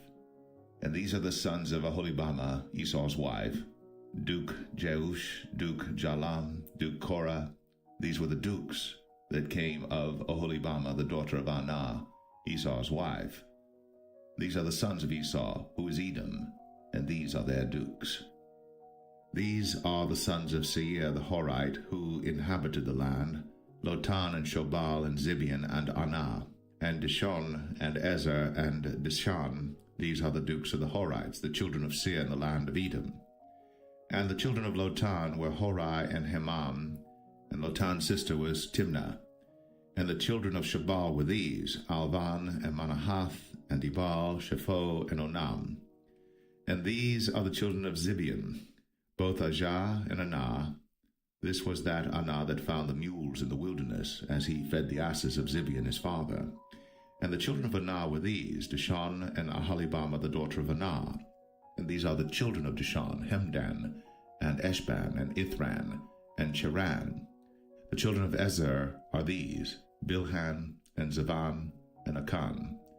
The children of Dishan are these: Uz, and Aran. These are the dukes that came of the Horites: Duke Lotan, Duke Shobal, Duke Zibeon, Duke Anah, Duke Dishon, Duke Ezer, Duke Dishan. These are the dukes that came of Horai among their dukes in the land of Seir. And these are the kings that reigned in the land of Edom, before there reigned any king over the children of Israel. And Bela the son of Beor reigned in Edom, and the name of his city was Dinhabah. And Bela died, and Jobab the son of Zerah of Bozrah reigned in his stead. And Jobab died, and Husham of the land of Temanai reigned in his stead. And Husham died, and Hadad the son of Bedad, who smote Midian in the field of Moab, reigned in his stead. And the name of his city was Avith. And Hadad died, and Samlah of Masrekah reigned in his stead, and Samlah died. And Saul of Rehoboth by the river reigned in his stead, and Saul died. And Baal-Hanan the son of Achbor reigned in his stead. And Baal-Hanan the son of Achbor died, and Hadar reigned in his stead. And the name of his city was Pau, and his wife's name was Mehetabel, and the daughter of Matred, the daughter of Mezahab. And these are the names of the dukes that came of Esau according to their families after their places by their names: Duke Timnah, Duke Alva, Duke Jetheth, Duke Aholibama, Duke Elah, Duke Pinon, Duke Kenaz, Duke Taman, Duke Mibsar, Duke Magdiel, Duke Iram. These be the dukes of Edom, according to their habitations in the land of their possession. He is Esau, the father of the Edomites.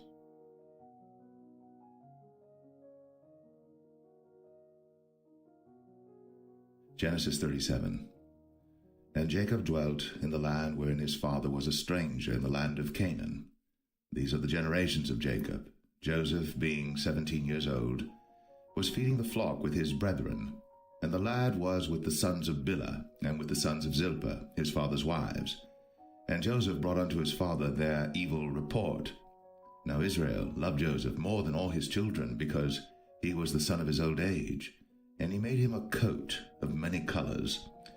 And when his brethren saw that their father loved him more than all his brethren, they hated him, and could not speak peaceably unto him. And Joseph dreamed a dream, and he told it his brethren, and they hated him yet the more. And he said unto them, Hear, I pray you, this dream which I have dreamed. For behold, we were binding sheaves in the field, and lo, my sheaf arose, and also stood upright, and behold, your sheaves stood round about, and made obeisance to my sheaf. And his brethren said to him, Shalt thou indeed reign over us? Or shalt thou indeed have dominion over us? And they hated him yet the more for his dreams, and for his words. And he dreamed yet another dream, and told it his brethren, and said, Behold, I have dreamed a dream more, and behold, the sun, and the moon, and the 11 stars made obeisance to me. And he told it to his father, and to his brethren, and his father rebuked him, and said unto him, What is this dream that thou hast dreamed? Shall I and thy mother, and thy brethren indeed come to bow down ourselves to thee to the earth? And his brethren envied him. But his father observed the saying. And his brethren went to feed their father's flock in Shechem. And Israel said unto Joseph, Do not thy brethren feed the flock in Shechem? Come, and I will send thee unto them. And he said to him, Here am I. And he said to him, Go, I pray thee, see whether it be well with thy brethren, and well with the flocks, and bring me word again. So he sent him out of the vale of Hebron, and he came to Shechem. And a certain man found him, and behold, he was wandering in the field. And the man asked him, saying, What seekest thou? And he said, I seek my brethren. Tell me, I pray thee, where they feed their flocks. And the man said, They are departed hence, for I heard them say, Let us go to Dothan. And Joseph went after his brethren, and found them in Dothan. And when they saw him afar off, even before he came near unto them, they conspired against him to slay him.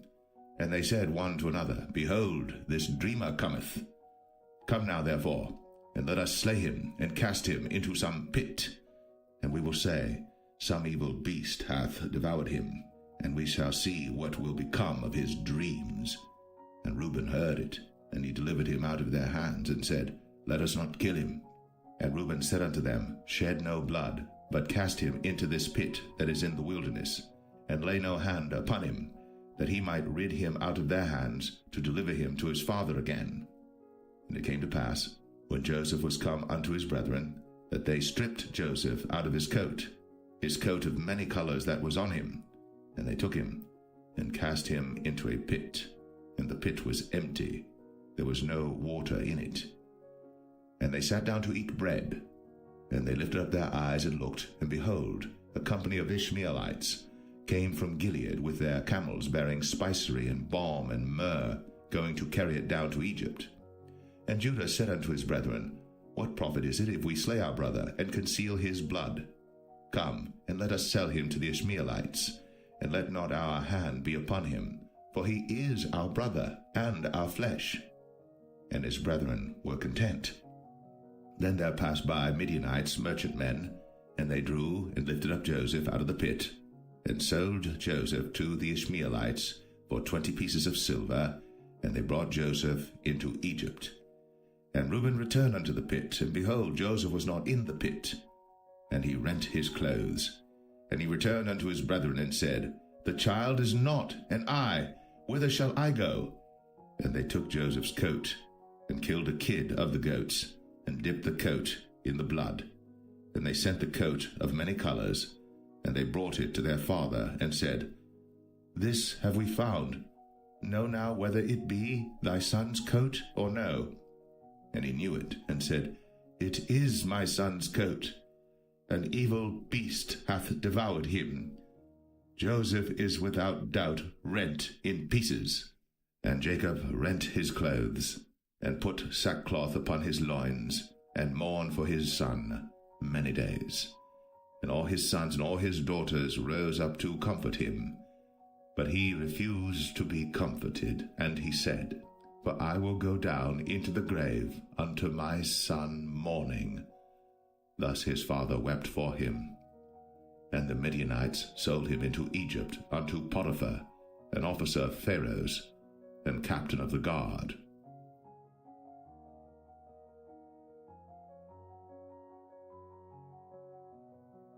Genesis 38.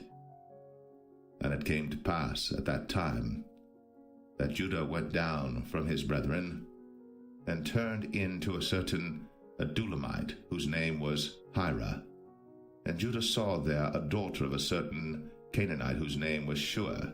And he took her, and went in unto her, and she conceived and bare a son. And he called his name Er. And she conceived again and bare a son. And she called his name Onan. And she yet again conceived and bare a son, and called his name Shelah. And he was at Chezib, when she bare him. And Judah took a wife for Er his firstborn, whose name was Tamar. And Er, Judah's firstborn, was wicked in the sight of the Lord, and the Lord slew him. And Judah said unto Onan, Go in unto thy brother's wife, and marry her, and raise up seed to thy brother. And Onan knew that the seed should not be his. And it came to pass, when he went in unto his brother's wife, that he spilled it on the ground, lest that he should give seed to his brother. And the thing which he did displeased the Lord, wherefore he slew him also. Then said Judah to Tamar his daughter-in-law, Remain a widow at thy father's house, till Shelah my son be grown. For he said, Lest peradventure he die also, as his brethren did. And Tamar went and dwelt in her father's house. And in process of time, the daughter of Shua, Judah's wife, died.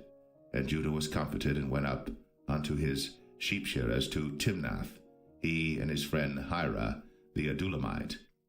And it was told Tamar, saying, Behold, thy father-in-law goeth up to Timnath to shear his sheep. And she put her widow's garments off from her, and covered her with a veil, and wrapped herself, and sat in an open place, which is by the way to Timnath. For she saw that Shelah was grown, and she was not given unto him to wife. When Judah saw her, he thought her to be an harlot, because she had covered her face. And he turned unto her by the way, and said, Go to, I pray thee, let me come in unto thee. For he knew not that she was his daughter-in-law. And she said, What wilt thou give me, that thou mayest come in unto me? And he said, I will send thee a kid from the flock. And she said, Wilt thou give me a pledge, till thou send it? And he said, What pledge shall I give thee? And she said, Thy signet, and thy bracelets, and thy staff that is in thine hand. And he gave it her, and came in unto her. And she conceived by him. And she arose and went away, and laid by her veil from her, and put on the garments of her widowhood. And Judah sent the kid by the hand of his friend the Adulamite, to receive his pledge from the woman's hand, but he found her not. Then he asked the men of that place, saying, Where is the harlot that was openly by the wayside? And they said, There was no harlot in this place. And he returned to Judah, and said, I cannot find her. And also the men of the place said that there was no harlot in this place. And Judah said, Let her take it to her, lest we be shamed. Behold, I sent this kid, and thou hast not found her. And it came to pass about 3 months after that it was told Judah, saying, Tamar, thy daughter-in-law, hath played the harlot, and also, behold, she is with child by whoredom. And Judah said, Bring her forth, and let her be burnt. When she was brought forth, she sent to her father-in-law, saying, By the man whose these are, am I with child? And she said, Discern, I pray thee, whose are these? The signet, and bracelets, and staff. And Judah acknowledged them, and said, She hath been more righteous than I, because that I gave her not to Shelah my son. And he knew her again no more. And it came to pass in the time of her travail, that, behold, twins were in her womb. And it came to pass, when she travailed, that the one put out his hand, and the midwife took and bound upon his hand a scarlet thread, saying, This came out first.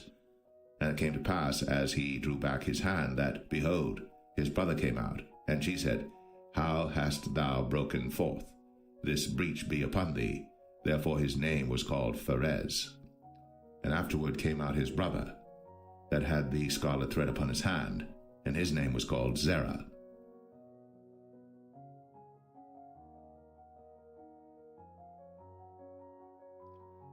Genesis 39. And Joseph was brought down to Egypt, and Potiphar, an officer of Pharaoh, captain of the guard, an Egyptian, bought him of the hands of the Ishmaelites, which had brought him down thither.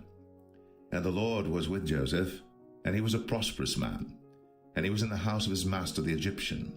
And his master saw that the Lord was with him, and that the Lord made all that he did to prosper in his hand. And Joseph found grace in his sight, and he served him, and he made him overseer over his house. And all that he had he put into his hand. And it came to pass from the time that he had made him overseer in his house, and over all that he had, that the Lord blessed the Egyptian's house for Joseph's sake. And the blessing of the Lord was upon all that he had in the house and in the field. And he left all that he had in Joseph's hand. And he knew not all he had, save the bread which he did eat. And Joseph was a goodly person, and well favored. And it came to pass after these things, that his master's wife cast her eyes upon Joseph, and she said, Lie with me. But he refused, and said unto his master's wife, Behold, my master wotteth not what is with me in the house, and he hath committed all that he hath to my hand. There is none greater in this house than I, neither hath he kept back anything from me but thee, because thou art his wife. How then can I do this great wickedness and sin against God? And it came to pass, as she spake to Joseph day by day, that he hearkened not unto her, to lie by her, or to be with her. And it came to pass about this time, that Joseph went into the house to do his business, and there was none of the men of the house there within. And she caught him by his garment, saying, Lie with me. And he left his garment in her hand, and fled, and got him out. And it came to pass, when she saw that he had left his garment in her hand, and was fled forth, that she called unto the men of her house, and spake unto them, saying, See, he hath brought in an Hebrew unto us to mock us. He came in unto me to lie with me, and I cried with a loud voice. And it came to pass, when he heard that I lifted up my voice and cried, that he left his garment with me, and fled, and got him out. And she laid up his garment by her, until his Lord came home. And she spake unto him according to these words, saying, The Hebrew servant which thou hast brought unto us came in unto me to mock me. And it came to pass, as I lifted up my voice and cried, that he left his garment with me, and fled out. And it came to pass, when his master heard the words of his wife, which he spake unto him, saying, After this manner did thy servant to me, that his wrath was kindled. And Joseph's master took him, and put him into the prison, a place where the king's prisoners were bound. And he was there in the prison. But the Lord was with Joseph, and showed him mercy, and gave him favor in the sight of the keeper of the prison. And the keeper of the prison committed to Joseph's hand all the prisoners that were in the prison. And whatsoever they did there, he was the doer of it. The keeper of the prison looked not to anything that was under his hand, because the Lord was with him, and that which he did, the Lord made it to prosper.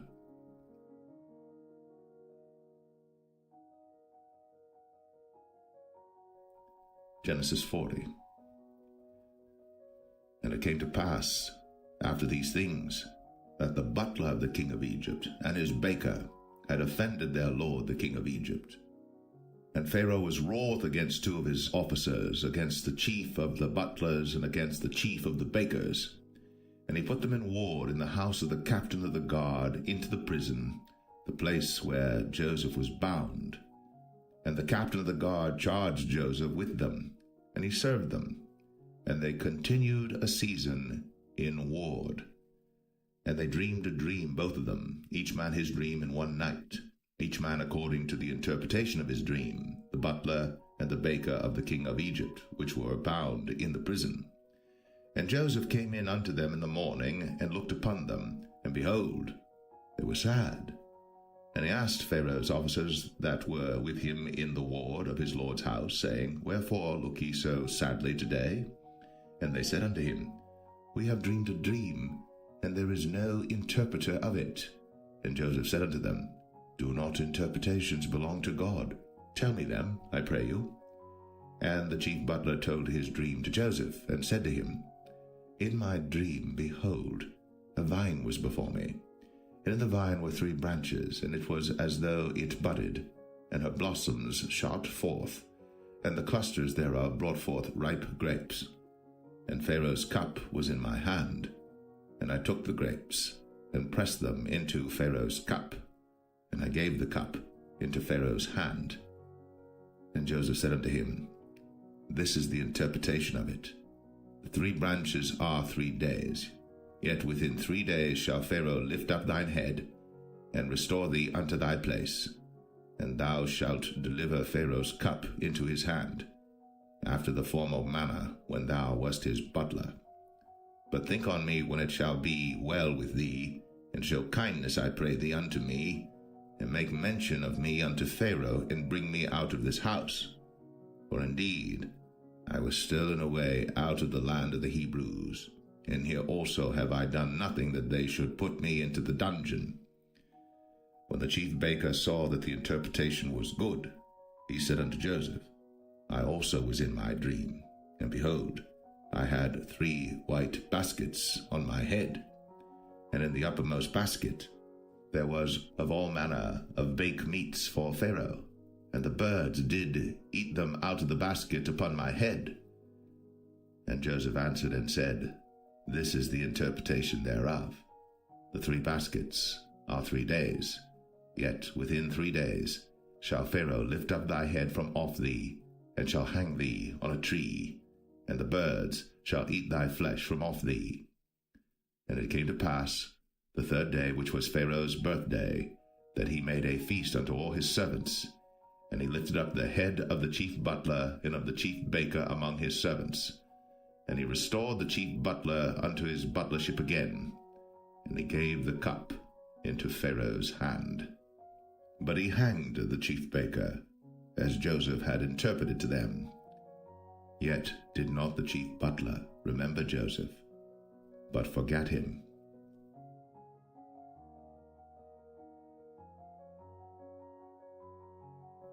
Genesis 41. And it came to pass at the end of 2 full years, that Pharaoh dreamed, and behold, he stood by the river. And behold, there came up out of the river 7 well-favored kine, and fat-fleshed, and they fed in a meadow. And behold, 7 other kine came up after them out of the river, ill-favored, and lean-fleshed, and stood by the other kine upon the brink of the river.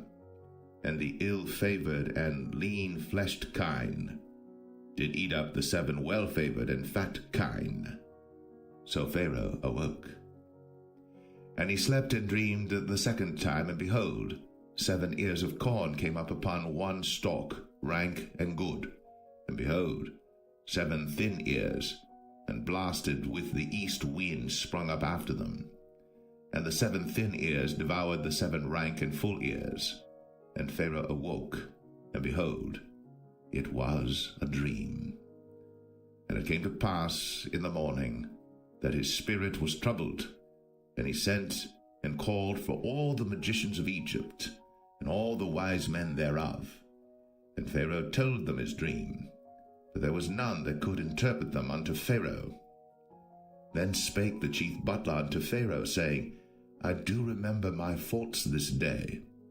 Pharaoh was wroth with his servants, and put me in ward of the captain of the guard's house, both me and the chief baker. And we dreamed a dream in one night, I and he. We dreamed each man according to the interpretation of his dream. And there was there with us a young man, an Hebrew, servant to the captain of the guard. And we told him, and he interpreted to us our dreams. To each man according to his dream he did interpret. And it came to pass, as he interpreted to us, so it was. Me he restored unto mine office, and him he hanged. Then Pharaoh sent and called Joseph, and they brought him hastily out of the dungeon. And he shaved himself, and changed his raiment, and came in unto Pharaoh. And Pharaoh said unto Joseph, I have dreamed a dream, and there is none that can interpret it. And I have heard say of thee, that thou canst understand a dream to interpret it. And Joseph answered Pharaoh, saying, It is not in me. God shall give Pharaoh an answer of peace. And Pharaoh said unto Joseph, In my dream, behold, I stood upon the bank of the river, and behold, there came up out of the river 7 kine, fat-fleshed, and well-favored, and they fed in a meadow. And behold, 7 other kine came up after them, poor, and very ill-favored, and lean-fleshed, such as I never saw in all the land of Egypt for badness. And the lean and the ill-favored kine did eat up the first 7 fat kine. And when they had eaten them up, it could not be known that they had eaten them, but they were still ill-favored, as at the beginning. So I awoke. And I saw in my dream, and behold, 7 ears came up in one stalk full and good. And behold, 7 ears withered, thin, and blasted with the east wind, sprung up after them. And the thin ears devoured the 7 good ears. And I told this unto the magicians, but there was none that could declare it to me. And Joseph said unto Pharaoh, The dream of Pharaoh is one. God hath shown Pharaoh what he is about to do. The 7 good kine are 7 years, and the 7 good ears are 7 years. The dream is one. And the 7 thin and ill-favored kine that came up after them are 7 years, and the 7 empty ears blasted with the east wind shall be 7 years of famine. This is the thing which I have spoken unto Pharaoh. What God is about to do, he showeth unto Pharaoh. Behold, there come 7 years of great plenty throughout all the land of Egypt. And there shall arise after them 7 years of famine, and all the plenty shall be forgotten in the land of Egypt, and the famine shall consume the land, and the plenty shall not be known in the land by reason of that famine following, for it shall be very grievous. And for that the dream was doubled unto Pharaoh twice. It is because the thing is established by God, and God will shortly bring it to pass. Now therefore let Pharaoh look out a man discreet and wise, and set him over the land of Egypt. Let Pharaoh do this, and let him appoint officers over the land, and take up the 5th part of the land of Egypt in the 7 plenteous years, and let them gather all the food of those good years that come, and lay up corn under the hand of Pharaoh, and let them keep food in the cities.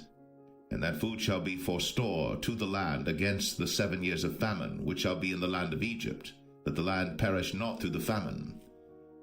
And the thing was good in the eyes of Pharaoh, and in the eyes of all his servants.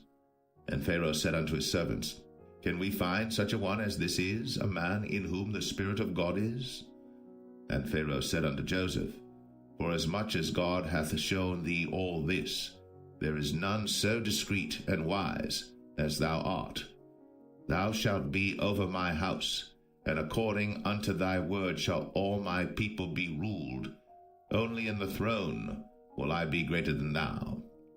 And Pharaoh said unto Joseph, See, I have set thee over all the land of Egypt.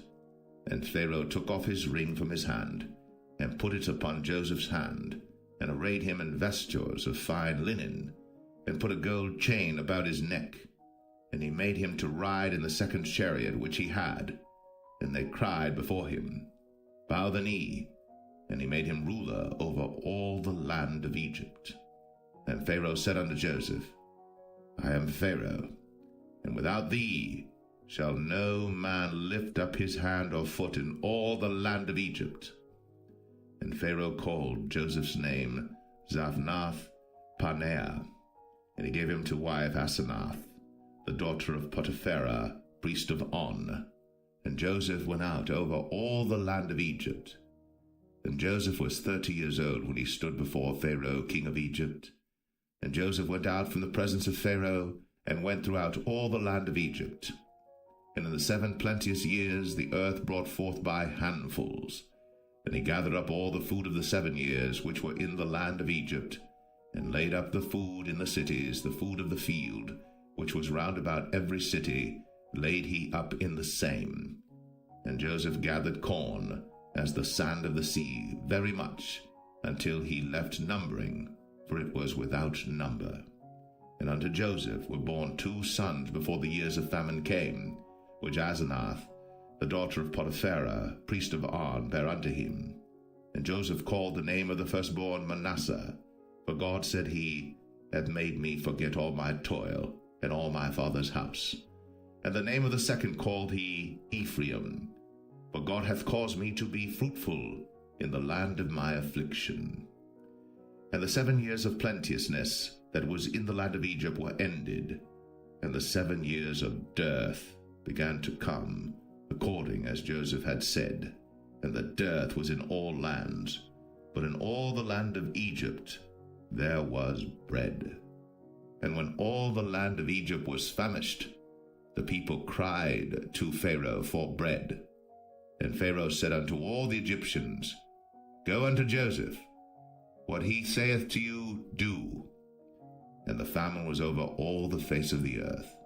And Joseph opened all the storehouses, and sold unto the Egyptians, and the famine waxed sore in the land of Egypt.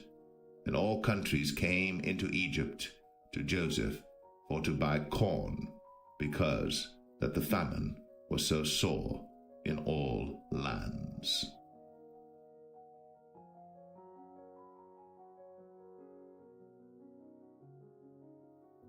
Genesis 42. Now when Jacob saw that there was corn in Egypt, Jacob said unto his sons, Why do you look one upon another? And he said, Behold, I have heard that there is corn in Egypt. Get you down thither, and buy for us from thence, that we may live and not die. And Joseph's 10 brethren went down to buy corn in Egypt. But Benjamin, Joseph's brother, Jacob sent not with his brethren, for he said, Lest peradventure mischief befall him. And the sons of Israel came to buy corn among those that came, for the famine was in the land of Canaan. And Joseph was the governor over the land, and he it was that sold to all the people of the land. And Joseph's brethren came, and bowed down themselves before him with their faces to the earth. And Joseph saw his brethren, and he knew them, but made himself strange unto them, and spake roughly unto them. And he said unto them, Whence come ye? And they said, From the land of Canaan to buy food. And Joseph knew his brethren, but they knew not him. And Joseph remembered the dreams which he dreamed of them, and said unto them, Ye are spies, to see the nakedness of the land ye are come. And they said unto him, Nay, my lord, but to buy food are thy servants come.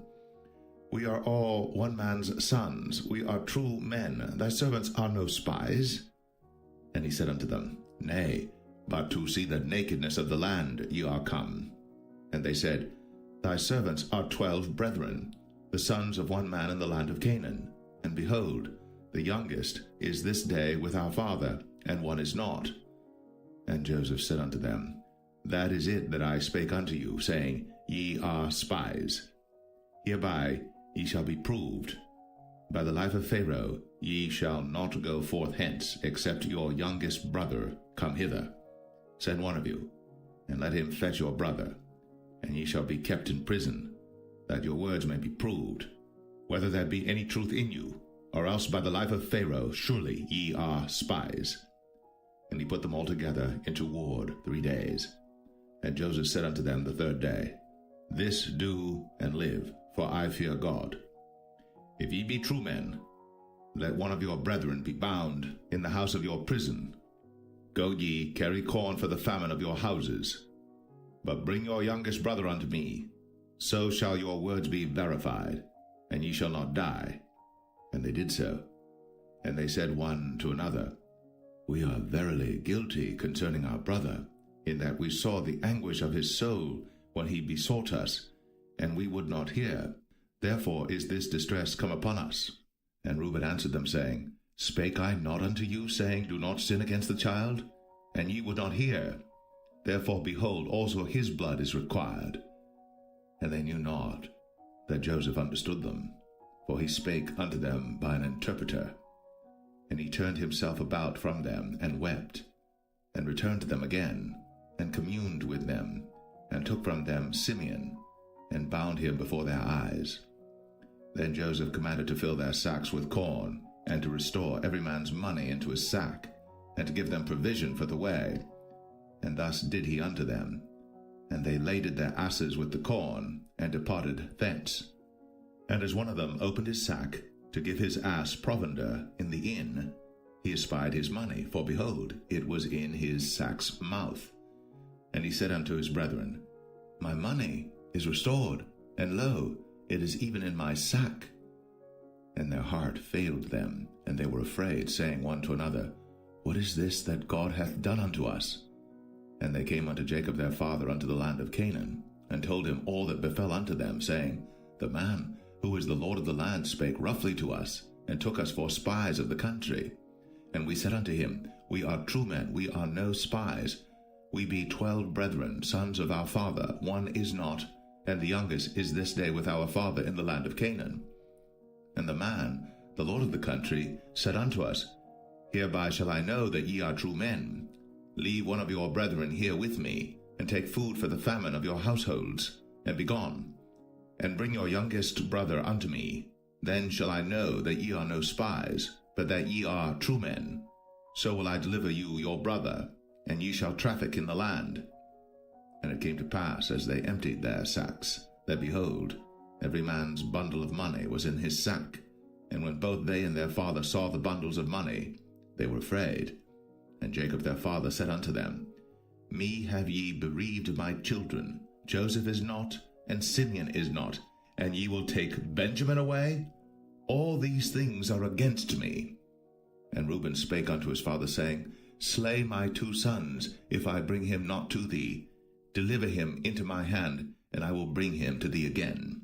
And he said, My son shall not go down with you, for his brother is dead, and he is left alone. If mischief befall him by the way in the which ye go, then shall ye bring down my gray hairs with sorrow to the grave.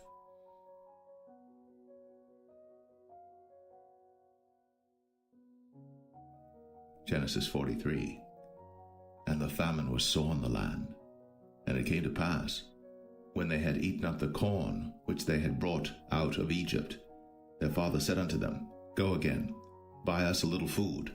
And Judah spake unto him, saying, The man did solemnly protest unto us, saying, Ye shall not see my face, except your brother be with you.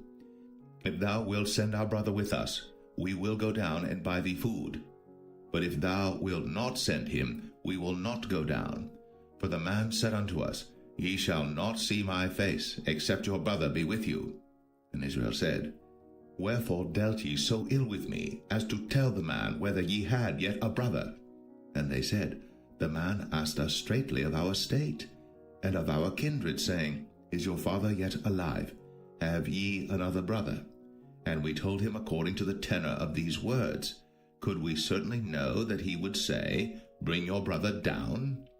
And Judah said unto Israel his father, Send the lad with me, and we will arise and go, that we may live and not die, both we and thou, and also our little ones. I will be surety for him. Of my hand shalt thou require him. If I bring him not unto thee, and set him before thee, then let me bear the blame forever. For except we had lingered, surely now we had returned this second time. And their father Israel said unto them, If it must be so now, do this. Take of the best fruits in the land in your vessels, and carry down the man a present, a little balm, and a little honey, spices, and myrrh, nuts, and almonds. And take double money in your hand, and the money that was brought again in the mouth of your sacks, carry it again in your hand. Peradventure it was an oversight. Take also your brother, and arise, go again unto the man. And God Almighty give you mercy before the man, that he may send away your other brother and Benjamin. If I be bereaved of my children, I am bereaved. And the men took that present, and they took double money in their hand, and Benjamin, and rose up, and went out to Egypt, and stood before Joseph. And when Joseph saw Benjamin with them, he said to the ruler of his house, Bring these men home, and slay, and make ready, for these men shall dine with me at noon. And the man did as Joseph bade, and the man brought the men into Joseph's house. And the men were afraid, because they were brought into Joseph's house. And they said, Because of the money that was returned in our sacks at the first time are we brought in, that he may seek occasion against us, and fall upon us, and take us for bondmen and our asses.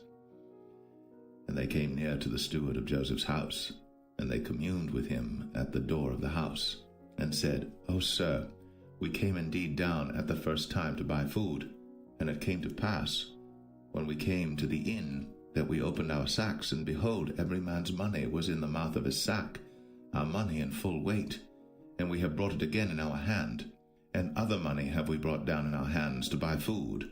We cannot tell who put our money in our sacks. And he said, Peace be to you, fear not. Your God, and the God of your father, hath given you treasure in your sacks. I had your money. And he brought Simeon out unto them. And the man brought the men into Joseph's house, and gave them water, and they washed their feet, and he gave their asses provender. And they made ready the present against Joseph came at noon, for they heard that they should eat bread there. And when Joseph came home, they brought him the present which was in their hand into the house, and bowed themselves to him to the earth. And he asked them of their welfare, and said, Is your father well? The old man of whom ye spake, is he yet alive? And they answered, Thy servant our father is in good health, he is yet alive. And they bowed down their heads, and made obeisance. And he lifted up his eyes, and saw his brother Benjamin, his mother's son, and said, Is this your younger brother, of whom ye spake unto me? And he said, God be gracious unto thee, my son. And Joseph made haste, for his bowels did yearn upon his brother, and he sought where to weep. And he entered into his chamber, and wept there. And he washed his face, and went out, and refrained himself, and said, Set on bread. And they set on for him by himself, and for them by themselves, and for the Egyptians which did eat with him by themselves, because the Egyptians might not eat bread with the Hebrews, for that is an abomination unto the Egyptians. And they sat before him, the firstborn according to his birthright, and the youngest according to his youth. And the men marveled one at another. And he took and sent messes unto them from before him. But Benjamin's mess was 5 times so much as any of theirs. And they drank, and were merry with him.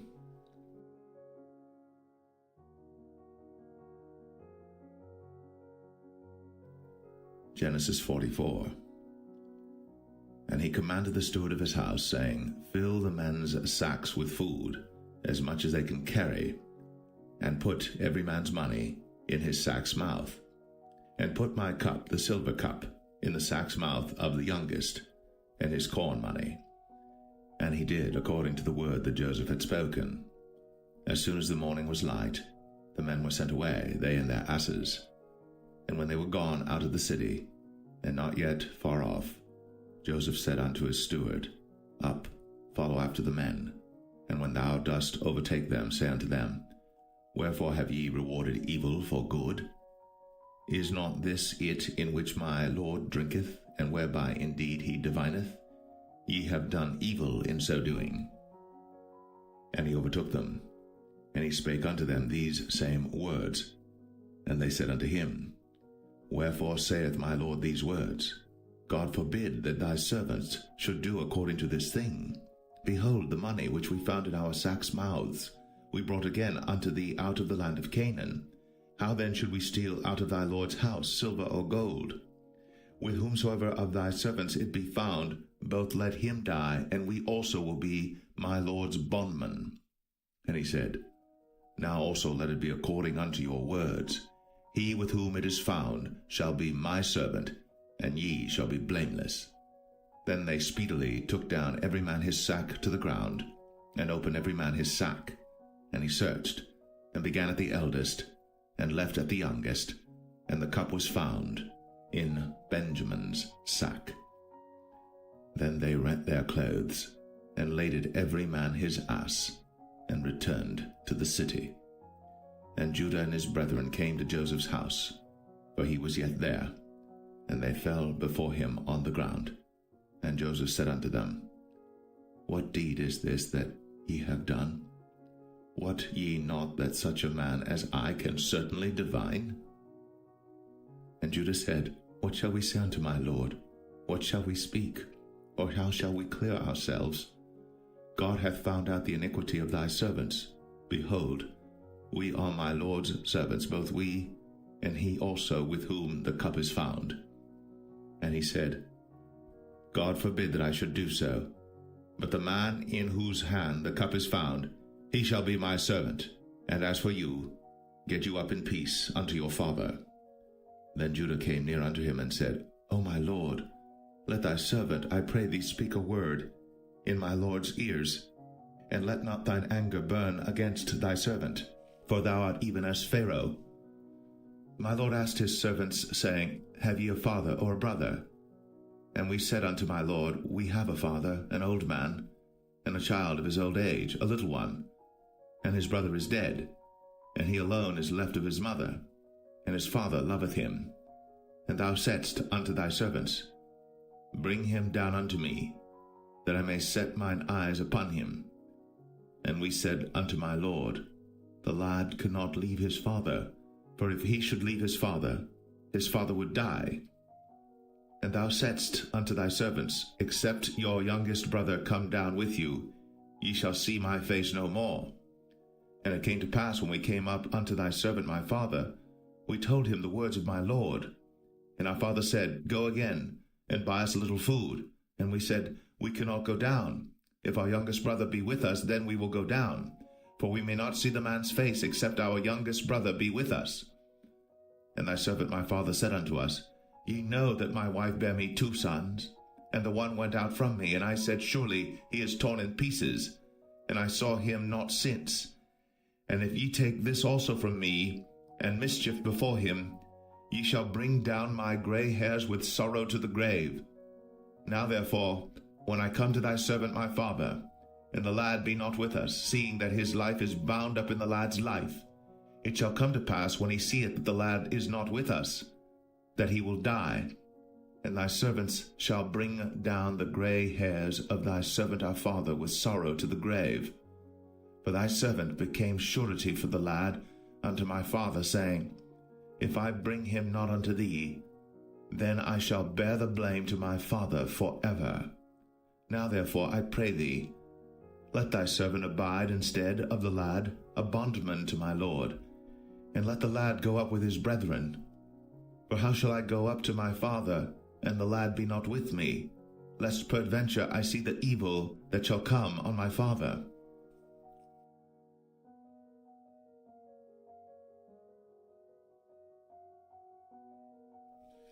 Genesis 45. Then Joseph could not refrain himself before all them that stood by him. And he cried, Cause every man to go out from me. And there stood no man with him, while Joseph made himself known unto his brethren. And he wept aloud. And the Egyptians in the house of Pharaoh heard. And Joseph said unto his brethren, I am Joseph.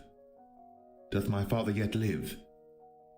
And his brethren could not answer him, for they were troubled at his presence. And Joseph said unto his brethren, Come near to me. I pray you. And they came near, and he said, I am Joseph your brother, whom ye sold into Egypt. Now therefore be not grieved, nor angry with yourselves, that ye sold me hither, for God did send me before you to preserve life. For these 2 years hath the famine been in the land, and yet there are 5 years, in the which there shall neither be earing nor harvest. And God sent me before you to preserve you a posterity in the earth, and to save your lives by a great deliverance. So now it was not you that sent me hither, but God. And he hath made me a father to Pharaoh, and lord of all his house, and a ruler throughout all the land of Egypt. Haste ye, and go up to my father, and say unto him, Thus saith thy son Joseph, God hath made me lord of all Egypt. Come down unto me, tarry not. And thou shalt dwell in the land of Goshen, and thou shalt be near unto me, thou and thy children, and thy children's children, and thy flocks and thy herds, and all that thou hast, and there will I nourish thee. For yet there are 5 years of famine, lest thou and thy household, and all that thou hast, come to poverty. And behold, your eyes see, and the eyes of my brother Benjamin, that it is my mouth that speaketh unto you. And ye shall tell my father of all my glory in Egypt, and of all that ye have seen. And ye shall haste and bring down my father hither. And he fell upon his brother Benjamin's neck and wept. And Benjamin wept upon his neck. Moreover he kissed all his brethren, and wept upon them. And after that his brethren talked with him. And the fame thereof was heard in Pharaoh's house, saying, Joseph's brethren are come. And it pleased Pharaoh well, and his servants. And Pharaoh said unto Joseph, Say unto thy brethren, This do ye, lade your beasts, and go, get you unto the land of Canaan.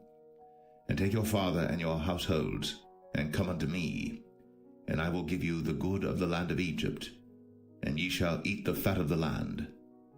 Now thou art commanded, this do ye, take you wagons out of the land of Egypt, for your little ones, and for your wives, and bring your father, and come. Also regard not your stuff, for the good of all the land of Egypt is yours. And the children of Israel did so. And Joseph gave them wagons according to the commandment of Pharaoh, and gave them provision for the way. To all of them he gave each man changes of raiment, but to Benjamin he gave 300 pieces of silver, and 5 changes of raiment. And to his father he sent after this manner, 10 asses laden with the good things of Egypt, and 10 she-asses laden with corn and bread and meat for his father by the way. So he sent his brethren away, and they departed. And he said unto them, See that ye fall not out by the way. And they went up out of Egypt, and came into the land of Canaan unto Jacob their father, and told him, saying, Joseph is yet alive, and he is governor over all the land of Egypt. And Jacob's heart fainted, for he believed them not. And they told him all the words of Joseph, which he had said unto them. And when he saw the wagons which Joseph had sent to carry him, the spirit of Jacob their father revived. And Israel said, It is enough. Joseph my son is yet alive. I will go and see him before I die.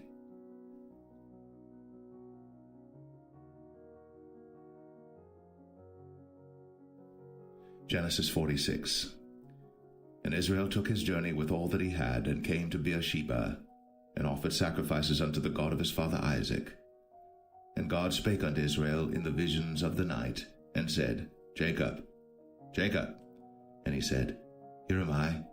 And he said, I am God, the God of thy father. Fear not to go down into Egypt, for I will there make of thee a great nation. I will go down with thee into Egypt, and I will also surely bring thee up again, and Joseph shall put his hand upon thine eyes. And Jacob rose up from Beersheba, and the sons of Israel carried Jacob their father, and their little ones, and their wives, in the wagons which Pharaoh had sent to carry him. And they took their cattle and their goods which they had gotten in the land of Canaan, and came into Egypt, Jacob and all his seed with him, his sons, and his sons' sons with him, his daughters, and his sons' daughters, and all his seed brought he with him into Egypt. And these are the names of the children of Israel, which came into Egypt, Jacob and his sons, Reuben, Jacob's firstborn, and the sons of Reuben, Hanok and Phalu, and Hezron and Carmi, and the sons of Simeon, Jemuel, and Jamin, and Ohad, and Jachin, and Zohar, and Shaul the son of a Canaanitish woman. And the sons of Levi, Gershon, Kohath, and Merari. And the sons of Judah, Er, and Onan, and Shelah, and Pharez, and Zerah. But Er and Onan died in the land of Canaan. And the sons of Pharez were Hezron and Hamal. And the sons of Issachar, Tola, and Phuvah, and Job, and Shimron. And the sons of Zebulun, Sered, and Elon, and Jaleel. These be the sons of Leah, which he bare unto Jacob in Padan Aram, with his daughter Dinah. All the souls of his sons and his daughters were 33. And the sons of Gad, Ziphion, and Haggai, Shunai, and Esbon, Eri, and Aradai, and Arali. And the sons of Asher, Jimnah, and Ishua, and Isui, and Beriah, and Sarah their sister.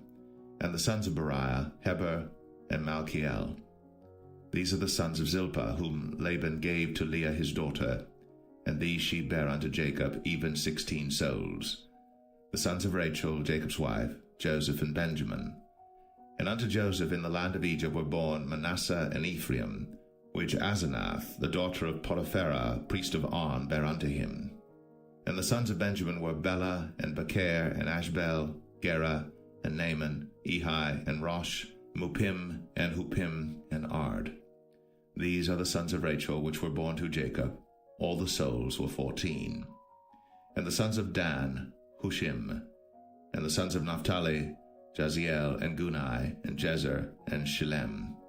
These are the sons of Bilhah, which Laban gave unto Rachel his daughter, and she bare these unto Jacob. All the souls were 7.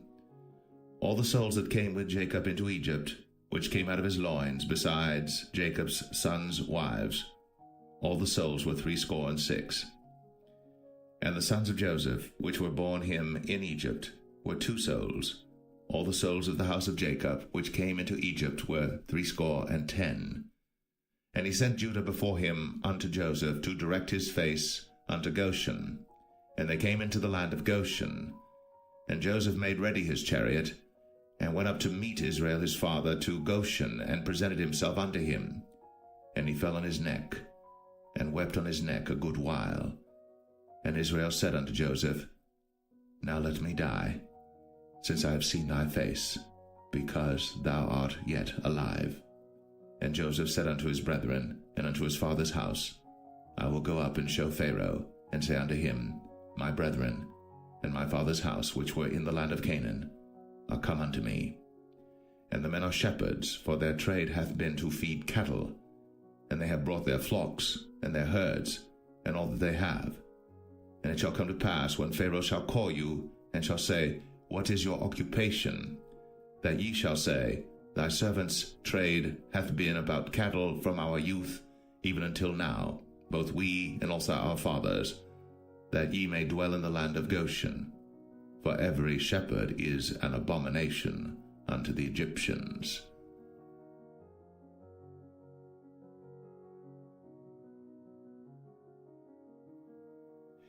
Genesis 47. Then Joseph came and told Pharaoh, and said, My father and my brethren, and their flocks, and their herds, and all that they have, are come out of the land of Canaan, and behold, they are in the land of Goshen.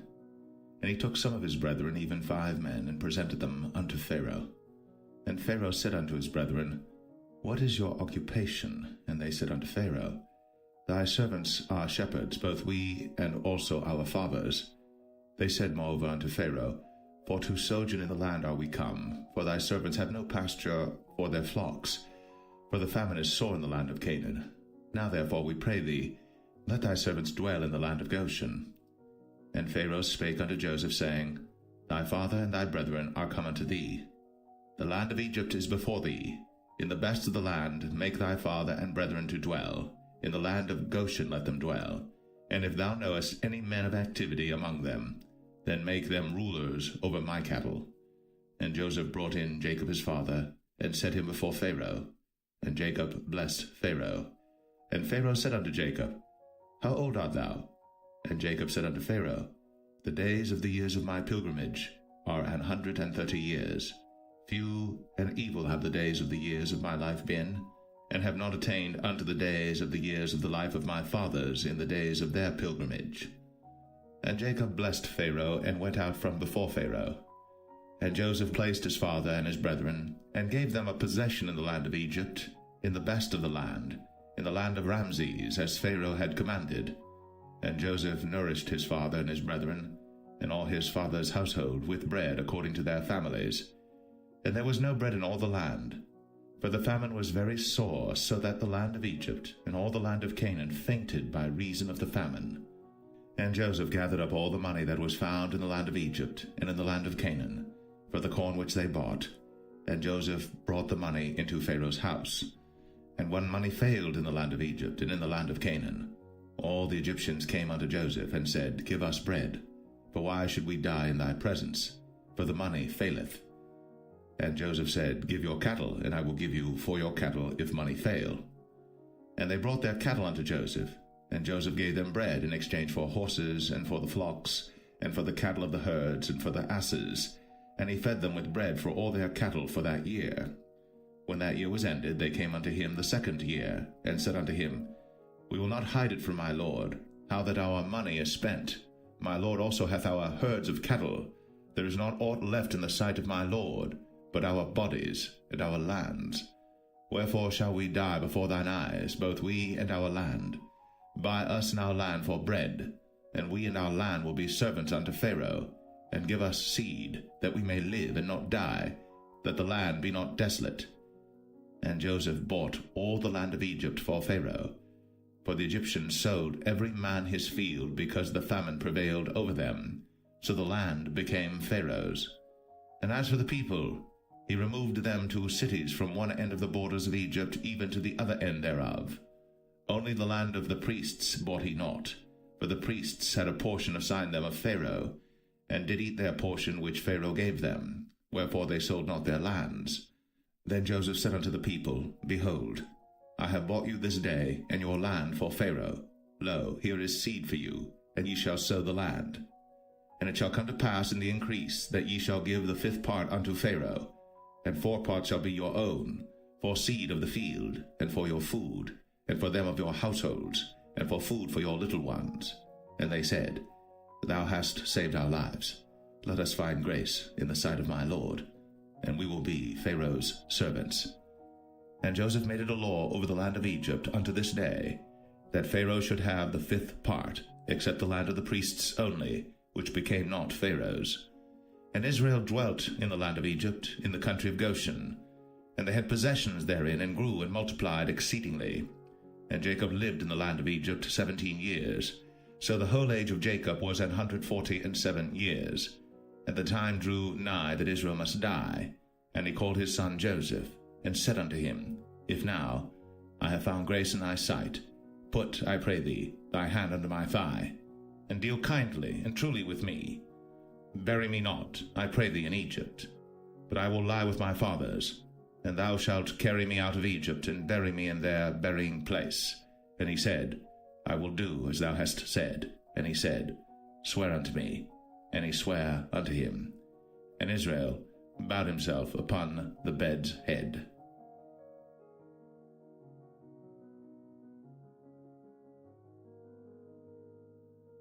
Genesis 48.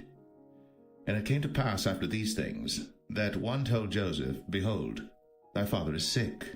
And he took with him his 2 sons, Manasseh and Ephraim. And one told Jacob, and said, Behold, thy son Joseph cometh unto thee. And Israel strengthened himself, and sat upon the bed. And Jacob said unto Joseph, God Almighty appeared unto me at Luz in the land of Canaan, and blessed me, and said unto me, Behold, I will make thee fruitful, and multiply thee, and I will make of thee a multitude of people, and will give this land to thy seed after thee for an everlasting possession. And now thy 2 sons, Ephraim and Manasseh, which were born unto thee in the land of Egypt, before I came unto thee into Egypt, are mine. As Reuben and Simeon, they shall be mine. And thy issue which thou begettest after them shall be thine, and shall be called after the name of their brethren in their inheritance. And as for me, when I came from Padan, Rachel died by me in the land of Canaan in the way, when yet there was but a little way to come unto Ephrath. And I buried her there in the way of Ephrath, the same as Bethlehem. And Israel beheld Joseph's sons, and said, Who are these? And Joseph said unto his father, They are my sons, whom God hath given me in this place. And he said, Bring them, I pray thee, unto me, and I will bless them. Now the eyes of Israel were dim for age, so that he could not see. And he brought them near unto him. And he kissed them, and embraced them. And Israel said unto Joseph, I had not thought to see thy face, and lo, God hath shown me also thy seed. And Joseph brought them out from between his knees, and he bowed himself with his face to the earth. And Joseph took them both, Ephraim in his right hand toward Israel's left hand, and Manasseh in his left hand toward Israel's right hand, and brought them near unto him. And Israel stretched out his right hand, and laid it upon Ephraim's head, who was the younger, and his left hand upon Manasseh's head, guiding his hands wittingly, for Manasseh was the firstborn.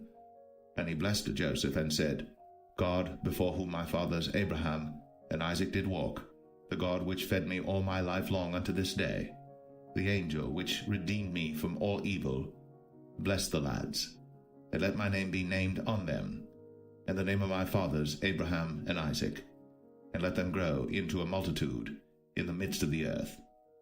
And when Joseph saw that his father laid his right hand upon the head of Ephraim, it displeased him, and he held up his father's hand to remove it from Ephraim's head unto Manasseh's head. And Joseph said unto his father, Not so, my father, for this is the firstborn. Put thy right hand upon his head. And his father refused, and said, I know it, my son, I know it. He also shall become a people, and he also shall be great.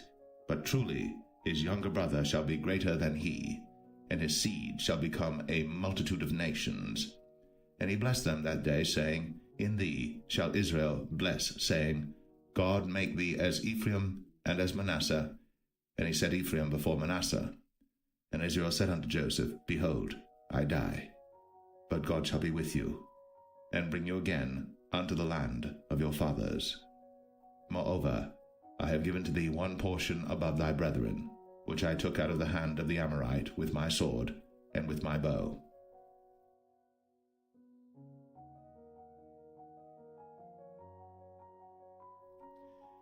Genesis 49. And Jacob called unto his sons, and said, Gather yourselves together, that I may tell you that which shall befall you in the last days. Gather yourselves together, and hear, ye sons of Jacob, and hearken unto Israel your father. Reuben, thou art my firstborn, my might, and the beginning of my strength, the excellency of dignity, and the excellency of power. Unstable as water, thou shalt not excel, because thou wentest up to thy father's bed, then devilest thou it. He went up to my couch. Simeon and Levi are brethren. Instruments of cruelty are in their habitations. O my soul, come not thou into their secret, unto their assembly. Mine honor, be not thou united. For in their anger they slew a man, and in their self-will they digged down a wall. Cursed be their anger, for it was fierce, and their wrath, for it was cruel. I will divide them in Jacob, and scatter them in Israel. Judah, thou art he whom thy brethren shall praise. Thy hand shall be in the neck of thine enemies. Thy father's children shall bow down before thee. Judah is a lion's whelp. From the prey, my son, thou art gone up. He stooped down. He couched as a lion, and as an old lion, who shall rouse him up? The scepter shall not depart from Judah, nor a lawgiver from between his feet, until Shiloh come, and unto him shall the gathering of the people be. Binding his foal unto the vine, and his ass's colt unto the choice vine, he washed his garments in wine, and his clothes in the blood of grapes.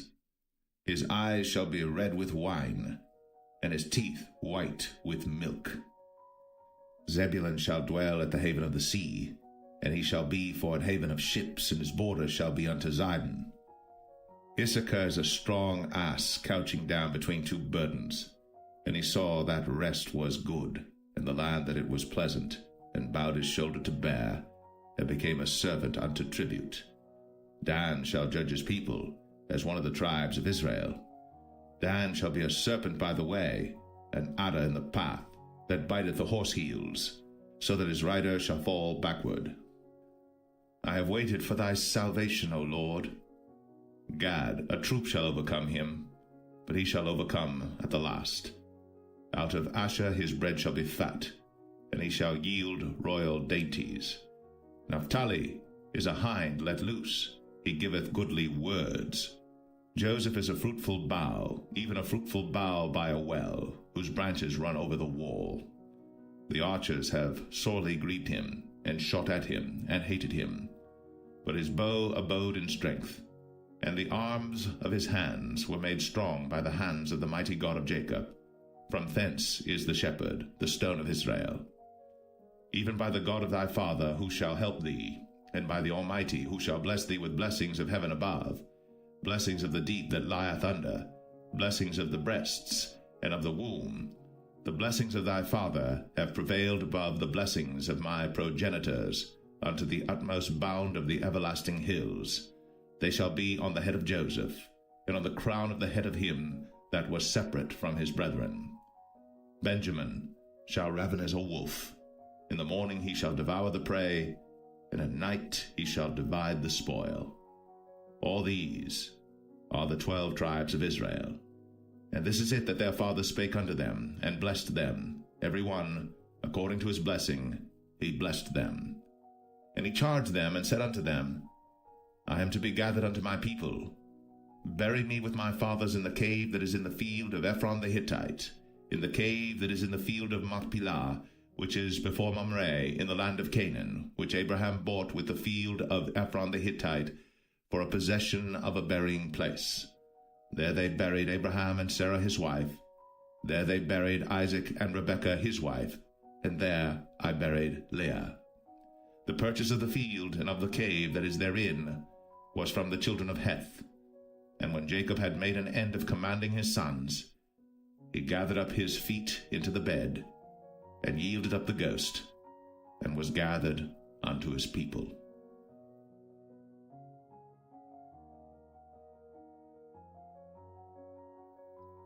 Genesis 50. And Joseph fell upon his father's face, and wept upon him, and kissed him. And Joseph commanded his servants, the physicians, to embalm his father, and the physicians embalmed Israel. And 40 days were fulfilled for him, for so are fulfilled the days of those which are embalmed. And the Egyptians mourned for him 60 days. And when the days of his mourning were past, Joseph spake unto the house of Pharaoh, saying, If now I have found grace in your eyes, speak, I pray you, in the ears of Pharaoh, saying, My father made me swear, saying, Lo, I die, in my grave which I have digged for me in the land of Canaan. There shalt thou bury me. Now therefore let me go up, I pray thee, and bury my father, and I will come again. And Pharaoh said, Go up, and bury thy father, according as he made thee swear. And Joseph went up to bury his father, and with him went up all the servants of Pharaoh, the elders of his house, and all the elders of the land of Egypt, and all the house of Joseph, and his brethren, and his father's house, only their little ones, and their flocks, and their herds, they left in the land of Goshen. And there went up with him both chariots and horsemen, and it was a very great company. And they came to the threshing floor of Atad, which is beyond Jordan, and there they mourned with a great and very sore lamentation. And he made a mourning for his father 7 days. And when the inhabitants of the land, the Canaanites, saw the mourning in the floor of Atad, they said, This is a grievous mourning to the Egyptians. Wherefore the name of it was called Abel Mizraim, which is beyond Jordan. And his sons did unto him according as he commanded them. For his sons carried him into the land of Canaan, and buried him in the cave of the field of Machpelah, which Abraham bought with the field for possession of a bearing place of Ephron the Hittite before Mamre. And Joseph returned into Egypt, he and his brethren, and all that went up with him to bury his father, after he had buried his father. And when Joseph's brethren saw that their father was dead, they said, Joseph will peradventure hate us, and will certainly requite us all the evil which we did unto him. And they sent a messenger unto Joseph, saying, Thy father did command before he died, saying, So shall ye say unto Joseph, Forgive, I pray thee now, the trespass of thy brethren, and their sin. For they did unto thee evil, and now we pray thee, forgive the trespass of the servants of the God of thy father. And Joseph wept when they spake unto him. And his brethren also went and fell down before his face, and they said, Behold, we be thy servants. And Joseph said unto them, Fear not, for am I in the place of God? But as for you, ye thought evil against me, but God meant it unto good, to bring to pass, as it is this day, to save much people alive. Now therefore fear ye not, I will nourish you, and your little ones. And he comforted them, and spake kindly unto them. And Joseph dwelt in Egypt, he and his father's house. And Joseph lived 110 years. And Joseph saw Ephraim's children of the third generation. The children also of Machir, the son of Manasseh, were brought up upon Joseph's knees. And Joseph said unto his brethren, I die, and God will surely visit you, and bring you out of this land unto the land which he sware to Abraham, to Isaac, and to Jacob. And Joseph took an oath of the children of Israel, saying, God will surely visit you, and ye shall carry up my bones from hence. So Joseph died, being 110 years old, and they embalmed him, and he was put in a coffin in Egypt.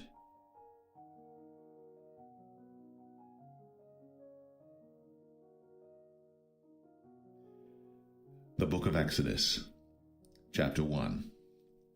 Now these are the names of the children of Israel, which came into Egypt. Every man in his household came with Jacob: Reuben, Simeon, Levi, and Judah, Issachar, Zebulun, and Benjamin, Dan and Naphtali, Gad and Asher.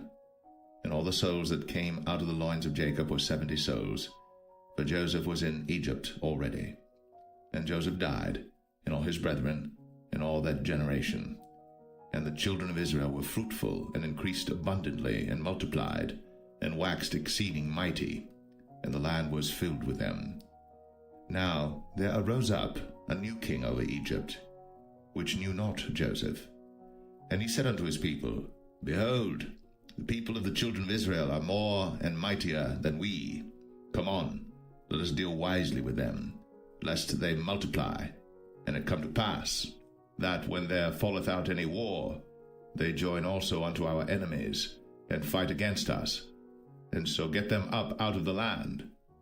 Therefore they did set over them taskmasters, to afflict them with their burdens, and they built for Pharaoh treasure cities, Pithom and Ramses. But the more they afflicted them, the more they multiplied and grew, and they were grieved because of the children of Israel.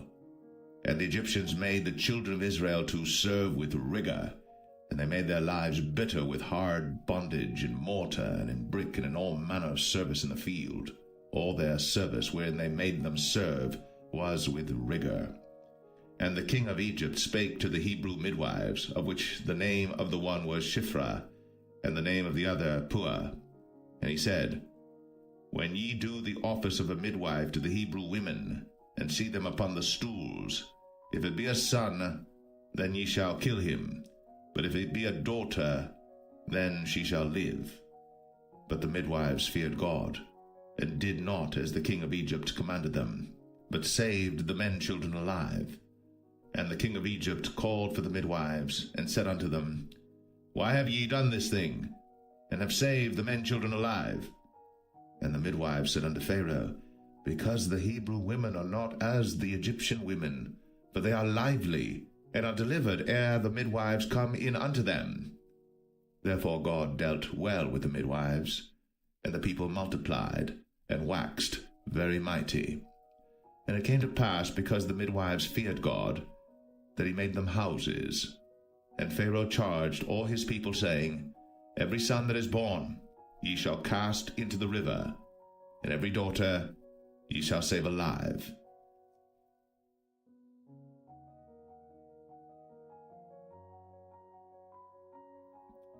Exodus 2.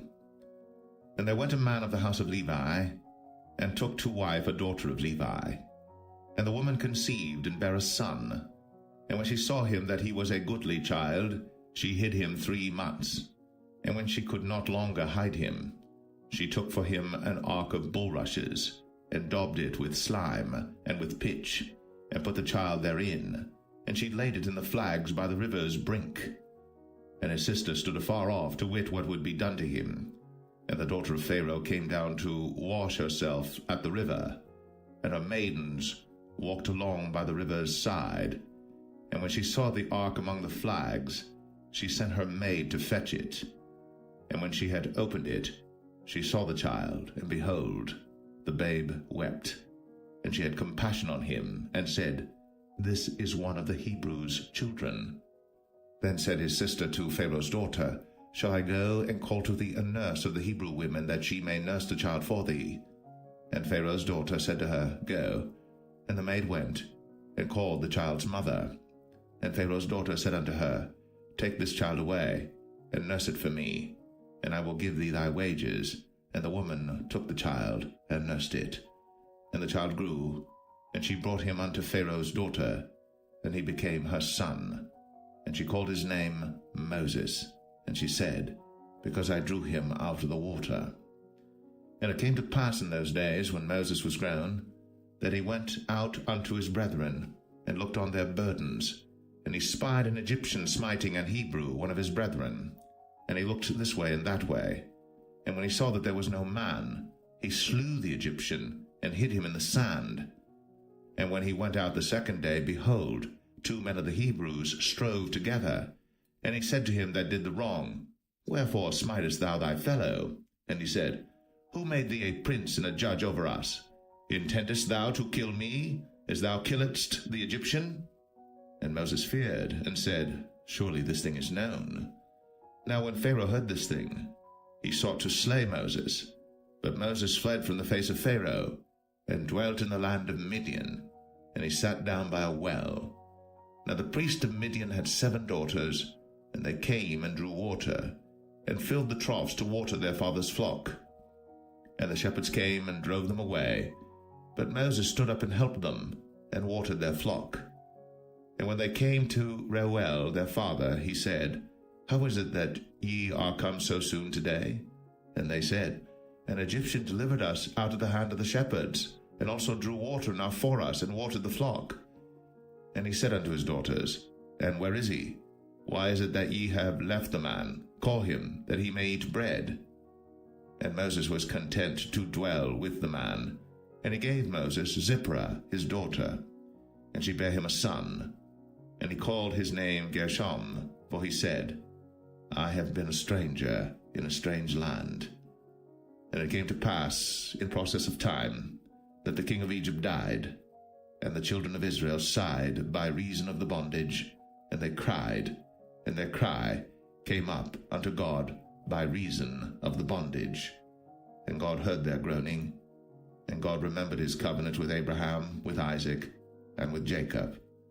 And God looked upon the children of Israel, and God had respect unto them.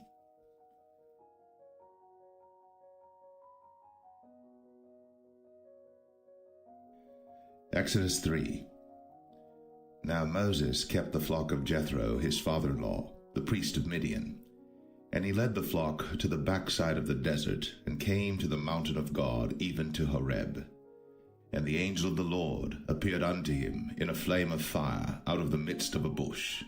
And he looked, and behold, the bush burned with fire, and the bush was not consumed.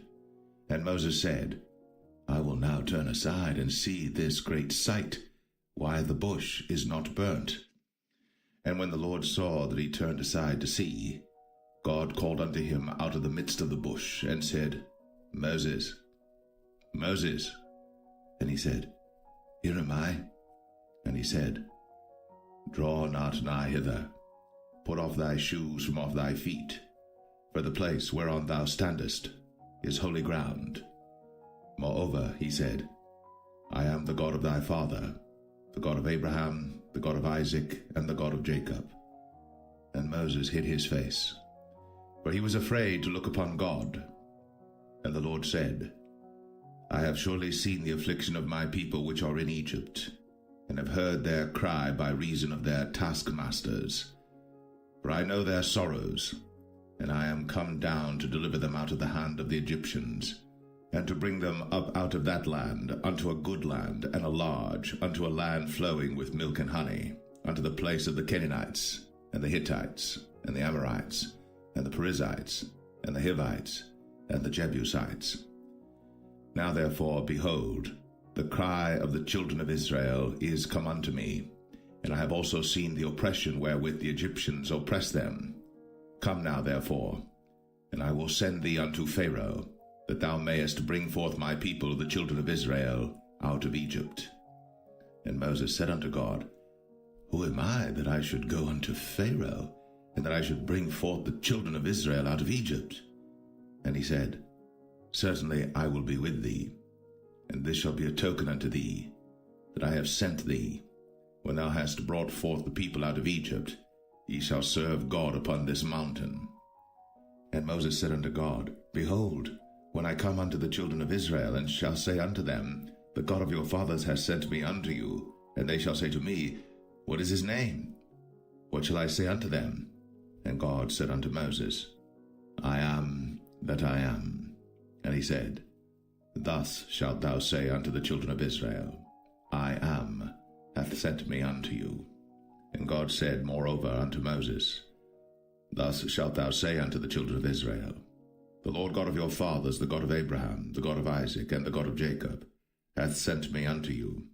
This is my name forever, and this is my memorial unto all generations. Go and gather the elders of Israel together, and say unto them, The Lord God of your fathers, the God of Abraham, of Isaac, and of Jacob, appeared unto me, saying, I have surely visited you, and seen that which is done to you in Egypt. And I have said, I will bring you up out of the affliction of Egypt, unto the land of the Canaanites, and the Hittites, and the Amorites, and the Perizzites, and the Hivites, and the Jebusites, unto a land flowing with milk and honey. And they shall hearken to thy voice, and thou shalt come, thou and the elders of Israel, unto the king of Egypt, and ye shall say unto him, The Lord God of the Hebrews hath met with us. And now let us go, we beseech thee, 3 days' journey into the wilderness, that we may sacrifice to the Lord our God. And I am sure that the king of Egypt will not let you go, no, not by a mighty hand. And I will stretch out my hand, and smite Egypt with all my wonders which I will do in the midst thereof. And after that he will let you go. And I will give this people favor in the sight of the Egyptians, and it shall come to pass that when ye go, ye shall not go empty. But every woman shall borrow of her neighbor, and of her that sojourneth in her house, jewels of silver, and jewels of gold, and raiment, and ye shall put them upon your sons, and upon your daughters, and ye shall spoil the Egyptians.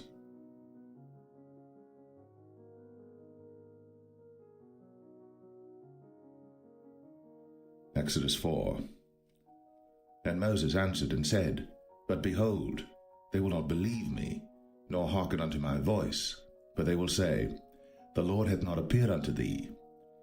And the Lord said unto him, What is that in thine hand? And he said, A rod. And he said, Cast it on the ground. And he cast it on the ground, and it became a serpent. And Moses fled from before it. And the Lord said unto Moses, Put forth thine hand, and take it by the tail. And he put forth his hand, and caught it. And it became a rod in his hand, that they may believe that the Lord God of their fathers, the God of Abraham, the God of Isaac, and the God of Jacob, hath appeared unto thee. And the Lord said furthermore unto him, Put now thine hand into thy bosom. And he put his hand into his bosom. And when he took it out, behold, his hand was leprous as snow. And he said, Put thine hand into thy bosom again. And he put his hand into his bosom again, and plucked it out of his bosom, and behold, it was turned again as his other flesh. And it shall come to pass, if they will not believe thee, neither hearken to the voice of the first sign, that they will believe the voice of the latter sign. And it shall come to pass, if they will not believe also these two signs, neither hearken unto thy voice, that thou shalt take of the water of the river, and pour it upon the dry land, and the water which thou takest out of the river shall become blood upon the dry land. And Moses said unto the Lord, O my Lord, I am not eloquent, neither heretofore nor since thou hast spoken unto thy servant, but I am slow of speech and of a slow tongue. And the Lord said unto him, Who hath made man's mouth? Or who maketh the dumb, or deaf, or the seeing, or the blind? Have not I the Lord? Now therefore go, and I will be with thy mouth, and teach thee what thou shalt say. And he said, O my Lord, send, I pray thee, by the hand of him whom thou wilt send. And the anger of the Lord was kindled against Moses, and he said, Is not Aaron the Levite thy brother? I know that he can speak well, and also, behold, he cometh forth to meet thee. And when he seeth thee, he will be glad in his heart. And thou shalt speak unto him, and put words in his mouth. And I will be with thy mouth, and with his mouth, and will teach you what ye shall do. And he shall be thy spokesman unto the people, and he shall be, even he shall be to thee instead of a mouth, and thou shalt be to him instead of God. And thou shalt take this rod in thine hand, wherewith thou shalt do signs. And Moses went, and returned to Jethro his father-in-law, and said unto him, Let me go, I pray thee, and return unto my brethren which are in Egypt, and see whether they be yet alive. And Jethro said to Moses, Go in peace. And the Lord said unto Moses in Midian, Go, return into Egypt, for all the men are dead which sought thy life. And Moses took his wife and his sons, and set them upon an ass, and he returned to the land of Egypt. And Moses took the rod of God in his hand. And the Lord said unto Moses, When thou goest to return into Egypt, see that thou do all those wonders before Pharaoh, which I have put in thine hand. But I will harden his heart, that he shall not let the people go. And thou shalt say unto Pharaoh, Thus saith the Lord, Israel is my son, even my firstborn. And I say unto thee, Let my son go, that he may serve me. And if thou refuse to let him go, behold, I will slay thy son, even thy firstborn. And it came to pass by the way in the inn, that the Lord met him, and sought to kill him. Then Zipporah took a sharp stone, and cut off the foreskin of her son, and cast it at his feet, and said, Surely a bloody husband art thou to me. So he let him go. Then she said, A bloody husband thou art, because of the circumcision. And the Lord said to Aaron, Go into the wilderness to meet Moses. And he went and met him in the mount of God, and kissed him. And Moses told Aaron all the words of the Lord who had sent him, and all the signs which he had commanded him. And Moses and Aaron went and gathered together all the elders of the children of Israel.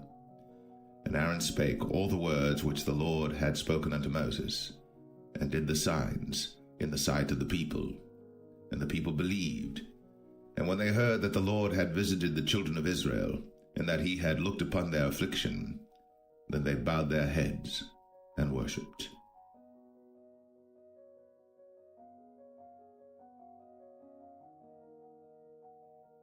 Exodus 5. And afterward Moses and Aaron went in, and told Pharaoh, Thus saith the Lord God of Israel, Let my people go, that they may hold a feast unto me in the wilderness.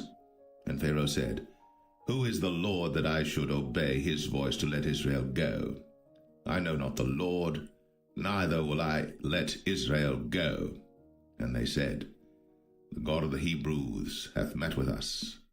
Let us go, we pray thee, 3 days' journey into the desert, and sacrifice unto the Lord our God, lest he fall upon us with pestilence, or with the sword.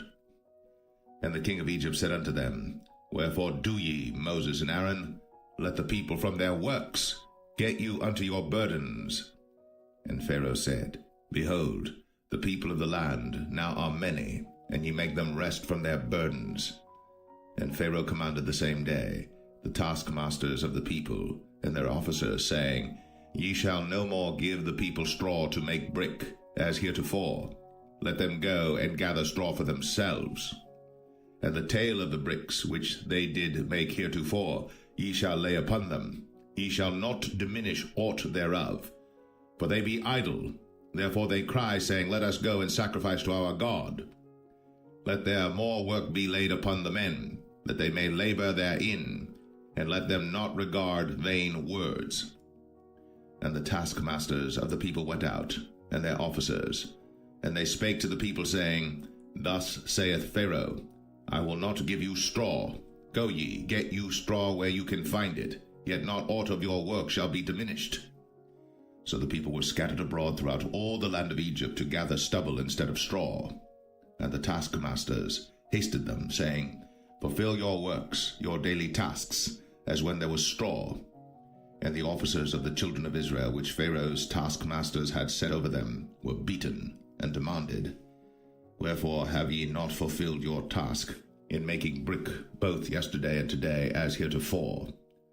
Then the officers of the children of Israel came and cried unto Pharaoh, saying, Wherefore dealest thou thus with thy servants?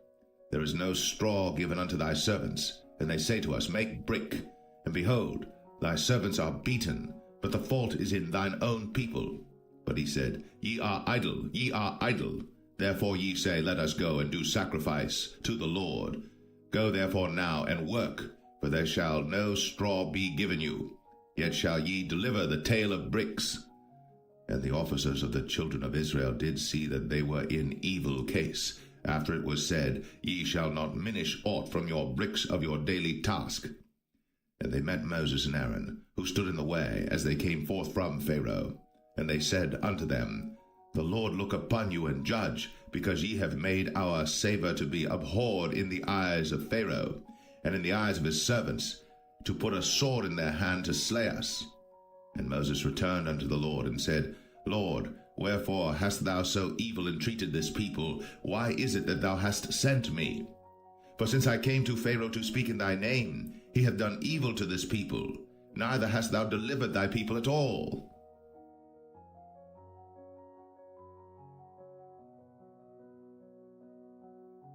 Exodus 6.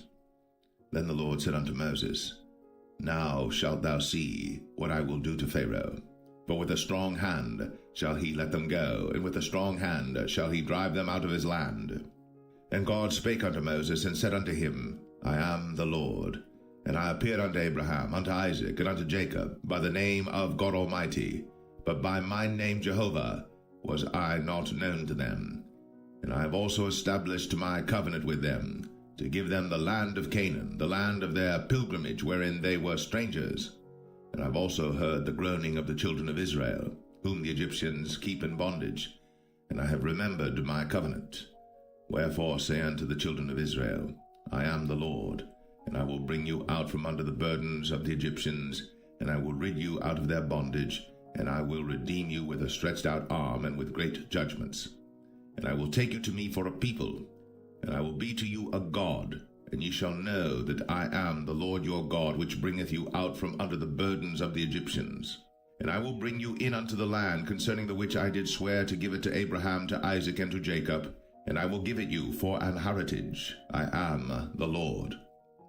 And Moses spake so unto the children of Israel, but they hearkened not unto Moses for anguish of spirit, and for cruel bondage.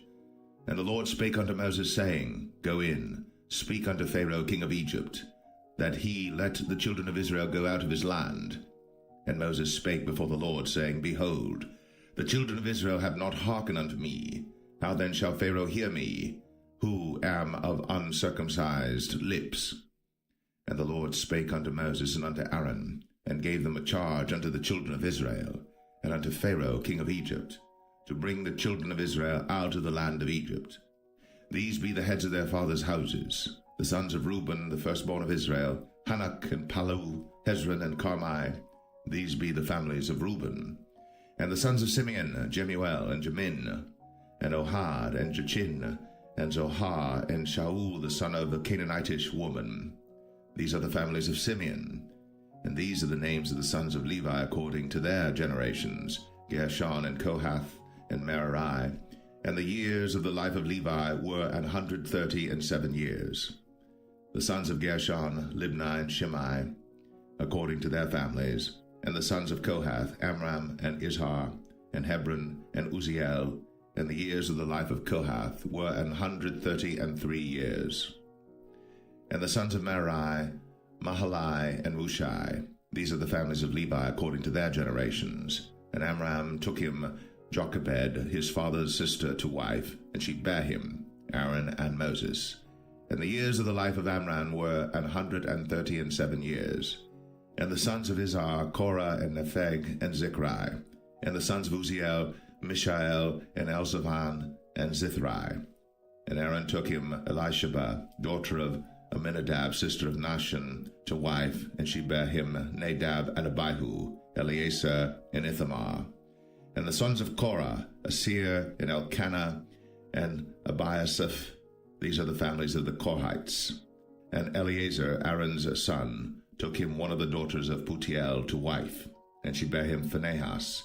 These are the heads of the fathers of the Levites according to their families. These are that Aaron and Moses, to whom the Lord said, Bring out the children of Israel from the land of Egypt, according to their armies.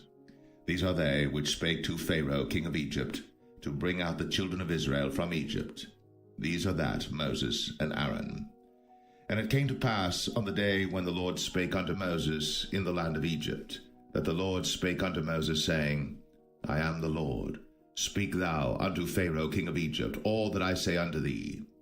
And Moses said before the Lord, Behold, I am of uncircumcised lips, and how shall Pharaoh hearken unto me?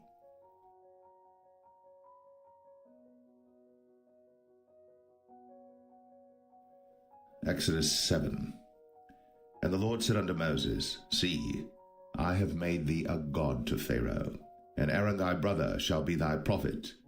Thou shalt speak all that I command thee, and Aaron thy brother shall speak unto Pharaoh, that he send the children of Israel out of his land. And I will harden Pharaoh's heart, and multiply my signs and my wonders in the land of Egypt. But Pharaoh shall not hearken unto you, that I may lay my hand upon Egypt, and bring forth mine armies and my people the children of Israel out of the land of Egypt by great judgments. And the Egyptians shall know that I am the Lord, when I stretch forth mine hand upon Egypt, and bring out the children of Israel from among them. And Moses and Aaron did as the Lord commanded them, so did they. And Moses was 80 years old, and Aaron 83 years old, when they spake unto Pharaoh.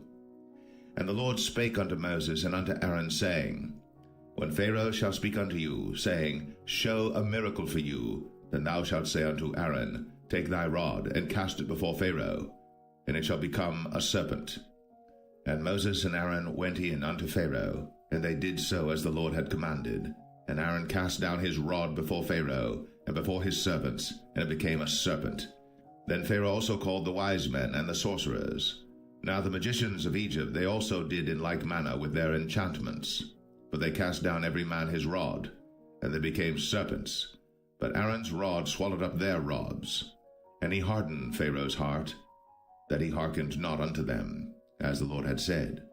And the Lord said unto Moses, Pharaoh's heart is hardened, he refuseth to let the people go. Get thee unto Pharaoh in the morning. Lo, he goeth out unto the water, and thou shalt stand by the river's brink against he come. And the rod which was turned to a serpent shalt thou take in thine hand. And thou shalt say unto him, The Lord God of the Hebrews hath sent me unto thee, saying, Let my people go, that they may serve me in the wilderness. And behold, hitherto thou wouldest not hear. Thus saith the Lord, In this thou shalt know that I am the Lord. Behold, I will smite with the rod that is in mine hand upon the waters which are in the river, and they shall be turned to blood. And the fish that is in the river shall die, and the river shall stink, and the Egyptians shall loathe to drink of the water of the river.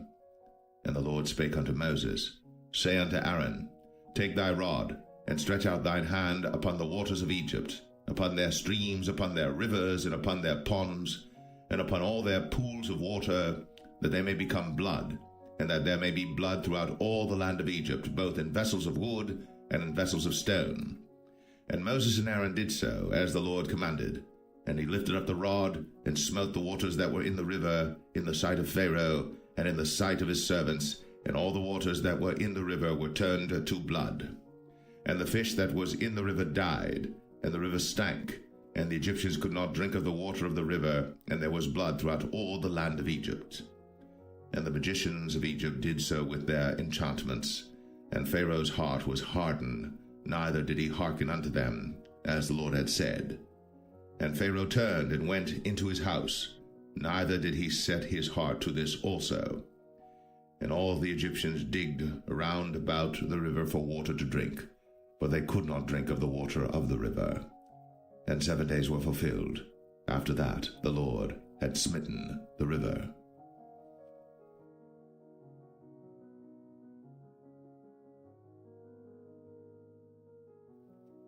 Exodus 8. And the Lord spake unto Moses, Go unto Pharaoh, and say unto him, Thus saith the Lord, Let my people go, that they may serve me.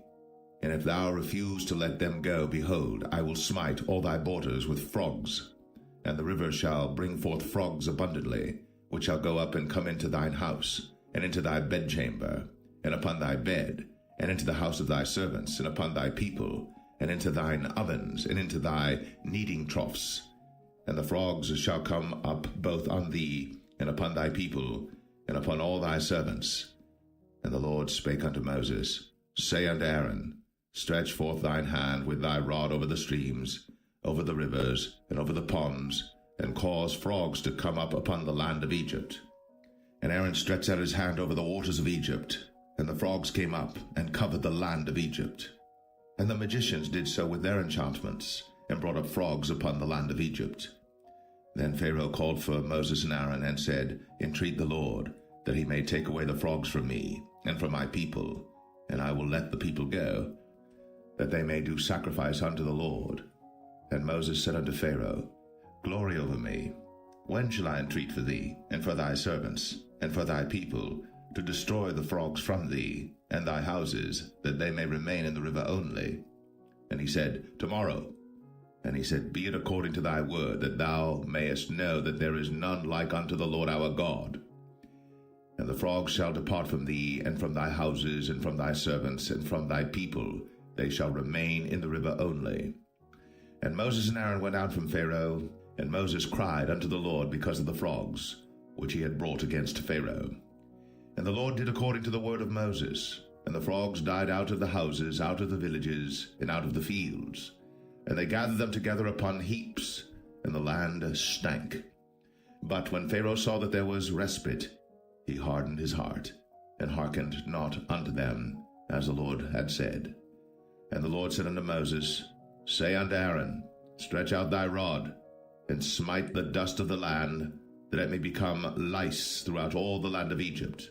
And they did so. For Aaron stretched out his hand with his rod, and smote the dust of the earth, and it became lice in man and in beast. All the dust of the land became lice throughout all the land of Egypt. And the magicians did so with their enchantments to bring forth lice, but they could not, so there were lice upon man and upon beast. Then the magicians said unto Pharaoh, This is the finger of God.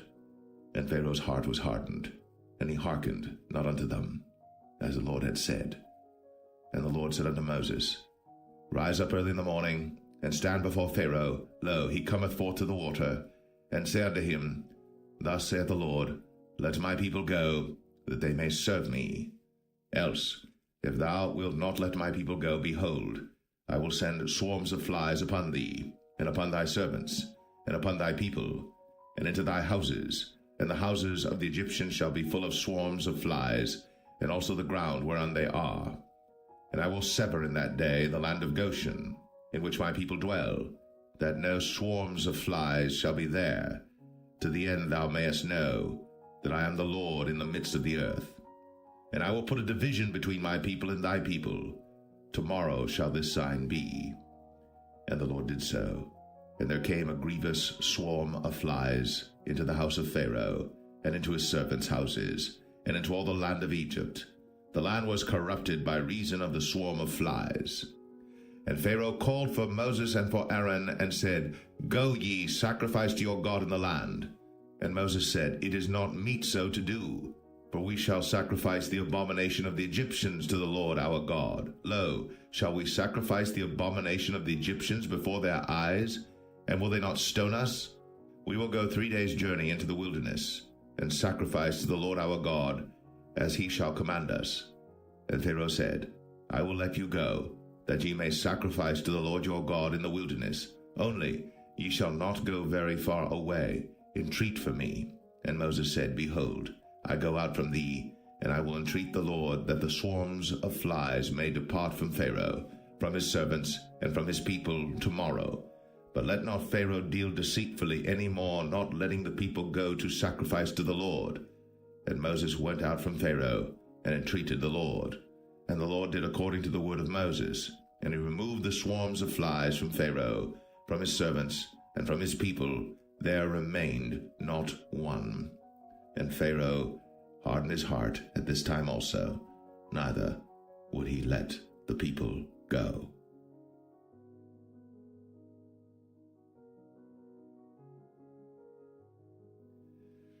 Exodus 9. Then the Lord said unto Moses, Go in unto Pharaoh, and tell him, Thus saith the Lord God of the Hebrews, Let my people go, that they may serve me. But if thou refuse to let them go, and wilt hold them still, behold, the hand of the Lord is upon thy cattle which is in the field, upon the horses, upon the asses, upon the camels, upon the oxen, and upon the sheep. There shall be a very grievous murrain. And the Lord shall sever between the cattle of Israel and the cattle of Egypt, and there shall nothing die of all that is the children's of Israel. And the Lord appointed a set time, saying, Tomorrow the Lord shall do this thing in the land. And the Lord did that thing on the morrow, and all the cattle of Egypt died, but of the cattle of the children of Israel died not one. And Pharaoh sent, and behold, there was not one of the cattle of the Israelites dead, and the heart of Pharaoh was hardened, and he did not let the people go. And the Lord said unto Moses and unto Aaron, Take to you handfuls of ashes of the furnace, and let Moses sprinkle it toward the heaven in the sight of Pharaoh. And it shall become small dust in all the land of Egypt, and shall be a boil breaking forth with blains upon man and upon beast throughout all the land of Egypt. Then they took ashes of the furnace, and stood before Pharaoh. Then Moses sprinkled it up toward heaven, and it became a boil, breaking forth with blains upon man and upon beast. And the magicians could not stand before Moses because of the boils, for the boil was upon the magicians and upon all the Egyptians. And the Lord hardened the heart of Pharaoh, and he hearkened not unto them, as the Lord had spoken unto Moses. And the Lord said unto Moses, Rise up early in the morning, and stand before Pharaoh, and say unto him, Thus saith the Lord God of the Hebrews, Let my people go, that they may serve me. For I will at this time send all my plagues upon thine heart, and upon thy servants, and upon thy people, that thou mayest know that there is none like me in all the earth. For now I will stretch out my hand, that I may smite thee and thy people with pestilence, and thou shalt be cut off from the earth. And in very deed for this cause have I raised thee up, for to show in thee my power, and that my name may be declared throughout all the earth. As yet exaltest thou thyself against my people, that thou wilt not let them go. Behold, tomorrow about this time I will cause it to rain a very grievous hail, such as hath not been in Egypt since the foundation thereof even until now. Send therefore now, and gather thy cattle, and all that thou hast in the field. For upon every man and beast which shall be found in the field, and shall not be brought home, the hail shall come down upon them, and they shall die. He that feared the word of the Lord among the servants of Pharaoh made his servants and his cattle flee into the houses. And he that regarded not the word of the Lord left his servants and his cattle in the field. And the Lord said unto Moses, Stretch forth thine hand toward heaven, that there may be hail in all the land of Egypt, upon man, and upon beast, and upon every herb of the field, throughout the land of Egypt. Then Moses stretched forth his rod toward heaven, and the Lord sent thunder and hail, and the fire ran along upon the ground, and the Lord rained hail upon the land of Egypt. So there was hail, and fire mingled with the hail, very grievous, such as there was none like it in all the land of Egypt since it became a nation. And the hail smote throughout all the land of Egypt all that was in the field, both man and beast. And the hail smote every herb of the field, and brake every tree of the field. Only in the land of Goshen, where the children of Israel were, was there no hail. And Pharaoh sent and called for Moses and Aaron, and said unto them, I have sinned at this time. The Lord is righteous, and I and my people are wicked. Entreat the Lord, for it is enough that there be no more mighty thunderings and hail, and I will let you go, and ye shall stay no longer. And Moses said unto him, As soon as I am gone out of the city, I will spread abroad my hands unto the Lord, and the thunder shall cease, neither shall there be any more hail, that thou mayest know how that the earth is the Lord's. But as for thee and thy servants, I know that ye will not yet fear the Lord God.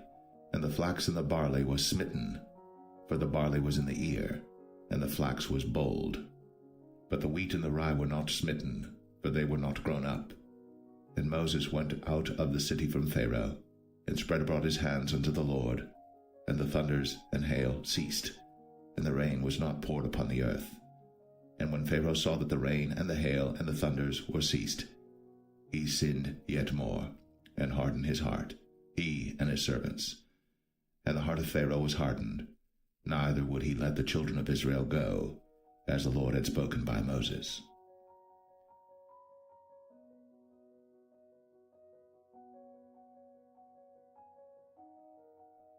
Exodus 10. And the Lord said unto Moses, Go in unto Pharaoh, for I have hardened his heart, and the heart of his servants, that I might show these my signs before him, and that thou mayest tell in the ears of thy son, and of thy son's son, what things I have wrought in Egypt, and my signs which I have done among them, that ye may know how that I am the Lord. And Moses and Aaron came in unto Pharaoh, and said unto him, Thus saith the Lord God of the Hebrews, How long wilt thou refuse to humble thyself before me? Let my people go, that they may serve me. Else, if thou refuse to let my people go, behold, tomorrow will I bring the locusts into thy coast, and they shall cover the face of the earth, that one cannot be able to see the earth. And they shall eat the residue of that which is escaped, which remaineth unto you from the hail, and shall eat every tree which groweth for you out of the field. And they shall fill thy houses, and the houses of all thy servants, and the houses of all the Egyptians, which neither thy fathers nor thy fathers' fathers have seen, since the day that they were upon the earth unto this day. And he turned himself, and went out from Pharaoh. And Pharaoh's servants said unto him, How long shall this man be a snare unto us? Let the men go, that they may serve the Lord their God. Knowest thou not yet that Egypt is destroyed?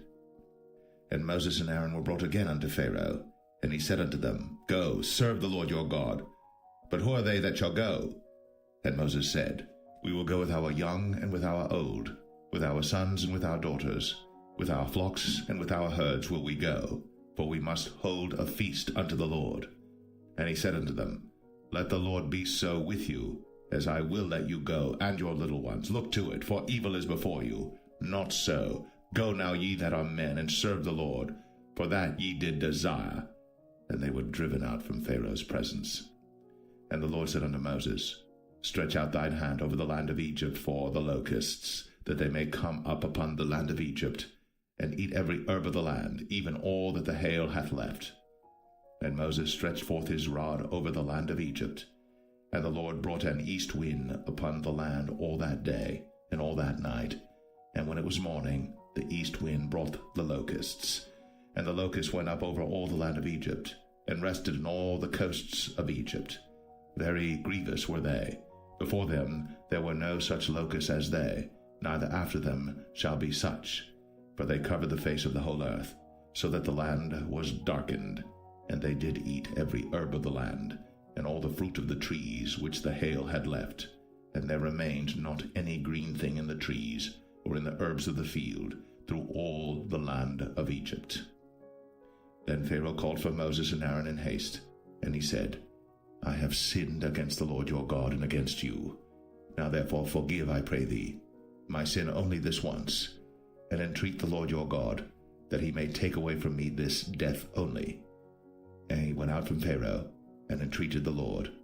And the Lord turned a mighty strong west wind, which took away the locusts, and cast them into the Red Sea.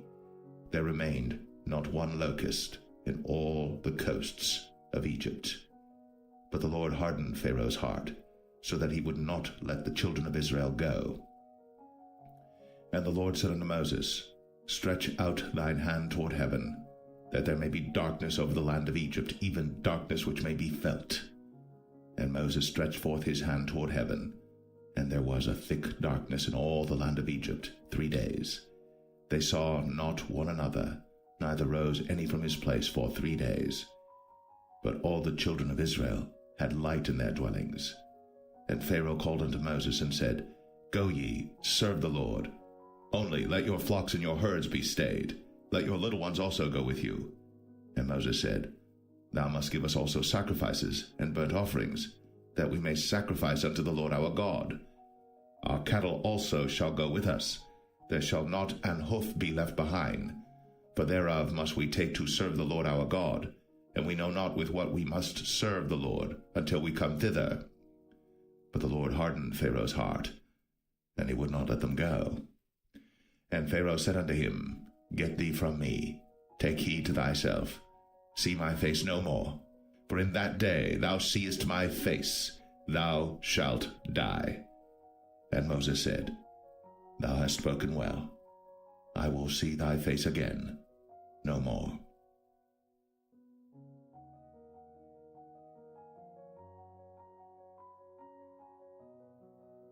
Exodus 11. And the Lord said unto Moses, Yet will I bring one plague more upon Pharaoh and upon Egypt. Afterwards he will let you go hence. When he shall let you go, he shall surely thrust you out hence altogether. Speak now in the ears of the people, and let every man borrow of his neighbor, and every woman of her neighbor, jewels of silver and jewels of gold. And the Lord gave the people favor in the sight of the Egyptians. Moreover, the man Moses was very great in the land of Egypt, in the sight of Pharaoh's servants, and in the sight of the people. And Moses said, Thus saith the Lord, About midnight will I go out into the midst of Egypt, and all the firstborn in the land of Egypt shall die, from the firstborn of Pharaoh that sitteth upon his throne, even unto the firstborn of the maidservant that is behind the mill, and all the firstborn of beasts. And there shall be a great cry throughout all the land of Egypt, such as there was none like it, nor shall be like it any more. But against any of the children of Israel shall not a dog move his tongue, against man or beast, that ye may know how that the Lord doth put a difference between the Egyptians and Israel. And all these thy servants shall come down unto me, and bow down themselves unto me, saying, Get thee out, and all the people that follow thee, and after that I will go out. And he went out from Pharaoh in a great anger. And the Lord said unto Moses, Pharaoh shall not hearken unto you, that my wonders may be multiplied in the land of Egypt. And Moses and Aaron did all these wonders before Pharaoh. And the Lord hardened Pharaoh's heart, so that he would not let the children of Israel go out of his land.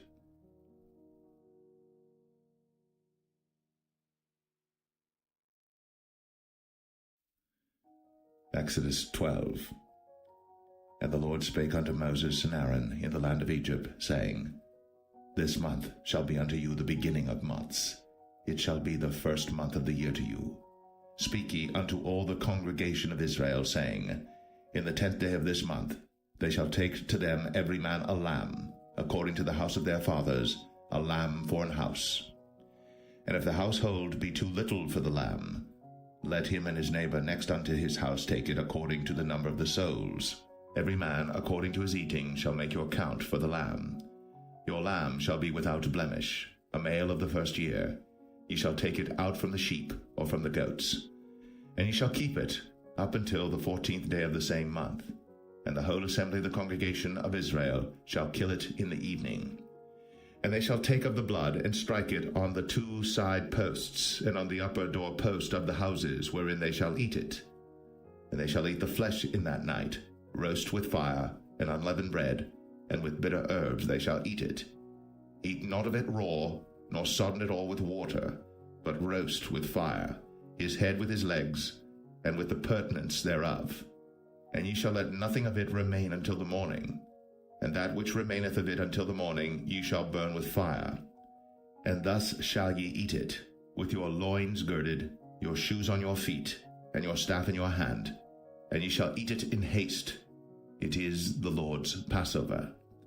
For I will pass through the land of Egypt this night, and will smite all the firstborn in the land of Egypt, both man and beast. And against all the gods of Egypt I will execute judgment. I am the Lord. And the blood shall be to you for a token upon the houses where ye are.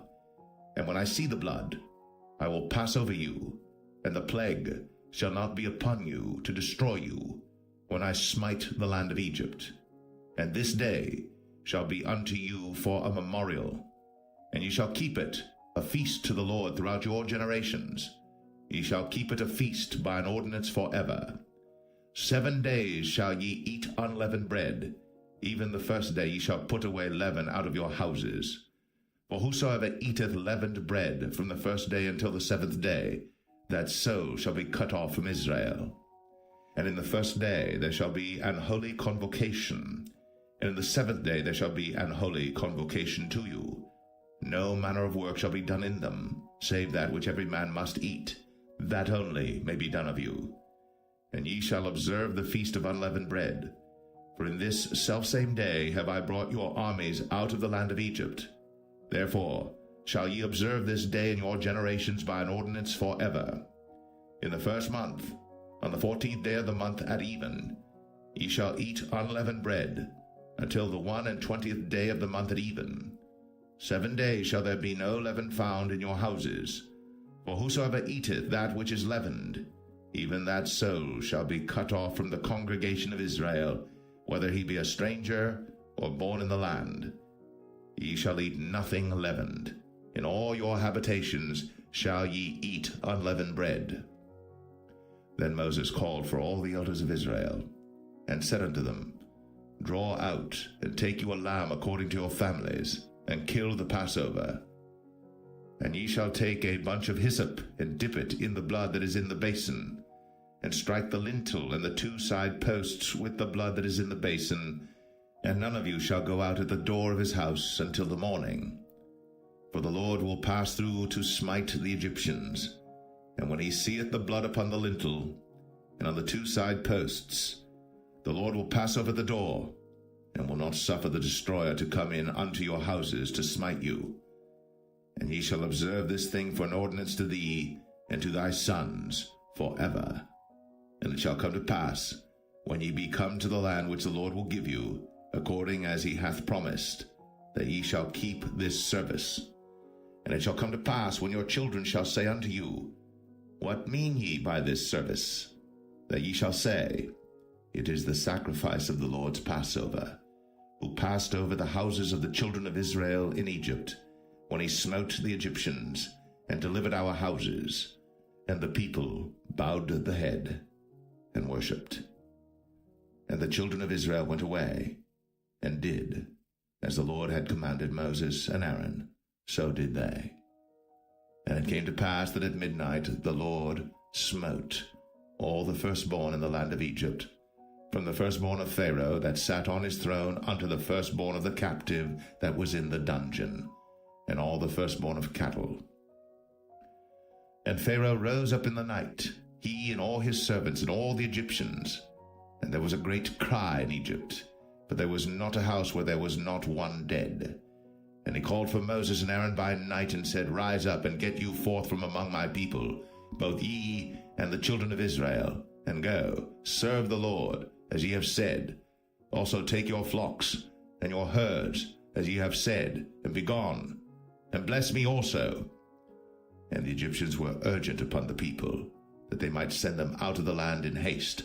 For they said, We be all dead men.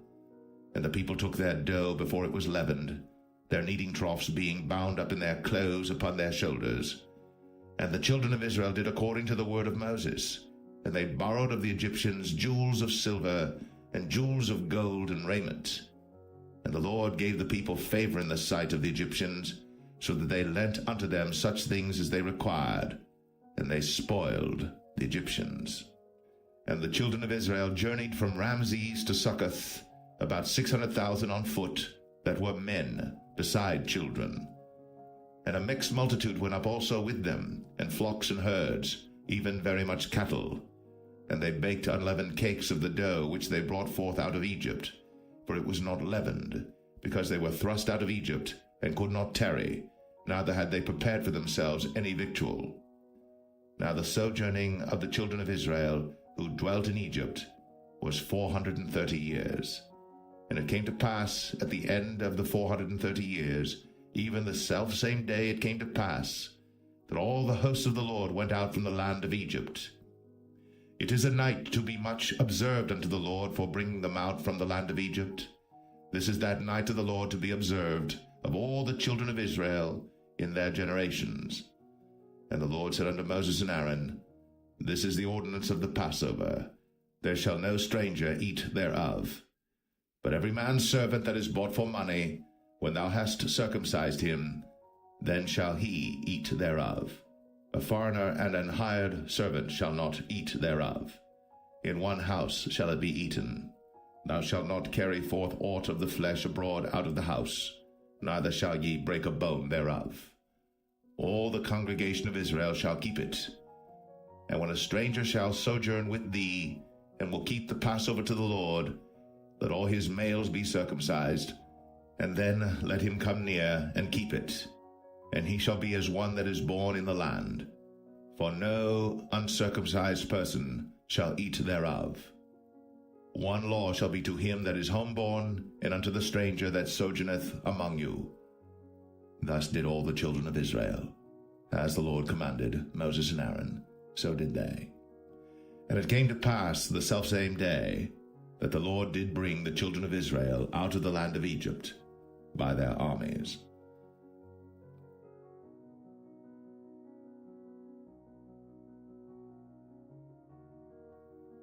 Exodus 13. And the Lord spake unto Moses, saying, Sanctify unto me all the firstborn, whatsoever openeth the womb among the children of Israel, both of man and of beast, it is mine.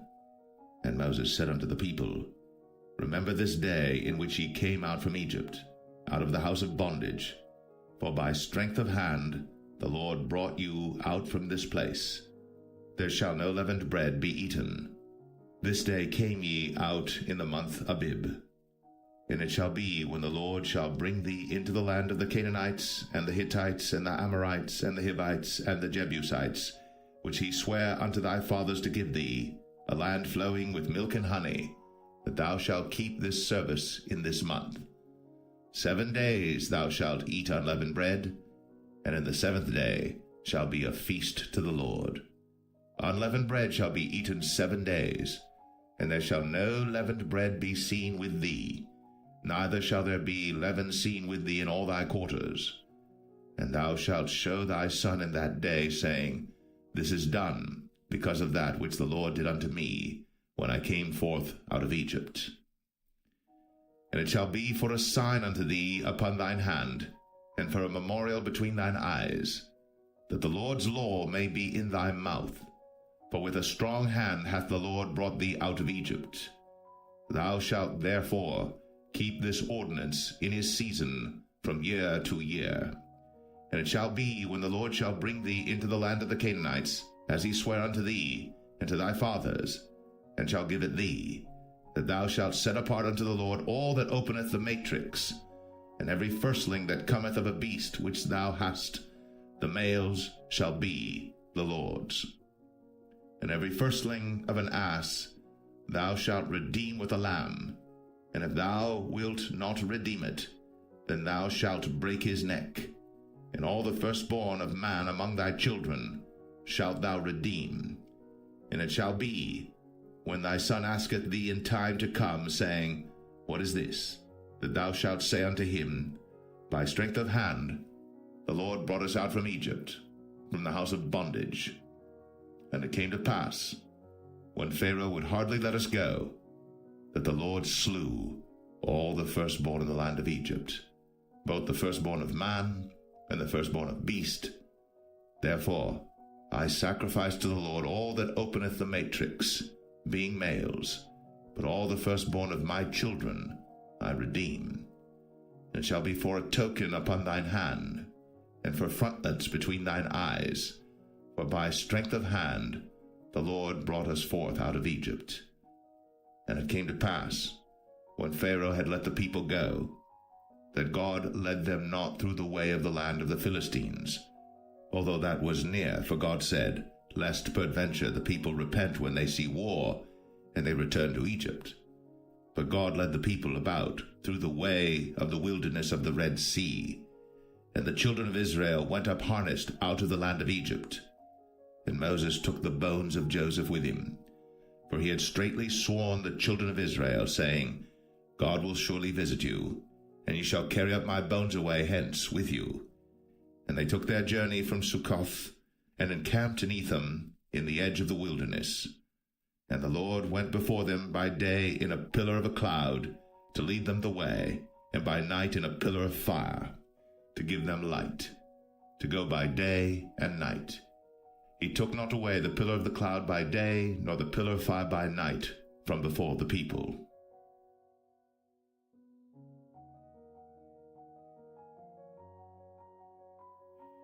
Exodus 14.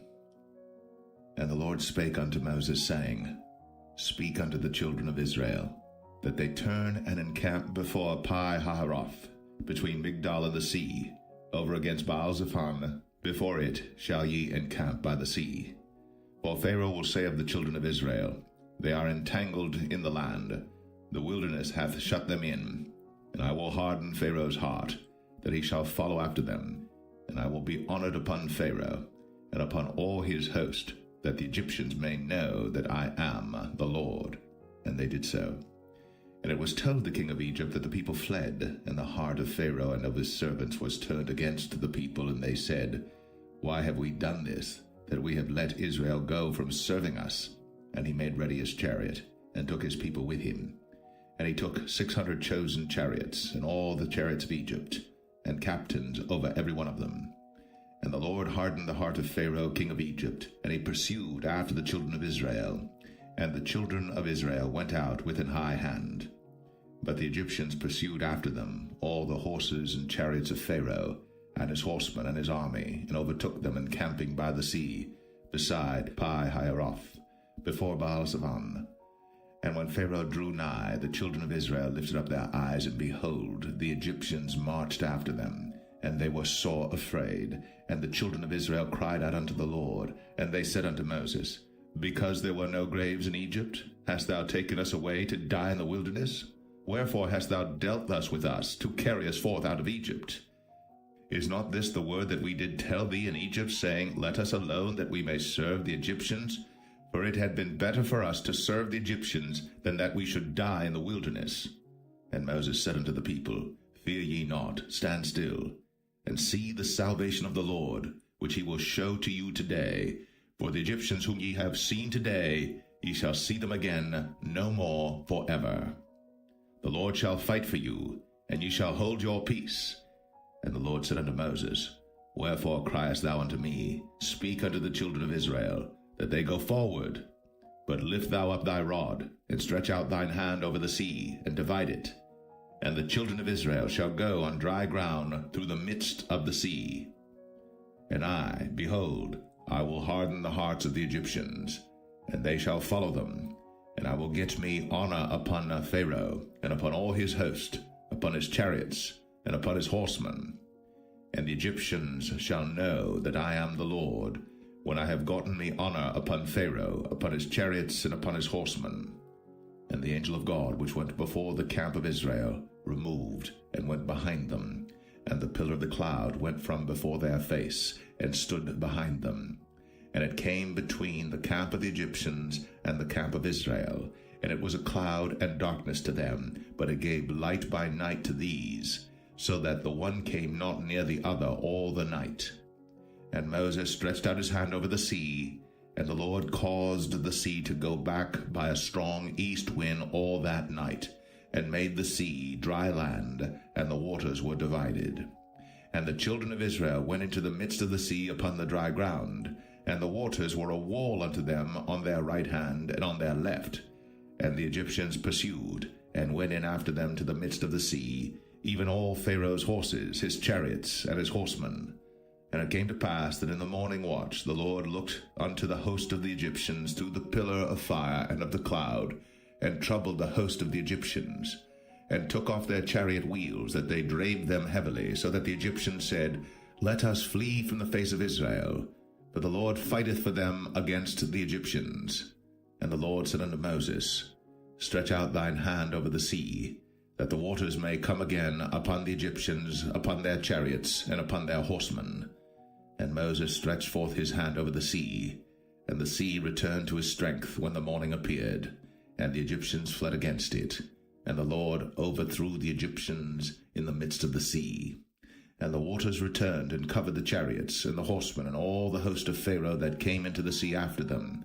There remained not so much as one of them. But the children of Israel walked upon dry land in the midst of the sea, and the waters were a wall unto them on their right hand and on their left. Thus the Lord saved Israel that day out of the hand of the Egyptians, and Israel saw the Egyptians dead upon the seashore. And Israel saw that great work which the Lord did upon the Egyptians, and the people feared the Lord, and believed the Lord and his servant Moses.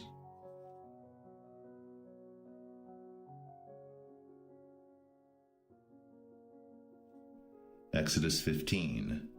Then sang Moses and the children of Israel this song unto the Lord, and spake, saying, I will sing unto the Lord, for he hath triumphed gloriously. The horse and his rider hath he thrown into the sea. The Lord is my strength and song, and he is become my salvation. He is my God, and I will prepare him an habitation, my father's God, and I will exalt him.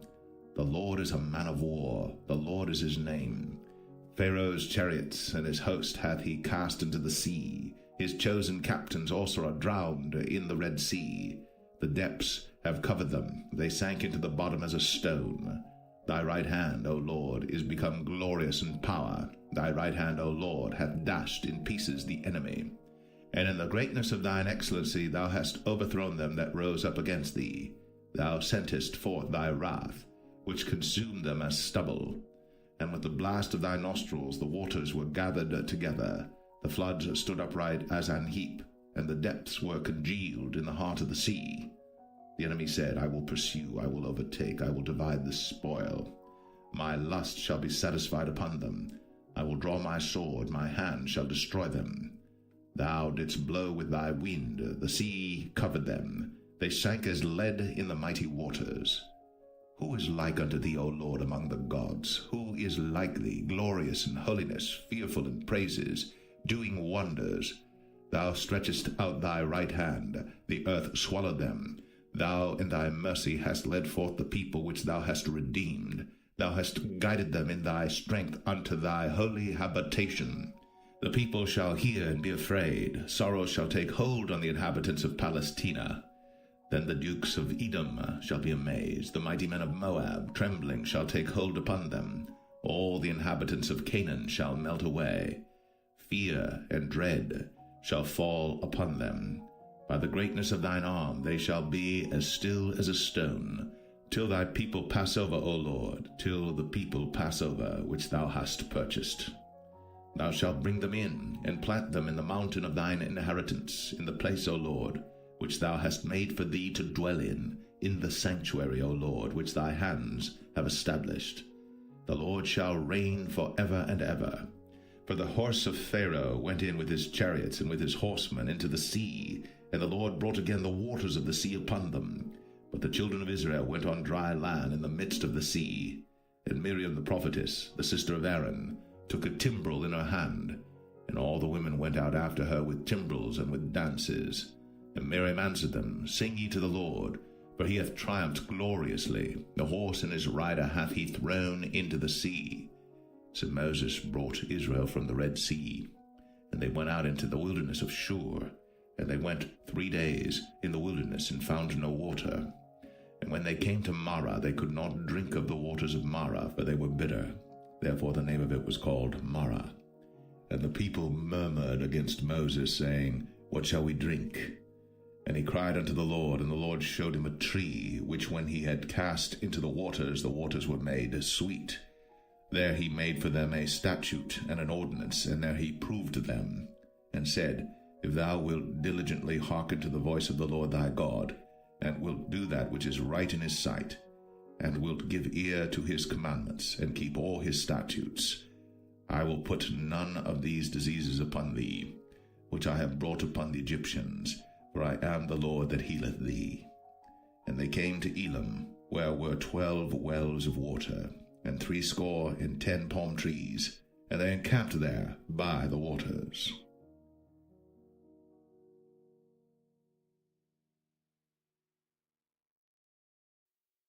Exodus 16. And they took their journey from Elim, and all the congregation of the children of Israel came unto the wilderness of Sin, which is between Elim and Sinai, on the 15th day of the 2nd month, after their departing out of the land of Egypt. And the whole congregation of the children of Israel murmured against Moses and Aaron in the wilderness. And the children of Israel said unto them, Would to God we had died by the hand of the Lord in the land of Egypt, when we sat by the flesh pots, and when we did eat bread to the full. For ye have brought us forth into this wilderness to kill this whole assembly with hunger. Then said the Lord unto Moses, Behold, I will rain bread from heaven for you, and the people shall go out and gather a certain rate every day, that I may prove them, whether they will walk in my law or no. And it shall come to pass that on the 6th day they shall prepare that which they bring in, and it shall be twice as much as they gather daily.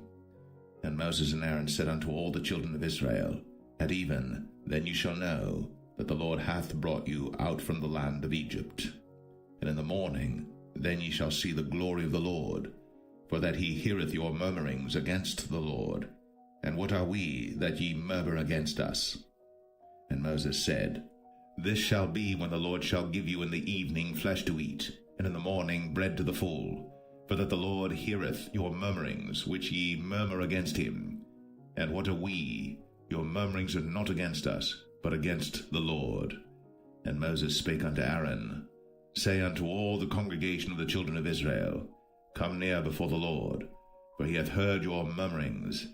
And it came to pass, as Aaron spake unto the whole congregation of the children of Israel, that they looked toward the wilderness, and behold, the glory of the Lord appeared in the cloud. And the Lord spake unto Moses, saying, I have heard the murmurings of the children of Israel. Speak unto them, saying, At even ye shall eat flesh, and in the morning ye shall be filled with bread, and ye shall know that I am the Lord your God. And it came to pass, that at even the quails came up and covered the camp, and in the morning the dew lay round about the host. And when the dew that lay was gone up, behold, upon the face of the wilderness there lay a small round thing, as small as the hoarfrost on the ground. And when the children of Israel saw it, they said one to another, It is manna, for they wist not what it was. And Moses said unto them, This is the bread which the Lord hath given you to eat. This is the thing which the Lord hath commanded. Gather of it every man according to his eating, an omer for every man according to the number of your persons. Take ye every man for them which are in his tents. And the children of Israel did so, and gathered some more, some less. And when they did meet it with an omer, he that gathered much had nothing over, and he that gathered little had no lack. They gathered every man according to his eating. And Moses said, Let no man leave of it till the morning. Notwithstanding they hearkened not unto Moses, but some of them left of it until the morning, and it bred worms, and stank. And Moses was wroth with them. And they gathered it every morning, every man according to his eating. And when the sun waxed hot, it melted. And it came to pass, that on the 6th day they gathered twice as much bread, 2 omers for one man. And all the rulers of the congregation came and told Moses. And he said unto them, This is that which the Lord hath said. Tomorrow is the rest of the holy Sabbath unto the Lord. Bake that which ye shall bake today, and seethe that ye will seethe, and that which remaineth over lay up for you to be kept until the morning. And they laid it up till the morning, as Moses bade, and it did not stink, neither was there any worm therein. And Moses said, Eat that today, for today is a Sabbath unto the Lord. Today ye shall not find it in the field. 6 days ye shall gather it, but on the 7th day, which is the Sabbath, in it there shall be none. And it came to pass that there went out some of the people on the 7th day for to gather, and they found none. And the Lord said unto Moses, How long refuse ye to keep my commandments and my laws? See, for that the Lord hath given you the Sabbath. Therefore he giveth you on the 6th day the bread of 2 days. Abide ye every man in his place. Let no man go out of his place on the 7th day. So the people rested on the 7th day. And the house of Israel called the name thereof manna. And it was like coriander seed, white, and the taste of it was like wafers made with honey. And Moses said, This is the thing which the Lord commandeth. Fill an omer of it to be kept for your generations, that they may see the bread wherewith I have fed you in the wilderness, when I brought you forth from the land of Egypt. And Moses said unto Aaron, Take a pot, and put an omer full of manna therein, and lay it up before the Lord, to be kept for your generations. As the Lord commanded Moses, so Aaron laid it up before the testimony to be kept. And the children of Israel did eat manna 40 years, until they came to a land inhabited. They did eat manna until they came unto the borders of the land of Canaan. Now an omer is the 10th part of an ephah.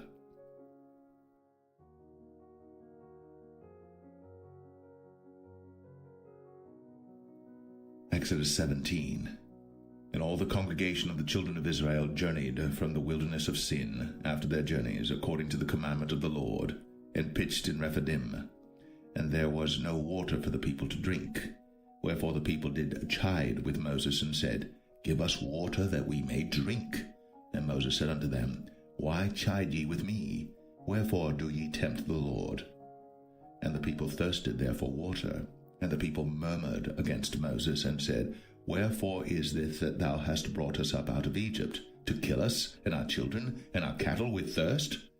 And Moses cried unto the Lord, saying, What shall I do unto this people? They be almost ready to stone me. And the Lord said unto Moses, Go on before the people, and take with thee of the elders of Israel, and thy rod wherewith thou smotest the river, take in thine hand, and go. Behold, I will stand before thee there upon the rock in Horeb, and thou shalt smite the rock. And there shall come water out of it, that the people may drink. And Moses did so in the sight of the elders of Israel. And he called the name of the place Massah and Meribah, because of the chiding of the children of Israel, and because they tempted the Lord, saying, Is the Lord among us or not? Then came Amalek and fought with Israel in Rephidim. And Moses said unto Joshua, Choose us out men, and go out, fight with Amalek. Tomorrow I will stand on the top of the hill with the rod of God in mine hand. So Joshua did as Moses had said to him, and fought with Amalek. And Moses, Aaron, and Hur went up to the top of the hill. And it came to pass, when Moses held up his hand, that Israel prevailed. And when he let down his hand, Amalek prevailed. But Moses' hands were heavy, and they took a stone and put it under him, and he sat thereon. And Aaron and Hur stayed up his hands, the one on the one side, and the other on the other side. And his hands were steady until the going down of the sun. And Joshua discomfited Amalek and his people with the edge of the sword. And the Lord said unto Moses, Write this for a memorial in a book, and rehearse it in the ears of Joshua. For I will utterly put out the remembrance of Amalek from under heaven. And Moses built an altar, and called the name of it Jehovah Nissi. For he said, Because the Lord has sworn that the Lord will have war with Amalek from generation to generation.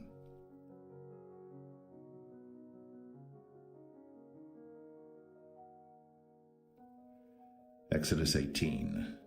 When Jethro, the priest of Midian, Moses' father-in-law, heard of all that God had done for Moses, and for Israel his people, and that the Lord had brought Israel out of Egypt, then Jethro, Moses' father-in-law, took Zipporah, Moses' wife, after he'd sent her back, and her 2 sons, of which the name of the one was Gershom, for he said, I have been an alien in a strange land.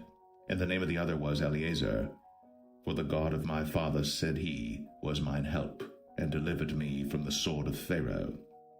And Jethro, Moses' father-in-law, came with his sons and his wife unto Moses into the wilderness, where he encamped at the mount of God.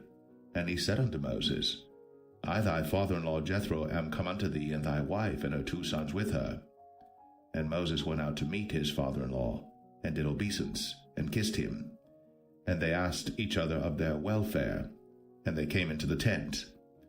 And Moses told his father-in-law all that the Lord had done unto Pharaoh and to the Egyptians for Israel's sake, and all the travail that had come upon them by the way, and how the Lord delivered them. And Jethro rejoiced for all the goodness which the Lord had done to Israel, whom he had delivered out of the hand of the Egyptians. And Jethro said, Blessed be the Lord, who hath delivered you out of the hand of the Egyptians, and out of the hand of Pharaoh, who hath delivered the people from under the hand of the Egyptians. Now I know that the Lord is greater than all gods, for in the thing wherein they dealt proudly he was above them. And Jethro, Moses' father-in-law, took a burnt offering and sacrifices for God. And Aaron came, and all the elders of Israel, to eat bread with Moses' father-in-law before God. And it came to pass on the morrow that Moses sat to judge the people, and the people stood by Moses from the morning unto the evening. And when Moses' father-in-law saw all that he did to the people, he said, What is this thing that thou doest to the people? Why sittest thou thyself alone, and all the people stand by thee from morning unto even?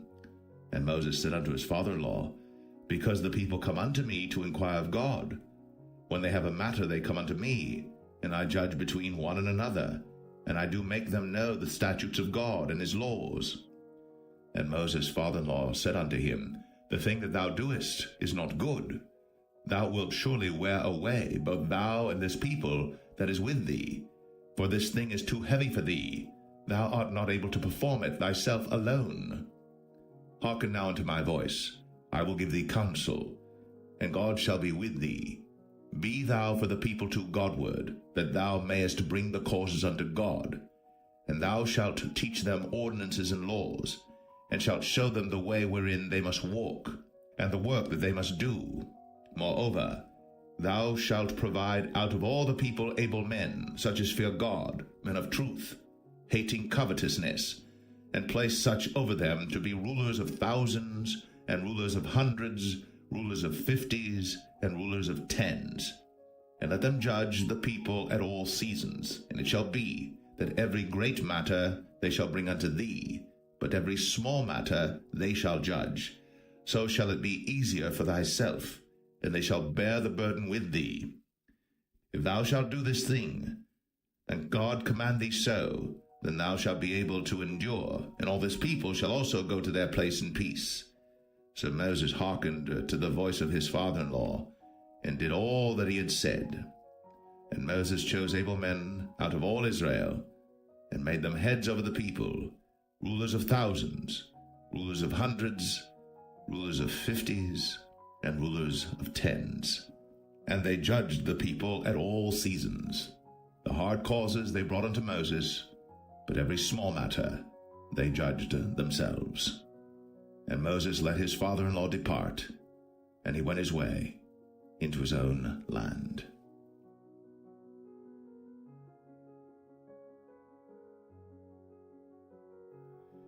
Exodus 19. In the 3rd month, when the children of Israel were gone forth out of the land of Egypt, the same day came they into the wilderness of Sinai, for they were departed from Rephidim, and were come to the desert of Sinai, and had pitched in the wilderness, and there Israel camped before the mount. And Moses went up unto God, and the Lord called unto him out of the mountain, saying, Thus shalt thou say to the house of Jacob, and tell the children of Israel, Ye have seen what I did unto the Egyptians, and how I bare you on eagle's wings, and brought you unto myself. Now therefore, if ye will obey my voice indeed, and keep my covenant, then ye shall be a peculiar treasure unto me above all people. For all the earth is mine, and ye shall be unto me a kingdom of priests, and an holy nation. These are the words which thou shalt speak unto the children of Israel. And Moses came and called for the elders of the people, and laid before their faces all these words which the Lord commanded him. And all the people answered together and said, All that the Lord hath spoken we will do. And Moses returned the words of the people unto the Lord. And the Lord said unto Moses, Lo, I come unto thee in a thick cloud, that the people may hear when I speak with thee, and believe thee forever. And Moses told the words of the people unto the Lord. And the Lord said unto Moses, Go unto the people, and sanctify them today and tomorrow, and let them wash their clothes, and be ready against the third day. For the third day the Lord will come down in the sight of all the people upon Mount Sinai. And thou shalt set bounds unto the people round about, saying, Take heed to yourselves, that ye go not up into the mount, or touch the border of it. Whosoever toucheth the mount shall be surely put to death. There shall not an hand touch it, but he shall surely be stoned, or shot through, whether it be beast or man, it shall not live. When the trumpet soundeth long, they shall come up to the mount. And Moses went down from the mount unto the people, and sanctified the people, and they washed their clothes. And he said unto the people, Be ready against the third day, come not at your wives. And it came to pass on the third day in the morning, that there were thunders and lightnings, and a thick cloud upon the mount, and the voice of the trumpet exceeding loud, so that all the people that was in the camp trembled. And Moses brought forth the people out of the camp to meet with God. And they stood at the nether part of the mount. And Mount Sinai was altogether on a smoke, because the Lord descended upon it in fire, and the smoke thereof ascended as the smoke of a furnace, and the whole mount quaked greatly. And when the voice of the trumpet sounded long, and waxed louder and louder, Moses spake, and God answered him by a voice. And the Lord came down upon Mount Sinai, on the top of the mount, and the Lord called Moses up to the top of the mount, and Moses went up. And the Lord said unto Moses, Go down, charge the people, lest they break through unto the Lord to gaze, and many of them perish. And let the priests also which come near to the Lord sanctify themselves, lest the Lord break forth upon them. And Moses said unto the Lord, The people cannot come up to Mount Sinai, for thou chargest us, saying, Set bounds about the mount, and sanctify it. And the Lord said unto him, Away, get thee down, and thou shalt come up, thou and Aaron with thee. But let not the priests and the people break through to come up unto the Lord, lest he break forth upon them. So Moses went down unto the people, and spake unto them.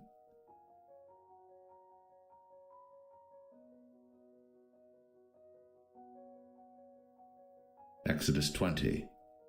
And God spake all these words, saying, I am the Lord thy God, which have brought thee out of the land of Egypt, out of the house of bondage. Thou shalt have no other gods before me.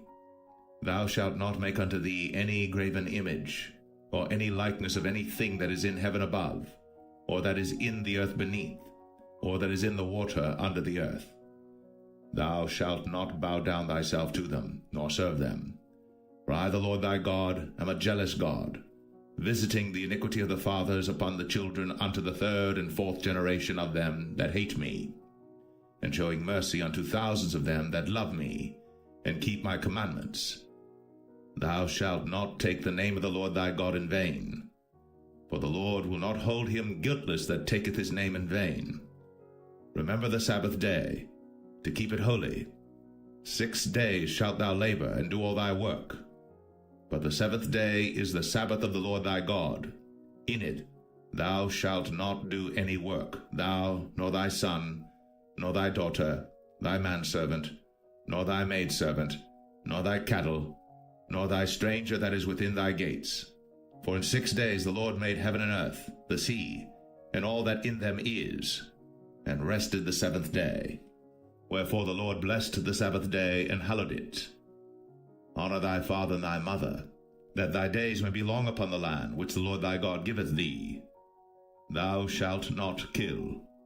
Thou shalt not commit adultery. Thou shalt not steal. Thou shalt not bear false witness against thy neighbor.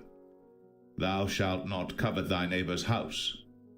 Thou shalt not covet thy neighbor's wife, nor his manservant, nor his maidservant, nor his ox, nor his ass, nor anything that is thy neighbor's. And all the people saw the thunderings, and the lightnings, and the noise of the trumpet, and the mountain smoking. And when the people saw it, they removed, and stood afar off. And they said unto Moses, Speak thou with us, and we will hear. But let not God speak with us, lest we die. And Moses said unto the people, Fear not, for God is come to prove you, and that his fear may be before your faces, that ye sin not. And the people stood afar off. And Moses drew near unto the thick darkness where God was. And the Lord said unto Moses, Thus thou shalt say unto the children of Israel, Ye have seen that I have talked with you from heaven. Ye shall not make with me gods of silver, neither shall ye make unto you gods of gold. An altar of earth thou shalt make unto me, and shalt sacrifice thereon thy burnt offerings, and thy peace offerings, thy sheep and thine oxen. In all places where I record my name I will come unto thee, and I will bless thee. And if thou wilt make me an altar of stone, thou shalt not build it of hewn stone, for if thou lift up thy tool upon it, thou hast polluted it. Neither shalt thou go up by steps unto mine altar, that thy nakedness be not discovered thereon.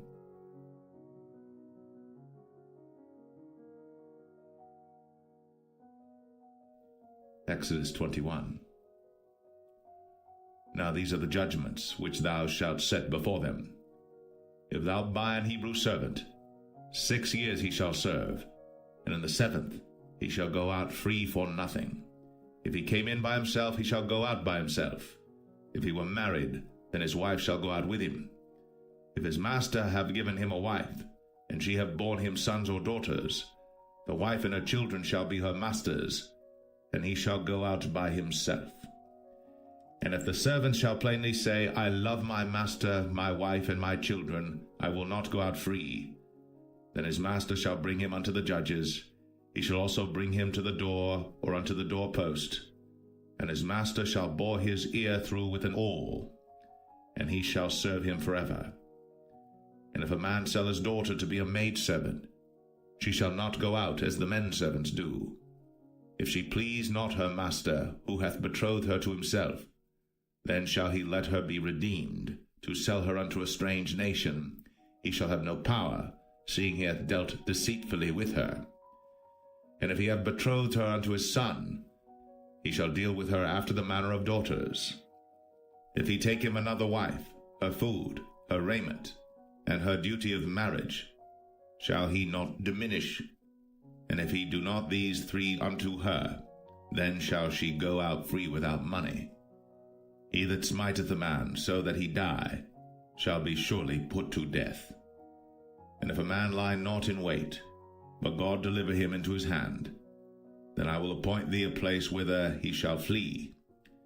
But if a man come presumptuously upon his neighbor, to slay him with guile, thou shalt take him from mine altar, that he may die. And he that smiteth his father or his mother shall be surely put to death. And he that stealeth a man and selleth him, or if he be found in his hand, he shall surely be put to death. And he that curseth his father or his mother shall surely be put to death. And if men strive together, and one smite another with a stone, or with his fist, and he die not, but keepeth his bed, if he rise again and walk abroad upon his staff, then shall he that smote him be quit. Only he shall pay for the loss of his time, and shall cause him to be thoroughly healed. And if a man smite his servant or his maid with a rod, and he die under his hand, he shall be surely punished. Notwithstanding, if he continue a day or two, he shall not be punished, for he is his money. If men strive and hurt a woman with child, so that her fruit depart from her, and yet no mischief follow, he shall be surely punished, according as the woman's husband will lay upon him, and he shall pay as the judges determine. And if any mischief follow, then thou shalt give life for life, eye for eye, tooth for tooth, hand for hand, foot for foot, burning for burning, wound for wound, stripe for stripe. And if a man smite the eye of his servant, or the eye of his maid, that it perish, he shall let him go free for his eye's sake. And if he smite out his manservant's tooth, or his maidservant's tooth, he shall let him go free for his tooth's sake. If an ox gore a man or a woman, that they die, then the ox shall be surely stoned, and his flesh shall not be eaten, but the owner of the ox shall be quit. But if the ox were wont to push with his horn in time past, and hath been testified to his owner, and he hath not kept him in, but that he hath killed a man or a woman, the ox shall be stoned, and his owner also shall be put to death. If there be laid on him a sum of money, then he shall give for the ransom of his life whatsoever is laid upon him. Whether he have gored a son, or have gored a daughter, according to this judgment shall it be done unto him. If the ox shall push a manservant or a maidservant, he shall give unto their master 30 shekels of silver, and the ox shall be stoned. And if a man shall open a pit, or if a man shall dig a pit, and not cover it, and an ox or an ass fall therein, the owner of the pit shall make it good, and give money unto the owner of them, and the dead beast shall be his. And if one man's ox hurt another's, that he die, then they shall sell the live ox, and divide the money of it, and the dead ox also they shall divide. Or if it be known that the ox hath used to push in time past, and his owner hath not kept him in, he shall surely pay ox for ox, and the dead shall be his own.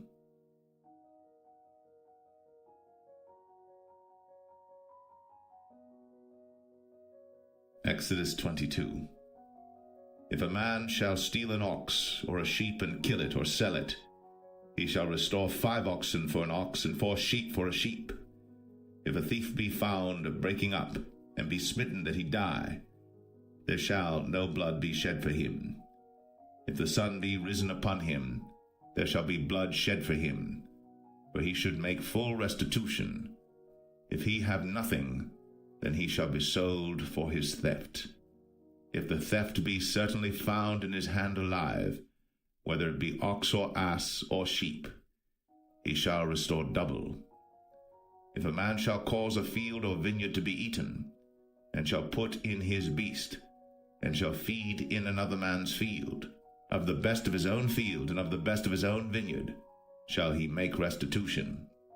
If fire break out and catch in thorns, so that stacks of corn or the standing corn of the field be consumed therewith, he that kindled the fire shall surely make restitution. If a man shall deliver unto his neighbor money or stuff to keep, and it be stolen out of the man's house, if the thief be found, let him pay double. If the thief be not found, then the master of the house shall be brought unto the judges to see whether he have put his hand unto his neighbor's goods. For all manner of trespass, whether it be for ox, for ass, for sheep, for raiment, or for any manner of lost thing, which another challengeth to be his, the cause of both parties shall come before the judges, and whom the judges shall condemn, he shall pay double unto his neighbor.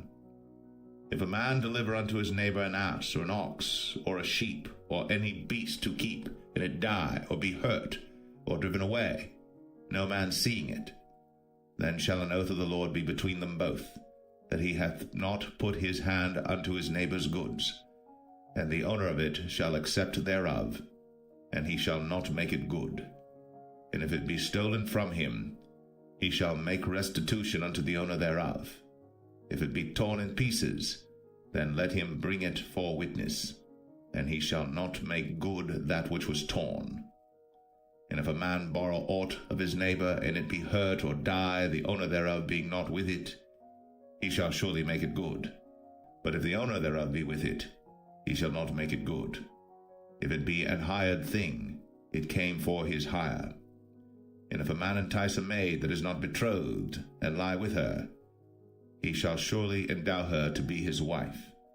If her father utterly refuse to give her unto him, he shall pay money according to the dowry of virgins.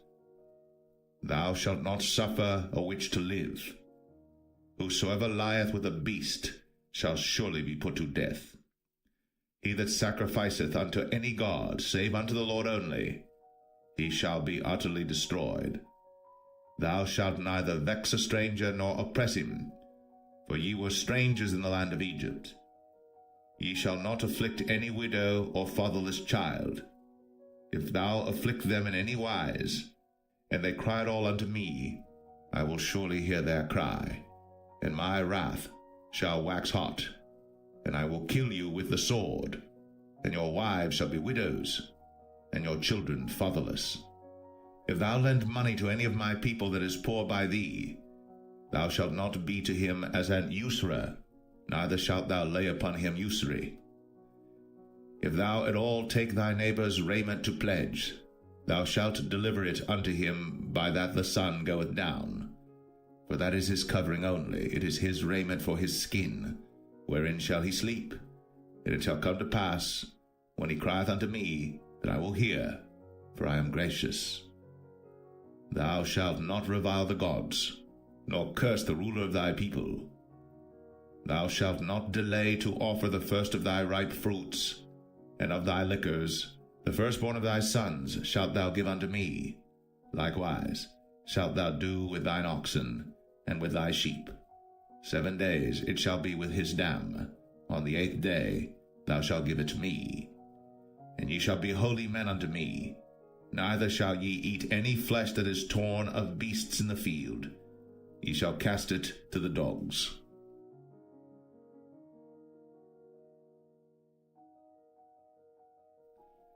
Exodus 23. Thou shalt not raise a false report. Put not thine hand with the wicked to be an unrighteous witness. Thou shalt not follow a multitude to do evil. Neither shalt thou speak in a cause to decline after many to wrest judgment. Neither shalt thou countenance a poor man in his cause. If thou meet thine enemy's ox or his ass going astray, thou shalt surely bring it back to him again. If thou see the ass of him that hateth thee lying under his burden, and wouldest forbear to help him, thou shalt surely help with him. Thou shalt not wrest the judgment of thy poor in his cause. Keep thee far from a false matter, and the innocent and righteous slay thou not, for I will not justify the wicked. And thou shalt take no gift, for the gift blindeth the wise, and perverteth the words of the righteous. Also, thou shalt not oppress a stranger, for ye know the heart of a stranger, seeing ye were strangers in the land of Egypt. And 6 years thou shalt sow thy land, and shalt gather in the fruits thereof. But the 7th year thou shalt let it rest and lie still, that the poor of thy people may eat, and what they leave the beasts of the field shall eat. In like manner thou shalt deal with thy vineyard, and with thy oliveyard. 6 days thou shalt do thy work, and on the 7th day thou shalt rest, that thine ox and thine ass may rest, and the son of thy handmaid, and the stranger may be refreshed. And in all things that I have said unto you be circumspect, and make no mention of the name of other gods, neither let it be heard out of thy mouth. 3 times thou shalt keep a feast unto me in the year. Thou shalt keep the feast of unleavened bread. Thou shalt eat unleavened bread 7 days, as I commanded thee, in the time appointed of the month Abib. For in it thou camest out from Egypt, and none shall appear before me empty. And the feast of harvest, the firstfruits of thy labors, which thou hast sown in the field, and the feast of ingathering, which is in the end of the year, when thou hast gathered in thy labors out of the field. 3 times in the year all thy males shall appear before the Lord God. Thou shalt not offer the blood of my sacrifice with leavened bread. neither shall the fat of my sacrifice remain until the morning.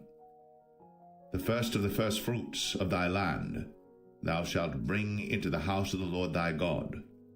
Thou shalt not see the kid in his mother's milk. Behold, I send an angel before thee, to keep thee in the way, and to bring thee into the place which I have prepared. Beware of him, and obey his voice. Provoke him not, for he will not pardon your transgressions, for my name is in him. But if thou shalt indeed obey his voice, and do all that I speak, then I will be an enemy unto thine enemies, and an adversary unto thine adversaries. For mine angel shall go before thee, and bring thee in unto the Amorites, and the Hittites, and the Perizzites, and the Canaanites, the Hivites, and the Jebusites, and I will cut them off. Thou shalt not bow down to their gods, nor serve them, nor do after their works, but thou shalt utterly overthrow them, and quite break down their images. And ye shall serve the Lord your God, and he shall bless thy bread and thy water, and I will take sickness away from the midst of thee. There shall nothing cast their young, nor be barren in thy land. The number of thy days I will fulfill. I will send my fear before thee, and will destroy all the people to whom thou shalt come, and I will make all thine enemies turn their backs unto thee. And I will send hornets before thee, which shall drive out the Hivite, the Canaanite, and the Hittite from before thee. I will not drive them out from before thee in 1 year, lest the land become desolate, and the beasts of the field multiply against thee. By little and little I will drive them out from before thee, until thou be increased and inherit the land. And I will set thy bounds from the Red Sea even unto the sea of the Philistines, and from the desert unto the river. For I will deliver the inhabitants of the land into your hand, and thou shalt drive them out before thee. Thou shalt make no covenant with them, nor with their gods. They shall not dwell in thy land, lest they make thee sin against me. For if thou serve their gods, it will surely be a snare unto thee.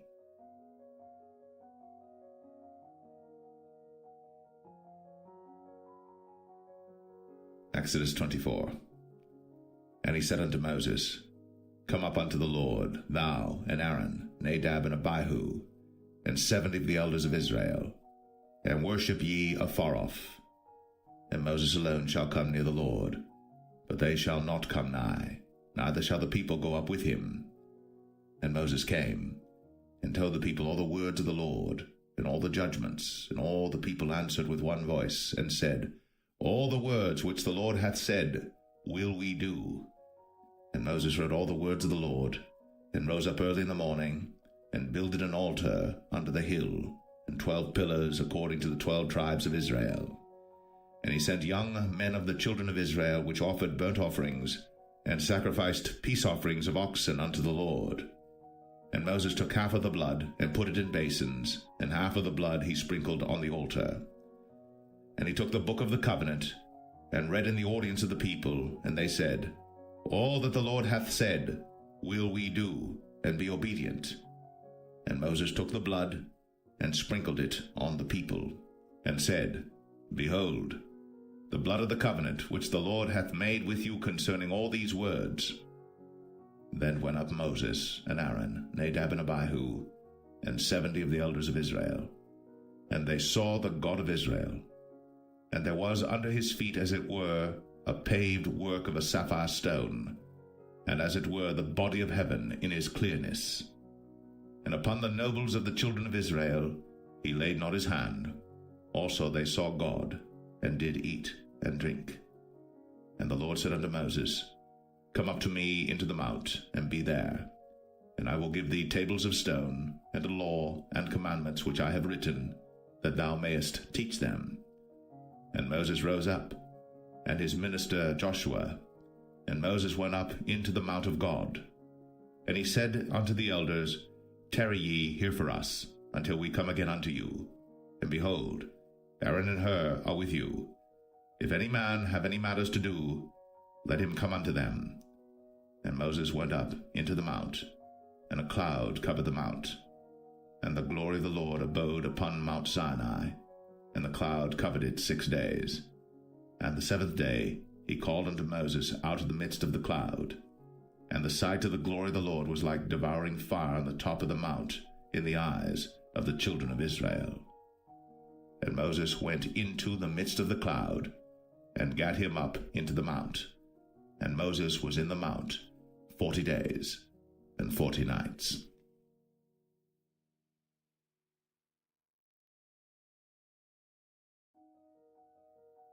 Exodus 25. And the Lord spake unto Moses, saying, Speak unto the children of Israel, that they bring me an offering of every man that giveth it willingly with his heart. Ye shall take my offering. And this is the offering which ye shall take of them: gold, and silver, and brass, and blue, and purple, and scarlet, and fine linen, and goat's hair, and rams' skins dyed red, and badgers' skins, and shittim wood, oil for the light, spices for anointing oil, and for sweet incense, onyx stones, and stones to be set in the ephod, and in the breastplate. And let them make me a sanctuary, that I may dwell among them, according to all that I show thee, after the pattern of the tabernacle, and the pattern of all the instruments thereof, even so shall ye make it. And they shall make an ark of shittim wood. 2 cubits and a half shall be the length thereof, and 1 cubit and a half the breadth thereof, and 1 cubit and a half the height thereof. And thou shalt overlay it with pure gold, within and without shalt thou overlay it, and shalt make upon it a crown of gold round about. And thou shalt cast 4 rings of gold for it, and put them in the 4 corners thereof, and 2 rings shall be in the one side of it, and 2 rings in the other side of it. And thou shalt make staves of shittim wood, and overlay them with gold. And thou shalt put the staves into the rings by the sides of the ark, that the ark may be borne with them. The staves shall be in the rings of the ark, they shall not be taken from it. And thou shalt put into the ark the testimony which I shall give thee. And thou shalt make a mercy seat of pure gold. 2 cubits and a half shall be the length thereof, and 1 cubit and a half the breadth thereof. And thou shalt make 2 cherubims of gold. Of beaten work shalt thou make them, in the 2 ends of the mercy seat. And make 1 cherub on the one end, and the other cherub on the other end. Even of the mercy seat shall ye make the cherubims on the 2 ends thereof. And the cherubims shall stretch forth their wings on high, covering the mercy seat with their wings, and their faces shall look one to another. Toward the mercy seat shall the faces of the cherubims be. And thou shalt put the mercy seat above upon the ark, and in the ark thou shalt put the testimony that I shall give thee. And there I will meet with thee, and I will commune with thee from above the mercy seat, from between the 2 cherubims which are upon the ark of the testimony, of all things which I will give thee in commandment unto the children of Israel. Thou shalt also make a table of shittim wood. 2 cubits shall be the length thereof, and 1 cubit the breadth thereof, and 1 cubit and a half the height thereof. And thou shalt overlay it with pure gold, and make thereto a crown of gold round about. And thou shalt make unto it a border of an handbreadth round about, and thou shalt make a golden crown to the border thereof round about. And thou shalt make for it 4 rings of gold, and put the rings in the 4 corners that are on the 4 feet thereof. Over against the border shall the rings be for places of the staves to bear the table. And thou shalt make the staves of shittim wood, and overlay them with gold, that the table may be borne with them. And thou shalt make the dishes thereof, and spoons thereof, and covers thereof, and bowls thereof, to cover withal. Of pure gold shalt thou make them. And thou shalt set upon the table showbread before me always. And thou shalt make a candlestick of pure gold. Of beaten work shall the candlestick be made. His shaft, and his branches, his bowls, his knobs and his flowers shall be of the same. And 6 branches shall come out of the sides of it, 3 branches of the candlestick out of the one side, and 3 branches of the candlestick out of the other side. 3 bowls made like unto almonds, with a knob and a flower in one branch, and 3 bowls made like almonds in the other branch, with a knob and a flower. So in the 6 branches that come out of the candlestick. And in the candlestick shall be 4 bowls made like unto almonds, with their knobs and their flowers. And there shall be a knob under 2 branches of the same, and a knob under 2 branches of the same, and a knob under 2 branches of the same, according to the 6 branches that proceed out of the candlestick. Their knobs and their branches shall be of the same. All it shall be one beaten work of pure gold.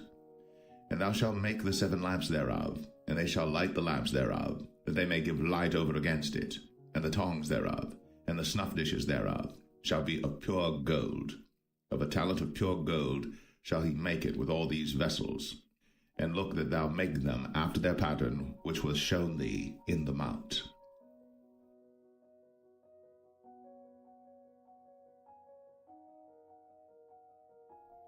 Exodus 26. Moreover, thou shalt make the tabernacle with 10 curtains of fine twined linen, and blue, and purple, and scarlet. With cherubims of cunning work shalt thou make them. The length of 1 curtain shall be 28 cubits, and the breadth of 1 curtain 4 cubits, and every one of the curtains shall have 1 measure. The 5 curtains shall be coupled together one to another, and other 5 curtains shall be coupled one to another. And thou shalt make loops of blue upon the edge of the 1 curtain, from the selvage in the coupling. And likewise shalt thou make in the uttermost edge of another curtain, in the coupling of the 2nd. 50 loops shalt thou make in the 1 curtain, and 50 loops shalt thou make in the edge of the curtain that is in the coupling of the 2nd, that the loops may take hold one of another. And thou shalt make 50 taches of gold, and couple the curtains together with the taches, and it shall be 1 tabernacle. And thou shalt make curtains of goat's hair to be a covering upon the tabernacle. 11 curtains shalt thou make. The length of 1 curtain shall be 30 cubits, and the breadth of 1 curtain 4 cubits. And the 11 curtains shall be all of 1 measure. And thou shalt couple 5 curtains by themselves, and 6 curtains by themselves, and shalt double the 6 curtain in the forefront of the tabernacle. And thou shalt make 50 loops on the edge of the 1 curtain that is outmost in the coupling, and 50 loops in the edge of the curtain which coupleth the 2nd. And thou shalt make 50 taches of brass, and put the taches into the loops, and couple the tent together, that it may be 1. And the remnant that remaineth of the curtains of the tent, the half curtain that remaineth, shall hang over the backside of the tabernacle, and a cubit on the one side, and a cubit on the other side of that which remaineth in the length of the curtains of the tent. It shall hang over the sides of the tabernacle on this side, and on that side to cover it. And thou shalt make a covering for the tent of ram's skins dyed red, and a covering above of badger's skins. And thou shalt make boards for the tabernacle of shittim wood standing up. 10 cubits shall be the length of a board, and a cubit and a half shall be the breadth of 1 board. 2 tenons shall there be in 1 board, set in order, one against another. Thus shalt thou make for all the boards of the tabernacle. And thou shalt make the boards for the tabernacle 20 boards on the south side southward. And thou shalt make 40 sockets of silver under the 20 boards, 2 sockets under 1 board for his 2 tenons, and 2 sockets under another board for his 2 tenons. And for the 2nd side of the tabernacle on the north side there shall be 20 boards, and there 40 sockets of silver, 2 sockets under 1 board, and 2 sockets under another board. And for the sides of the tabernacle westward thou shalt make 6 boards, and 2 boards shalt thou make for the corners of the tabernacle in the 2 sides. And they shall be coupled together beneath, and they shall be coupled together above the head of it unto 1 ring. Thus shall it be for them both. They shall be for the 2 corners. And they shall be 8 boards, and their sockets of silver 16 sockets, 2 sockets under 1 board, and 2 sockets under another board. And thou shalt make bars of shittim wood, 5 for the boards of the one side of the tabernacle, and 5 bars for the boards of the other side of the tabernacle, and 5 bars for the boards of the side of the tabernacle for the 2 sides westward. And the middle bar in the midst of the boards shall reach from end to end. And thou shalt overlay the boards with gold, and make their rings of gold, for places for the bars. And thou shalt overlay the bars with gold. And thou shalt rear up the tabernacle according to the fashion thereof which was shown thee in the mount. And thou shalt make a veil of blue and purple and scarlet and fine twined linen of cunning work. With cherubims shall it be made. And thou shalt hang it upon 4 pillars of shittim wood overlaid with gold. Their hooks shall be of gold, upon the 4 sockets of silver. And thou shalt hang up the veil under the taches, that thou mayest bring in thither within the veil the ark of the testimony. And the veil shall divide unto you between the holy place and the most holy. And thou shalt put the mercy seat upon the ark of the testimony in the most holy place. And thou shalt set the table without the veil, and the candlestick over against the table on the side of the tabernacle toward the south. And thou shalt put the table on the north side. And thou shalt make an hanging for the door of the tent of blue and purple and scarlet, and fine twined linen wrought with needlework. And thou shalt make for the hanging 5 pillars of shittim wood, and overlay them with gold, and their hooks shall be of gold, and thou shalt cast 5 sockets of brass for them.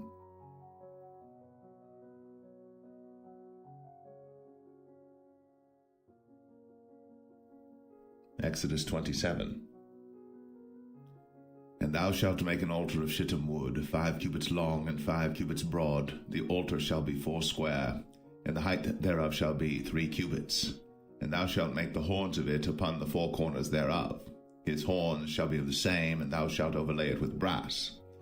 And thou shalt make his pans to receive his ashes, and his shovels, and his basins, and his flesh hooks, and his fire pans. All the vessels thereof thou shalt make of brass.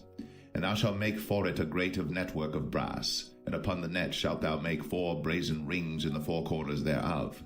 And thou shalt put it under the compass of the altar beneath, that the net may be even to the midst of the altar. And thou shalt make staves for the altar, staves of shittim wood, and overlay them with brass. And the staves shall be put into the rings, and the staves shall be upon the 2 sides of the altar to bear it. Hollow with boards shalt thou make it, as it was shown thee in the mount, so shall they make it. And thou shalt make the court of the tabernacle for the south side. Southward there shall be hangings for the court of fine twined linen, of 100 cubits long for one side. And the 20 pillars thereof, and their 20 sockets shall be of brass. The hooks of the pillars, and their fillets, shall be of silver. And likewise for the north side in length there shall be hangings of 100 cubits long, and his 20 pillars, and their 20 sockets of brass, the hooks of the pillars, and their fillets of silver. And for the breadth of the court on the west side shall be hangings of 50 cubits, their pillars 10, and their sockets 10. And the breadth of the court on the east side eastward shall be 50 cubits. The hangings of one side of the gate shall be 15 cubits, their pillars 3, and their sockets 3. And on the other side shall be hangings 15 cubits, their pillars 3, and their sockets 3. And for the gate of the court shall be an hanging of 20 cubits of blue, and purple, and scarlet, and fine twined linen, wrought with needlework, and their pillars shall be 4, and their sockets 4. All the pillars round about the court shall be filleted with silver. Their hooks shall be of silver, and their sockets of brass. The length of the court shall be 100 cubits, and the breadth 50 everywhere, and the height 5 cubits of fine twined linen, and their sockets of brass. All the vessels of the tabernacle, and all the service thereof, and all the pins thereof, and all the pins of the court shall be of brass. And thou shalt command the children of Israel that they bring thee pure oil, olive beaten for the light, to cause the lamp to burn always. In the tabernacle of the congregation without the veil, which is before the testimony, Aaron and his sons shall order it from evening to morning before the Lord. It shall be a statute forever unto their generations on the behalf of the children of Israel.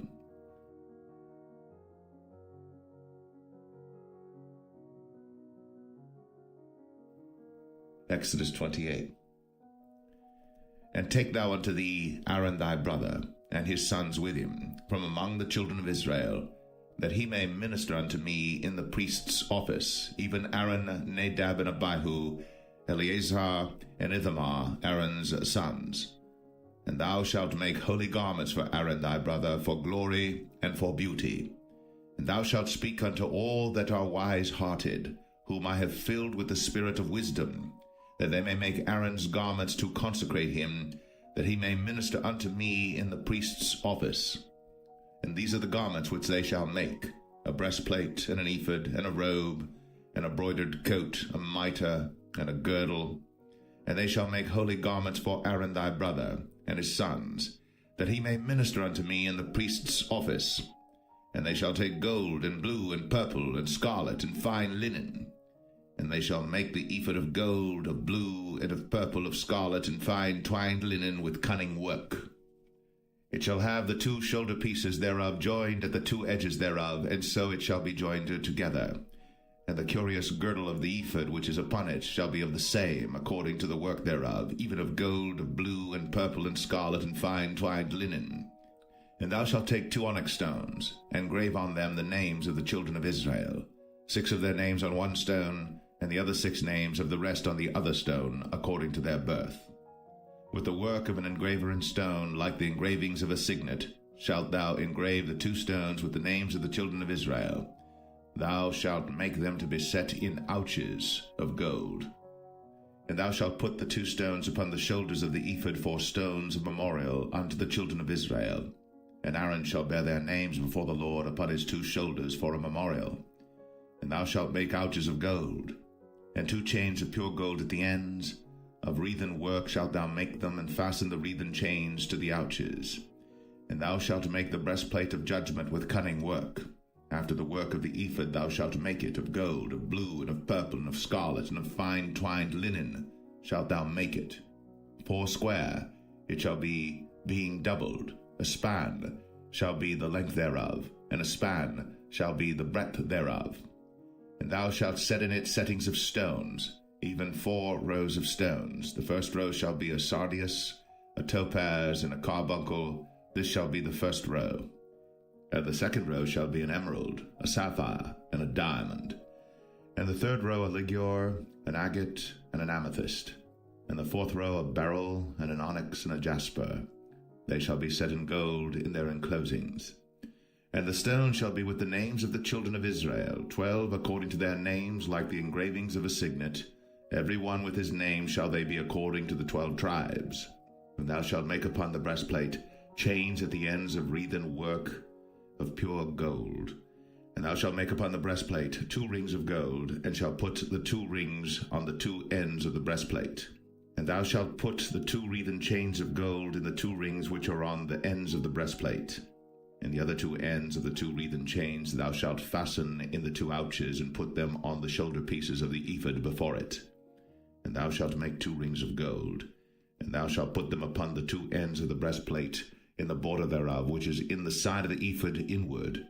And 2 other rings of gold thou shalt make, and shalt put them on the 2 sides of the ephod underneath, toward the forepart thereof, over against the other coupling thereof, above the curious girdle of the ephod. And they shall bind the breastplate by the rings thereof unto the rings of the ephod with a lace of blue, that it may be above the curious girdle of the ephod, and that the breastplate be